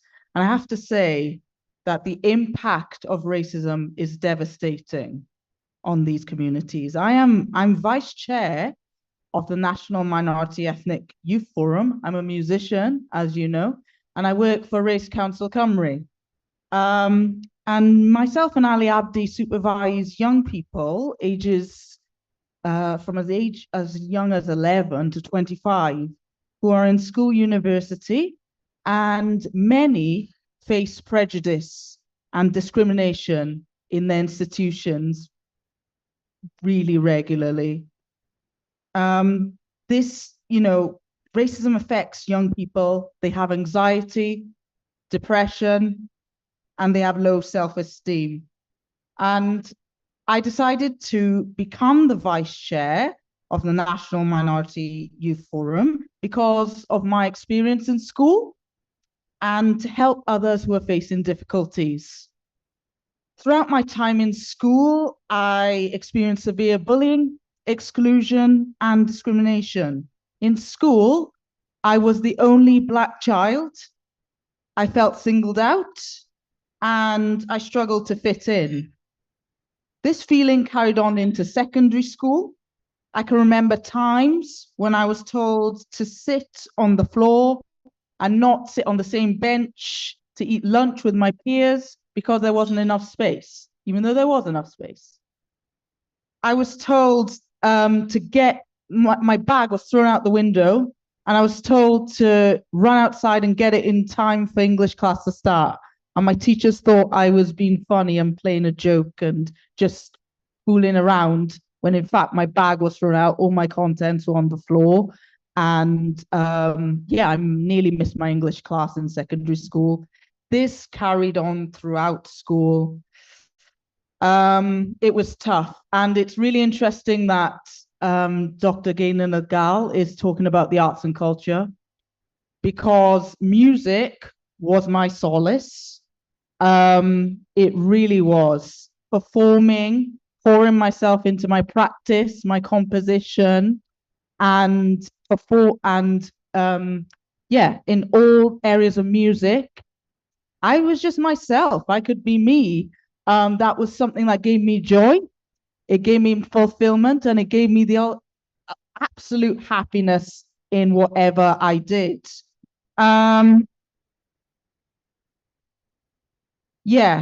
This continued on. I guess bullying was a real topic and racial because there was no one else like me. I'm a muso, I'm a musician, and I'm a Black musician. I felt like an outsider. I went on though to study music performance in university. I graduated in music performance, and I really took music as my career. I went on to perform. I performed around Wales Millennium Centre, Royal Welsh College of Music and Drama, the Senedd. I've even opened for Elvis Costello. Now, in my adult years. And and even performed with the Royal Air Force Orchestra. So it's just incredible that I want to help others that have gone through difficulty. The National Minority Ethnic Youth Forum is a place where people of ethnic communities, ethnic diverse, racial, diversity in themselves can feel included, can feel empowered, and can feel like they belong and they have a voice. So music also, Thank you. One more. I had help talking to people and sharing and voicing. So please share, seek help, and let's just be that influence for good things to come in community. Thank you. Thank you. Ali? I won't take us long. Sorry. That's good. It's just really important things you're sharing. Hi everyone, Ali Abdi here. I'm the national lead for the BAME Youth Forum. And a lot of my work, like Evie said, We were really close together. He's actually based in Swansea. So now my work is based here in Bhutan, actually, and nearby Grangetown. And I come across a lot of young people, particularly young men, who really do struggle with connecting with society. And those ones who really do push themselves out there, and go through college, go through university, then want a job, and want to work in establishments like this. And why not when it's on their doorstep? And I know institutions like this have tried to do as much as possible to be more reflective, have opportunities. But there's a lot of opportunities as well, not just here, but in other places around here. And young people do not feel like they fit into society. They don't travel much. So literally when they have free time, this is where they come. They come around here near the Wales Medical Centre, and they often do not see people who look like them. And that is a problem that plays with their mental health. And those who don't go into, those who are lucky enough to get a job abroad, do visit us and say how much they have a nice time in Saudi or Dubai or in other places. So we're losing a generation of young people who would love to put their craft into work here when there is jobs here because of racism. We have to be frank and call it what it is. But there are institutions who are trying their best to be more reflective of their local community. But time and time again, like we've got like a massive development happening here now, the new arenas being built. And I know that the local people come into the community saying, look, we want apprenticeships, we want to employ people to do this and that. But the reality is when the contractors do come into the community, they've already got their workforce. They've already got people ready to build what they say they're going to build. So the young people in the community are going to miss out again, like they missed out historically on a kind of a redevelopment. And it is frustrating because when you see a lot of wealth and you want to work and you can't work, what do you turn to? And unfortunately, we've got a group of young people, particularly young men, who fall on a criminal justice route, who get arrested in jail because they then start to, unfortunately, peddle drugs or other issues. And mainly because they can't get into places like this. They can't work. They can't get into opportunities. We see it regularly. There is a massive elephant in the room. If you just walk down to Bhutan, it has the unprecedented amount of homeless services that you will see no one else in the city. And so when you've got a lot of drug users coming into an area, and they're looking for drugs, what are you going to do? And unfortunately, we've got young people who happen to fall into the criminal justice system, play cat and mouse with the police, and it isn't working to arrest their way out of the situation. We've got to look at other ways, because those young men will get little sentences because they're not the biggest OCGs out there. And so they come back into the community and it becomes really hard for them to reintegrate. They can't live at home because maybe they got an under 18-year-old sibling.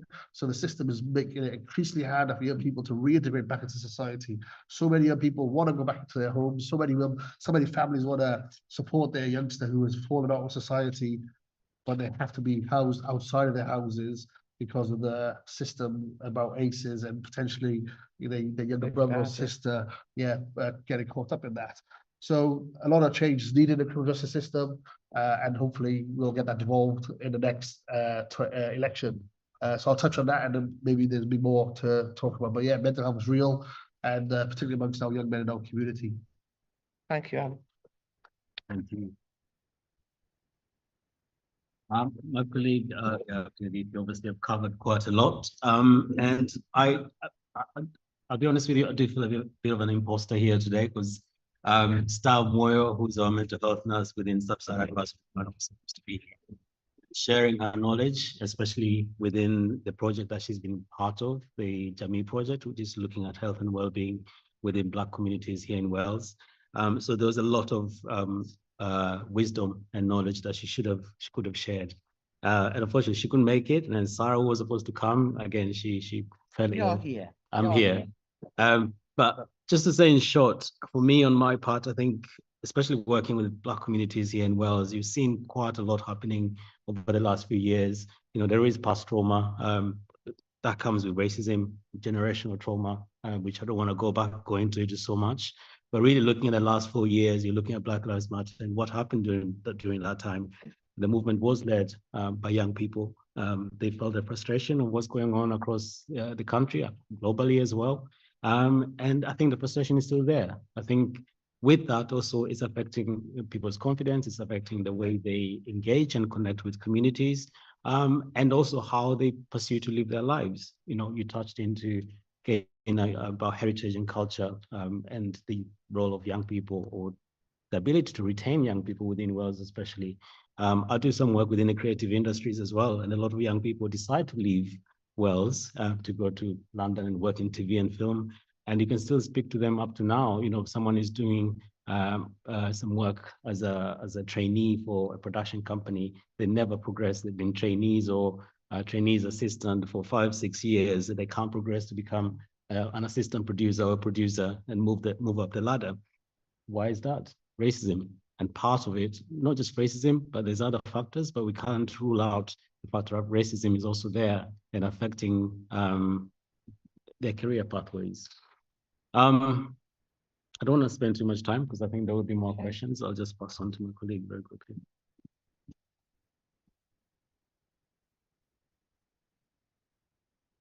Hello, good afternoon. My name is Anirban. I'm the project manager of Kiran Kamri. We are a grassroots community organization based in Cardiff promoting mental well-being.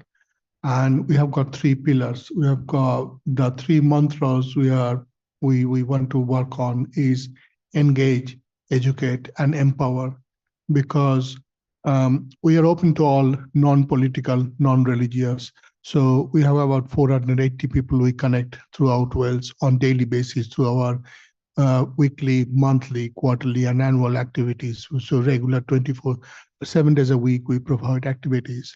So racism, yes, racism is one of the factors we come across. And I myself, being the first generation migrant, came from India.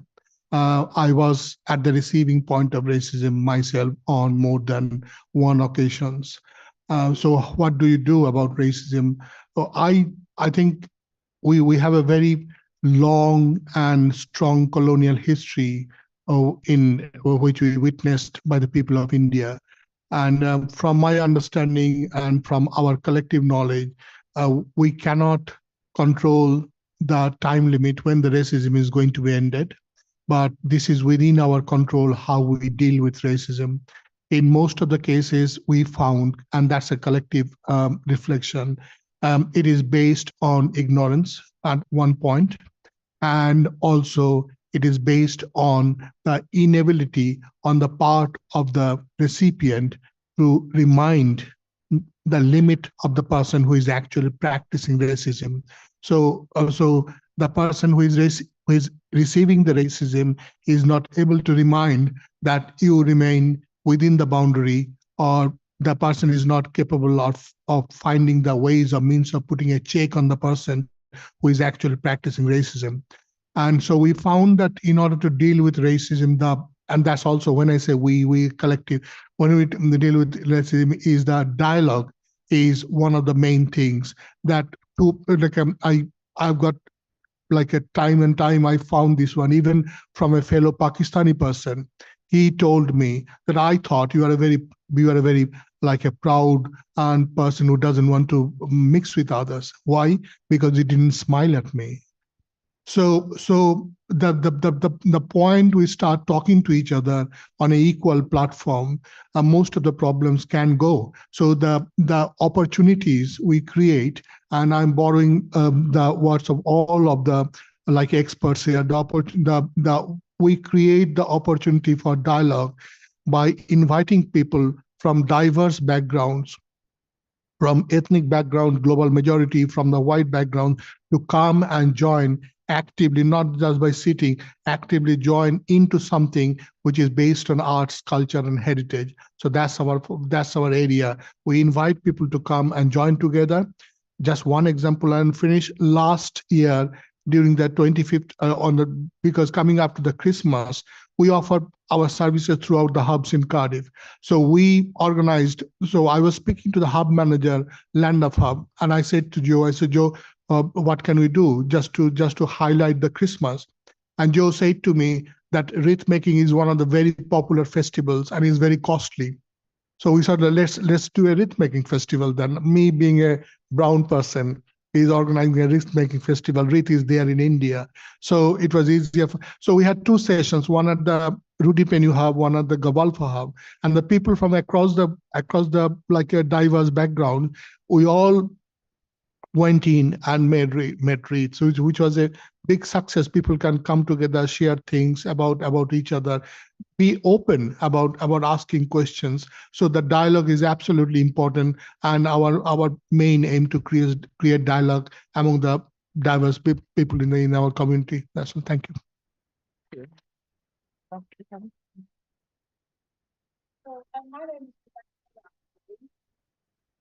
And I work with Race Council Cymru as the Black History Wales Education and Engagement Officer. I've been an educator for over 40 years. I was one of those firsts who went to Teachers Training College in the 70s from a Black background. And I've worked in England, in Wales, and also abroad. So I had 10 years of working in the Bahamas as part of my career path. So I've done that. I've worked in primary schools, I've worked in secondary schools, I've worked in colleges, I've worked in universities.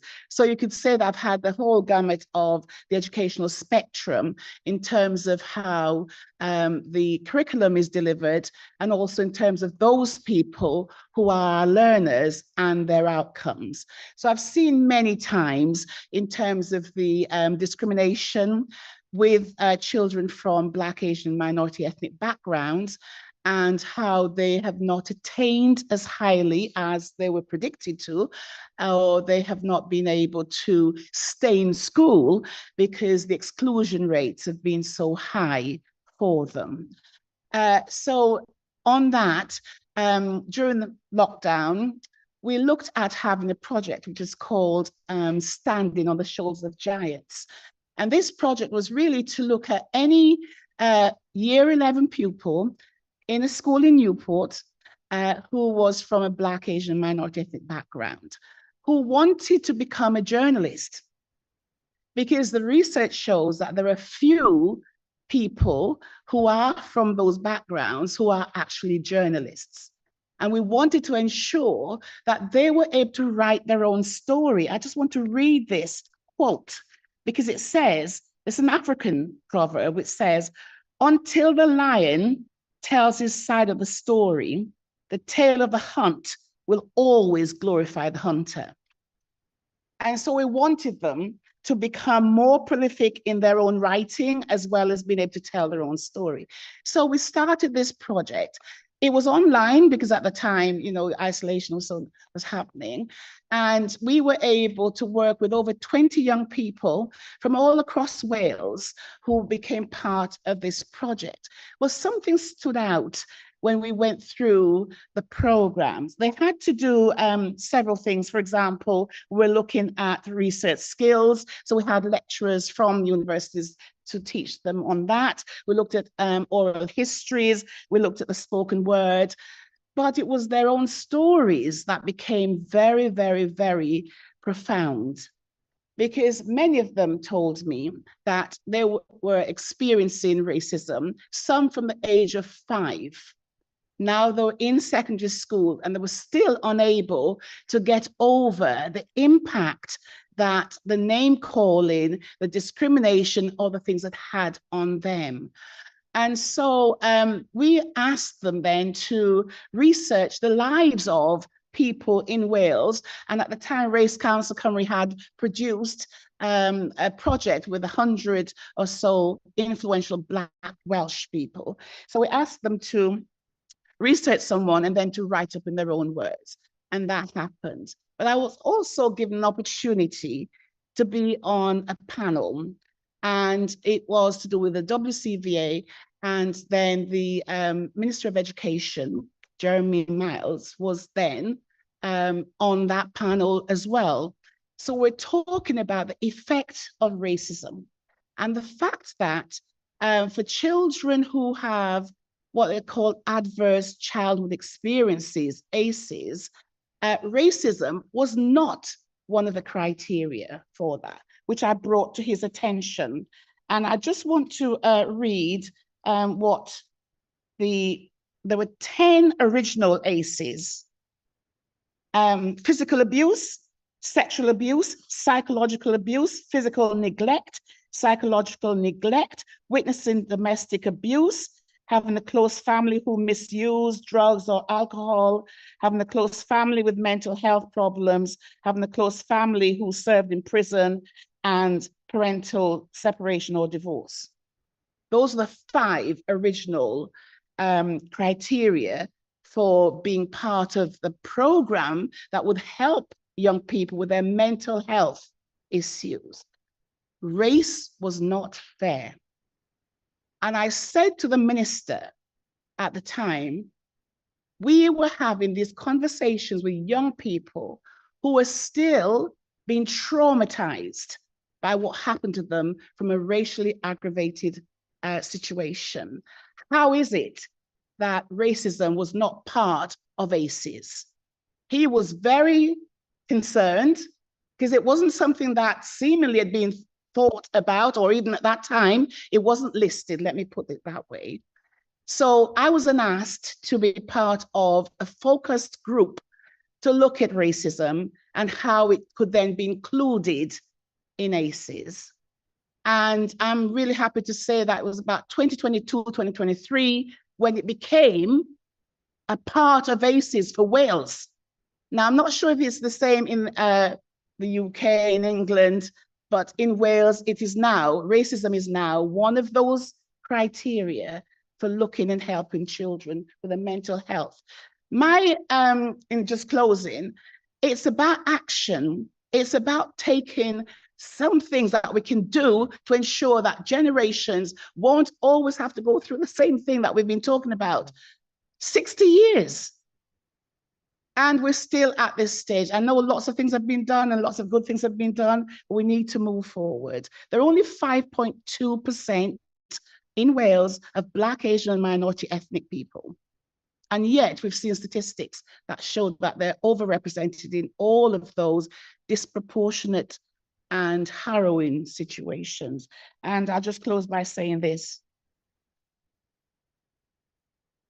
The mental health, for out of 100,000 people, 254 of them are from Black background, Black Caribbean. That means that there are 4 times more likely to be detained than white people. Thank you.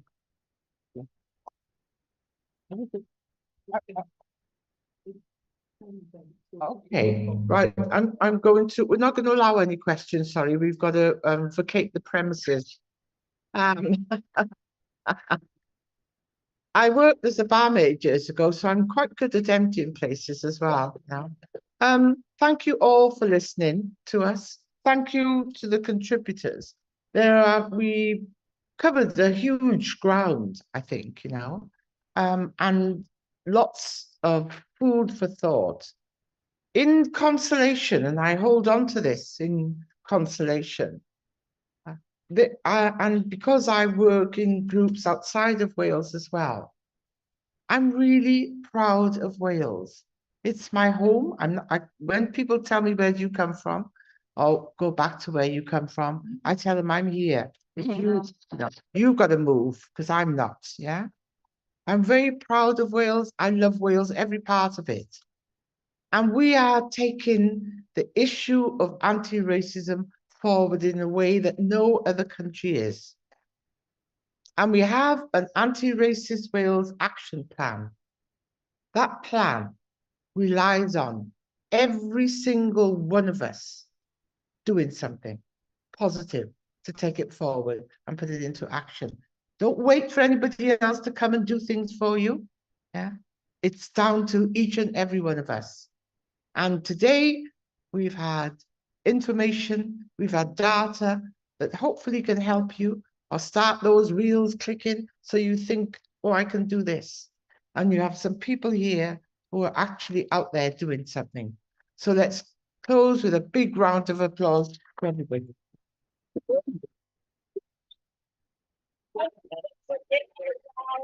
And all the members of the panel. I wish we had more time. It'd be lovely to talk about anti-racism and mental health issues.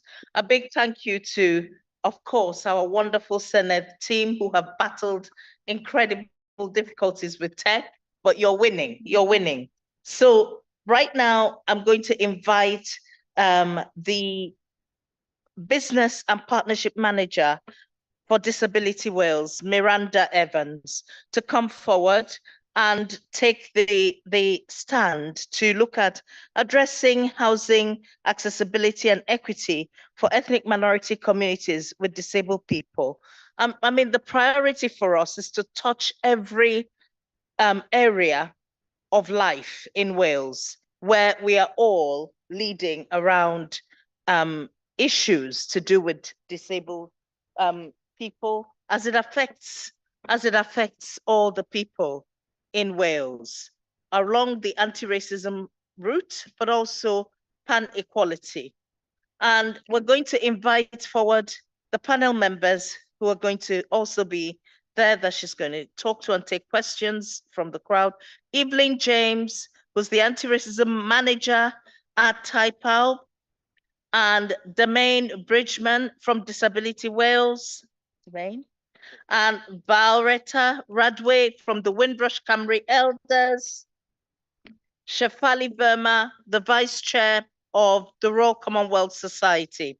And we're delighted that Professor Emmanuel Obona, CBE, has just finished his lecture and rushed down here to finish on time. We're trying not to frustrate our Senate hosts, so we'll do our very best to try and wrap it up neatly, but he is here, and no conference on anti-racism can close in Wales without Professor Obona. So we're looking forward to this session, and I will finish off. When you see me appear here, your time is literally off.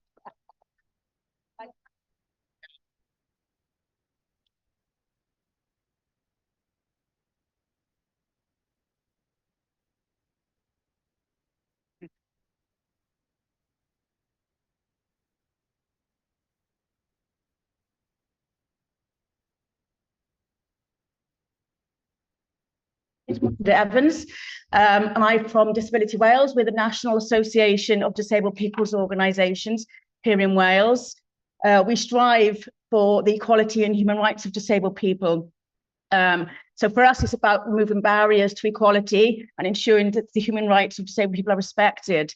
We don't focus on impairments or health conditions as such. Other organisations are better placed to do that. So we are the Disability Rights Organisation, and we advocate for change in policy and practice across the country by advocating for the full recognition of something called the social model of disability. So it's very close to our hearts as an organisation. And it's about how society disables us, the external barriers that create our oppression and have an impact, major impact on our daily lives as disabled people. So before we get started, just to sort of introduce the sort of subject. So on the topic that we're talking about today touches the lives of many. Accessible housing for disabled individuals. I'm honoured to chair this panel discussion, as it's such a key important issue for disabled people. It's one of the major big barriers. Having a safe place to live is fundamental. As we delve into the topic of accessible housing, it's crucial to highlight the intersectionality of disability and ethnicity. Many ethnic minority communities face unique challenges that complicate their access to safe and suitable housing.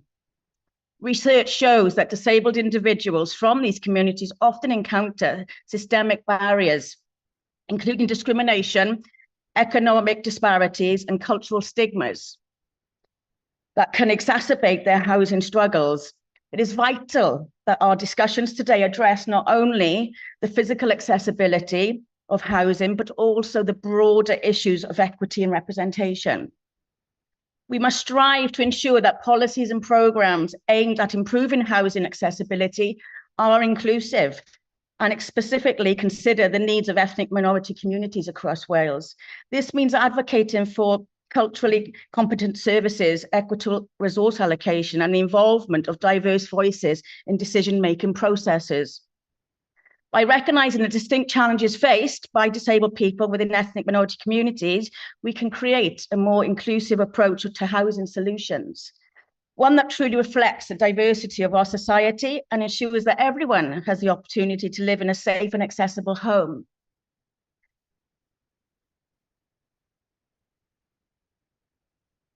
Insufficient policy frameworks create multiple problems, and we need to tackle that today.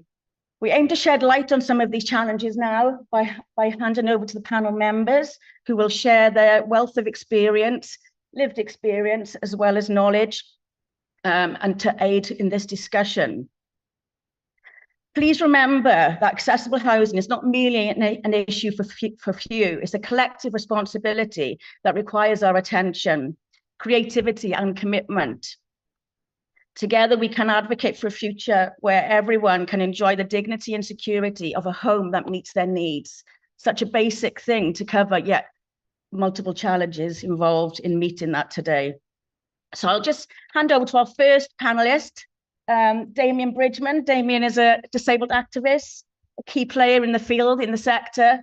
And Damien, you want to give a few minutes? Basically, how many of you were looking forward after a busy day at a conference, sitting at home in your warm, comfortable houses with everything around you that makes you feel truly at home?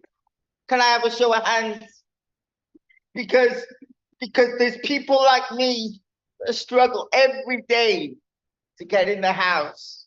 There's people around us today that haven't showered for a period of time. Why?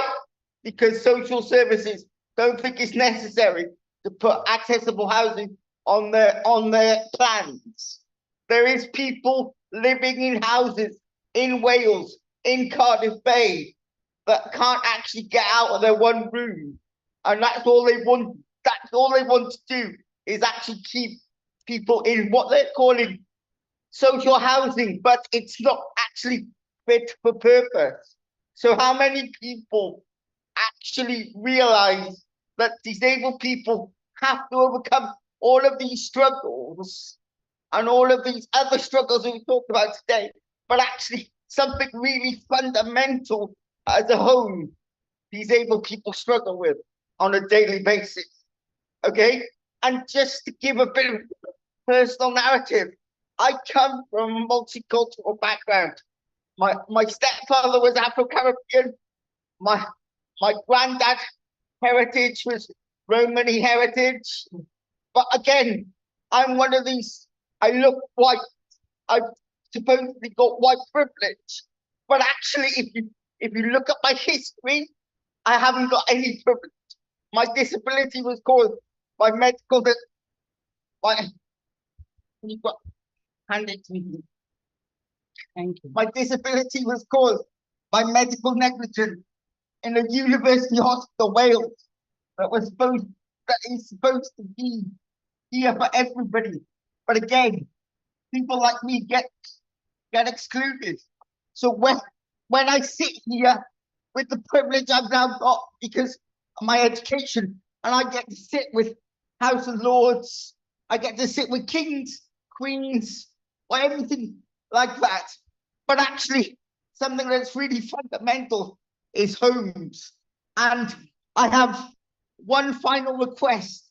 Me and my husband are setting up a foundation to make sure Wales is one of the first places that's going to have truly accessible homes here in Wales. I ask everyone here to get involved with that foundation and stand with me and really make a difference. Thank you. Thanks, Damien. Thank you very much for that, Damien. Very powerful. I'm going to hand you over now to Evelyn from Taipei. Thank you so much. Okay, I'll come forward. My name is Evelyn James. I'm the anti-racism manager at Taipei. What does accessible home mean to us? I think Damien has pointed us all to it. What is home to you? And I think we can go around this room and everyone would definitely say, home is where you belong. Home is where you need to feel safe. Home is where you should be at peace. Home is where you should feel secure. And every single person, regardless of your background, of your skin color, or what status or class you belong to, everyone deserves a place they can call home. And it's ridiculous that we are actually talking about creating accessible housing for all. But unfortunately, that's the society we live in. And I wouldn't really say much because we're preaching to the choir. every single one here in this room knows that we all deserve rights to equal and dignified housing. But we need to preach to the naysayers who keep turning down on policies and legal frameworks that should give all of us that access. How about the intersectional perspective of what accessibility means? So being an ethnic minority and being disabled. How about invisible disabilities? Who is talking about that? And we forget that inequalities have multifaceted faces. So it might not be visible, but it's there. Poverty, cost of living crisis, the way it's affecting ethnic minorities, refugees and asylum seekers, misinformation spread, how the narrative is going on social medias about migrants and ethnic minorities. How are we countering those negative rhetorics? And that's what we are advocating for at TIPAB: equal rights, rights to accessible housing, the need for us not to forget the intersectional lens of how inequalities impact us, especially for those who are already disadvantaged. You are an ethnic minority person and you are disabled at the same time. And you are facing cost of living crisis and you don't have access to all the support and the communication is down. All of these systemic barriers. How do you live every day? Where do we go from here is always the question. And how much more can we be pushed to the wall? But that's why me and you are here, to make sure that we continue to speak about these issues, to continue to break down the barriers. And part of what we've done is adding our voice to the consultation on the rights, the disability rights of action plan that is going on to housing. And we hope that the Senate consultation process will be effective in addressing these challenges for disabled people and also for ethnic minorities who are adversely affected. And we hope as well for the rights to adequate housing to actually be passed into legislation. We need a law that recognizes housing as a right.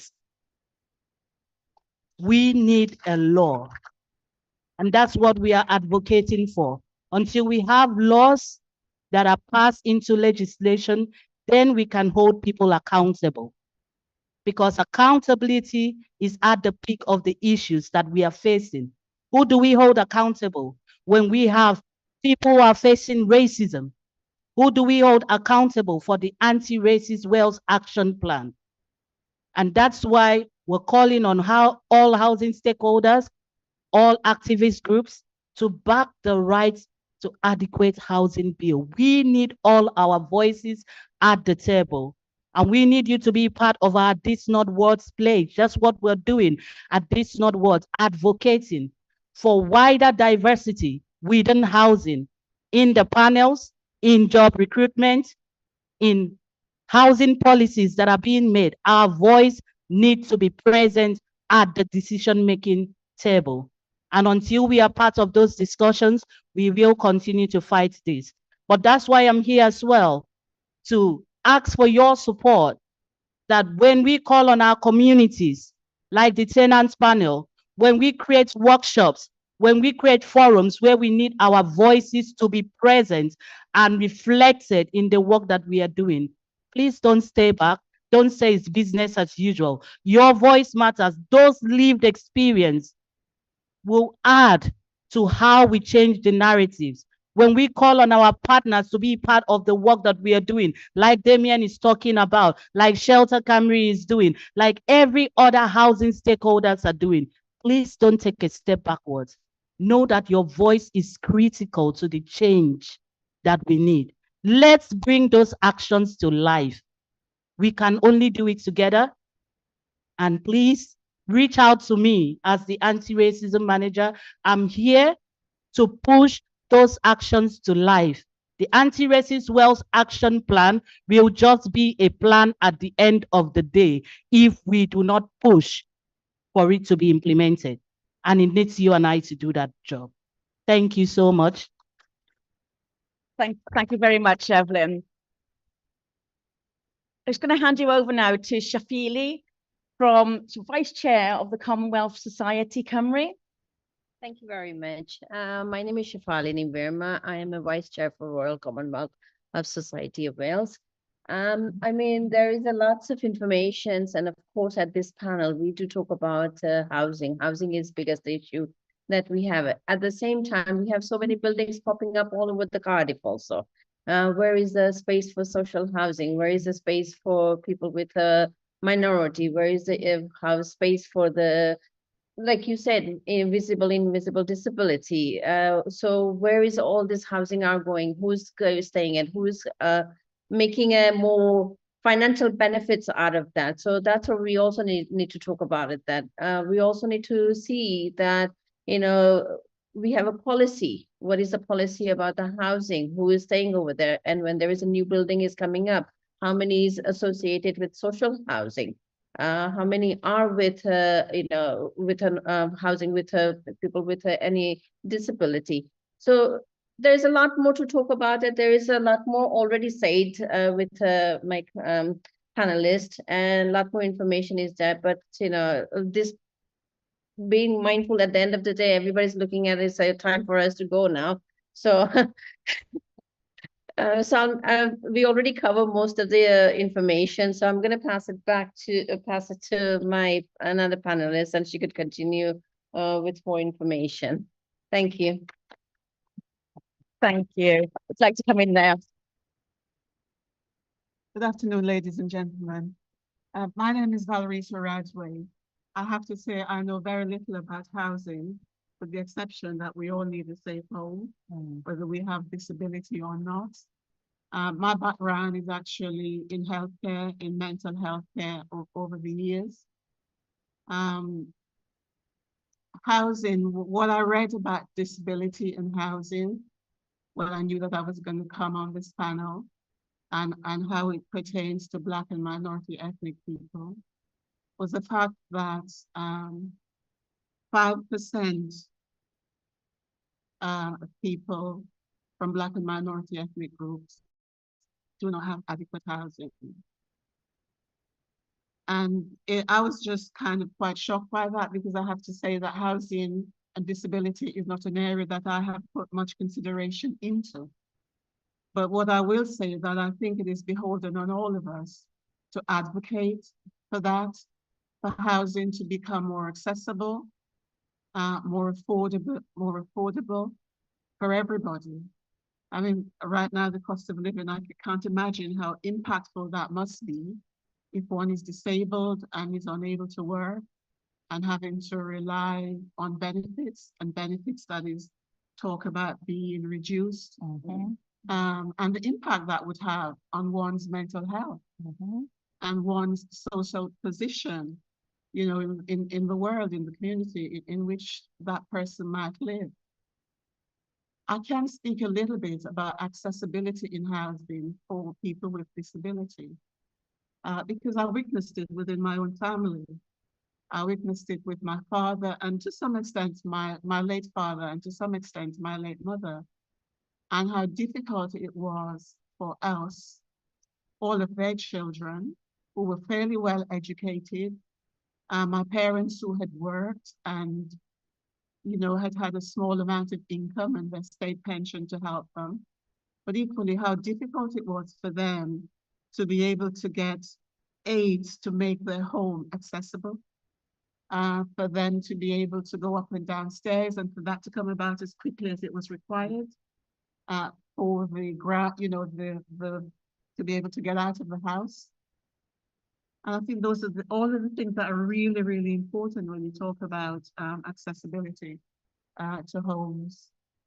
And as I said, it's incumbent on all of us really to be able to support people with disability who have profound housing needs, and that everybody deserves a good home. You know, we all kind of heard of that adage, as safe as houses. Well, if you can't be safe at home and you cannot have safe housing, what kind of society then do we think that we're, you know, that we're part of? And we have to join together really and be part of the challenge, to be able to challenge our local representatives to have and to provide adequate housing for people with disability. Thank you. Just want to thank you all on the panel today. There's some, wealth of expertise and knowledge. And I think this, it just highlights there's a role here for us all to work together across our organisations to address disability and race issues. Perhaps that's something that we could explore following this conference. I think that we would certainly be up for that as an organisation, Disability Wales, most definitely. And as you said, you touched on, the welfare reform cuts at the moment faced by disabled people are appalling. And it's only just getting started, as well as in addition to the cost of living, the additional costs faced by disabled people as well, a result of assistive technologies, dietary requirements, whatever it might be, alternative therapies. People fail to recognise that. However, a safe home, an accessible home is fundamental, and it all starts there, really. So thank you all very much, and thank you for listening and sticking with us. Questions?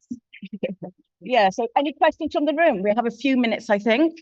So we'll take some questions. A lady at the back. Listening to you all is all very interesting. But what I think it's time for us to do here in Wales is to reintroduce a very old tradition that we have. We have a right here in Wales where on the common land, you could build your own house. If you put up 4 walls, you had a front door, and you had the roof on the house, and you got smoke going through that chimney before dawn, you were entitled to that house on that common land. We need to reintroduce that in Wales. We need to come back together as communities. We need to get together and build houses for our communities. Thank you. And just to respond to that, that's why we are supporting the work of our partner, Compass, who is currently looking at community-led housing. And so if anyone is interested, that's something that we should definitely be feeding into. There's a interesting project, I don't know if you know about it, but there's a little village in Spain that's run by a very good mayor. Dare I say it, he's a communist mayor, but he's very interesting. There's been a lot written by him. Dan Brown in The Guardian used to cover him in articles many years ago. He's still there, he's still activating. In Spain, they do in this part of Andalusia, they do a lottery where everybody draws a ticket. There'll be 10 or 20 houses built that year. The community comes together. Everybody works as a group on all the houses. Nobody knows which house they're getting until all the houses are built. Then they have a big lottery night on the final night once all the houses are built. And then people are bored because, of course, people see the end of terrace as the nicest house or whatever. But they try to build them all fairly, make them all very similar. And it's a beautiful project. So sorry to cut you in, but we're running out of time. But Damien, you wanted to make a comment. I'll try and project my voice. I just wanted to say I am a board member of Compass. Yes. And I know that Compass is really pushing to do things around the social housing space here. So once again, I send out a rallying cry to everybody here. Let's finally do something about it. Absolutely. Let's do something about it. Well said. Please give a big round of applause to Miranda and all the panel members. Thank you. And then finally, last but very certainly not the least, the man who has been at the helm and the work of the Anti-Racism Wales Action Plan, co-chairing the External Accountability Group with the Permanent Secretary, and the man who many respect as the first Black professor in Wales. Professor Emmanuel Obona doesn't need much of an introduction, but he has been absolutely breaking molds and pushing through to a variety of stakeholders, public, private, third sector people, pushing them on their need to implement the plan. And I have to acknowledge the presence of Amelia John, who is the head of the department that is leading on the external accountability work and implementation of the Anti-Racism Wales Action Plan, but also all the other equality agenda. So Amelia, special warm welcome to you. And it's lovely that you can see all the other pan-equality people. We're working together, we're collaborating together. And can I just say, H. Camry, the elders want a photo with you as chief exec with their trophies, and they're expecting to see you at their meetings, the Windrush elders.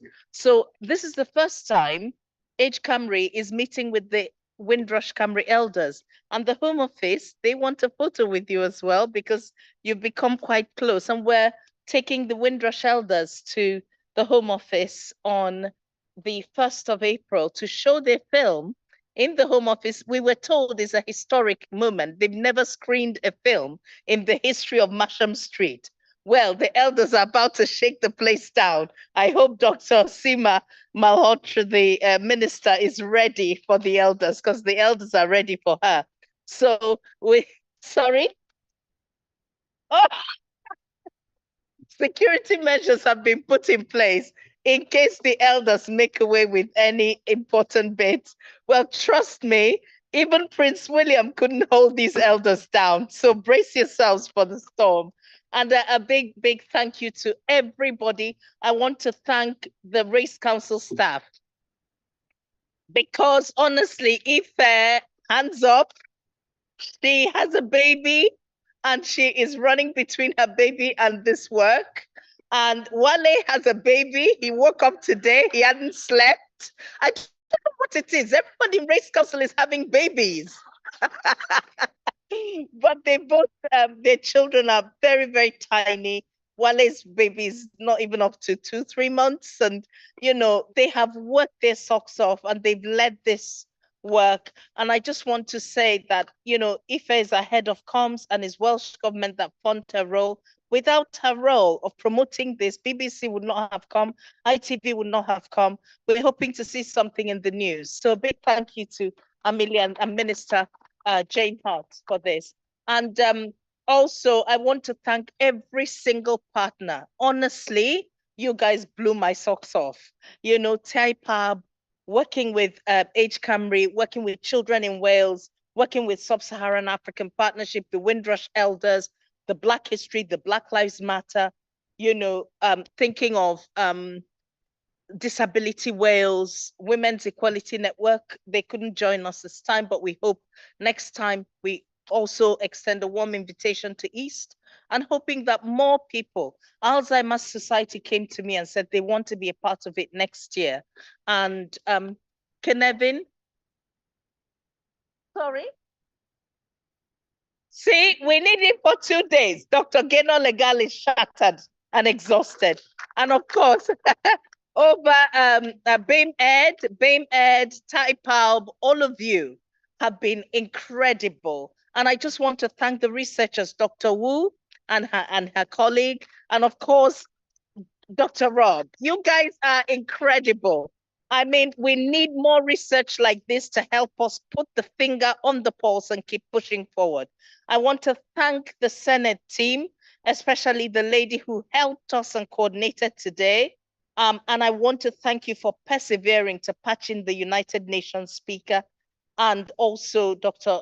Professor Nellerin. And thank you for carrying through the challenges that you've had today.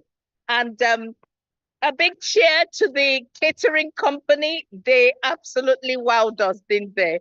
Yeah, they did so well. And I've got to say massive thank you to Wale and Tom, our wonderful photographers and videographers. Yeah. And we send a particular big hug to Will's mom and Will and Alex as they mourn his dad. And I'm sure the funeral will be soon. You're in our hearts. You've been there with the elders and all of us. And we think the world of you. Thank you so much.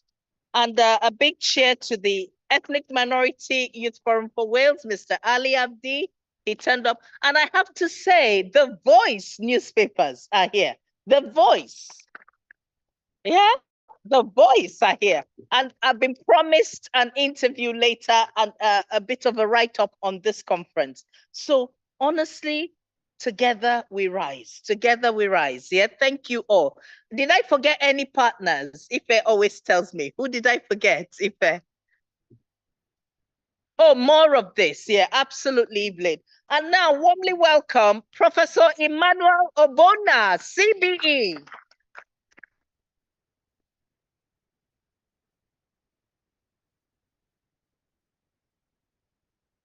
Thank you so much, Uzo. Uzo always has a way of making these things look easy, but they are not. I want to start by thanking everybody for coming here today. I know how much of an effort it can be, how you would have put some things off to be able to come here today. I apologize sincerely for not being here earlier. I wouldn't have missed it for the world, but of all days, today is my teaching day, the one day that I teach in the university, and it happens to be the day that this very important conference is taking place. So I'm sorry, I must have missed a lot of very good speeches and interactions. I am so lucky to be able to catch the end of the talk by Dr. Ligal, who is always inspiring to listen to, and all the other speakers that spoke. But really, I don't want to keep you for too long. I just want to say a few things, make a few observations by way of closing the conference. Today is a very important day. It's important because we have to continue to talk about anti-racism. We are coming through a very difficult time in our history, and I'm sure you would have talked a lot about it today at the conference. We are going through a time which is almost like going back in time, I feel sometimes. It's almost become fashionable again to be racist. The type of things that people would not be able to talk about only 2 years ago is becoming commonplace today. Only the other day, I listened to somebody talking about asking questions of people like Rishi Sunak and Suella Braverman, and saying, are they British? Are they true British? And those types of conversations. And people are talking about things like that today. The type of things that people would not be able to speak about only 2 years ago or so. But you see, we have almost a unique position in Wales. We have a country where people believe that racism is a thing. We have a country where the government believes that racism is a thing, and the government is putting every effort, every measure to try to develop this anti-racism strategy, and also to try to implement the anti-racist Wales action plan. I have to tell you that just before Christmas, I was invited to cabinet by the First Minister, and at cabinet, she wanted me to talk about what we were doing in my role as co-chair of the implementation committee alongside the permanent secretary, and both of us were there, and both of us were drilled on what we were doing, me in particular, what we were doing to implement the anti-racist Wales action plan, spoke to the First Minister and cabinet, and the First Minister essentially said she wasn't happy with the level of progress, which was quite heartening. She wasn't happy and mandated us to go away and redouble our efforts to try and do something so that there could be a change in the lives of people on the streets.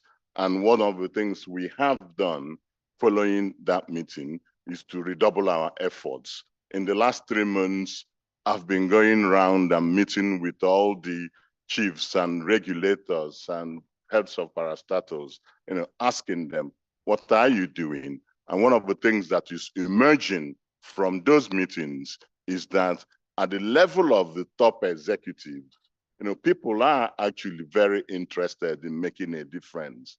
But somehow, as that change percolates down organizational hierarchies, it gets blocked somewhere. And what we're trying to do is to help them to unblock that process. So we may be going through very difficult times in the world.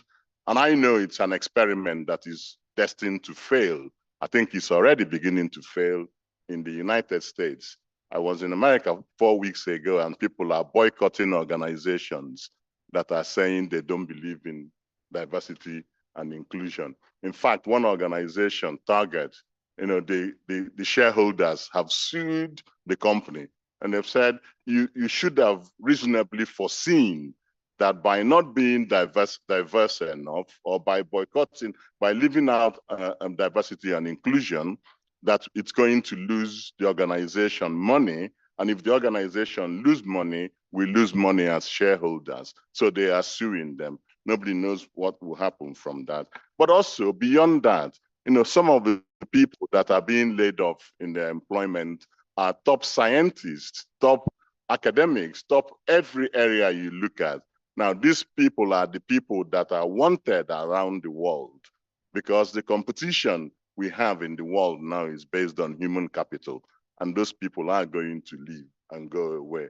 Remember that people like Einstein had to move to go to the United States as a result of what happened in the war. So many people had to leave to go to US to make US what it is today.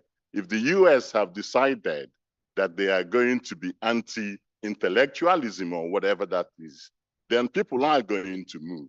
If you think of where you are going to go and take your young family or middle-aged family or even old family and take them away with you to bring up your children, you don't want to stay in a place that is toxic like that place. You want to come to a place like this. So we will have competitive advantage coming from the use of human capital as time goes on. So this is an experiment that is designed to fail. We must continue the work we are doing. And this is why it's very important that the United Nations are the only international agency at the moment that is still holding firm in this area. We must continue to support that work and continue the work that Race Council and organizations like the Race Council are doing. Thank you so much for coming today. And I want to thank Uzo in particular.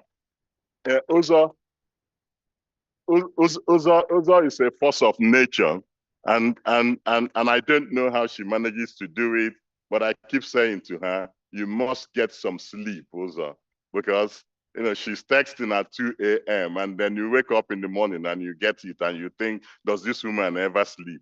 Somehow we have to tie her down to make sure she sleeps. But thank you so much, Uzo, for what you have done. Thank you, everybody, for coming. Thank you.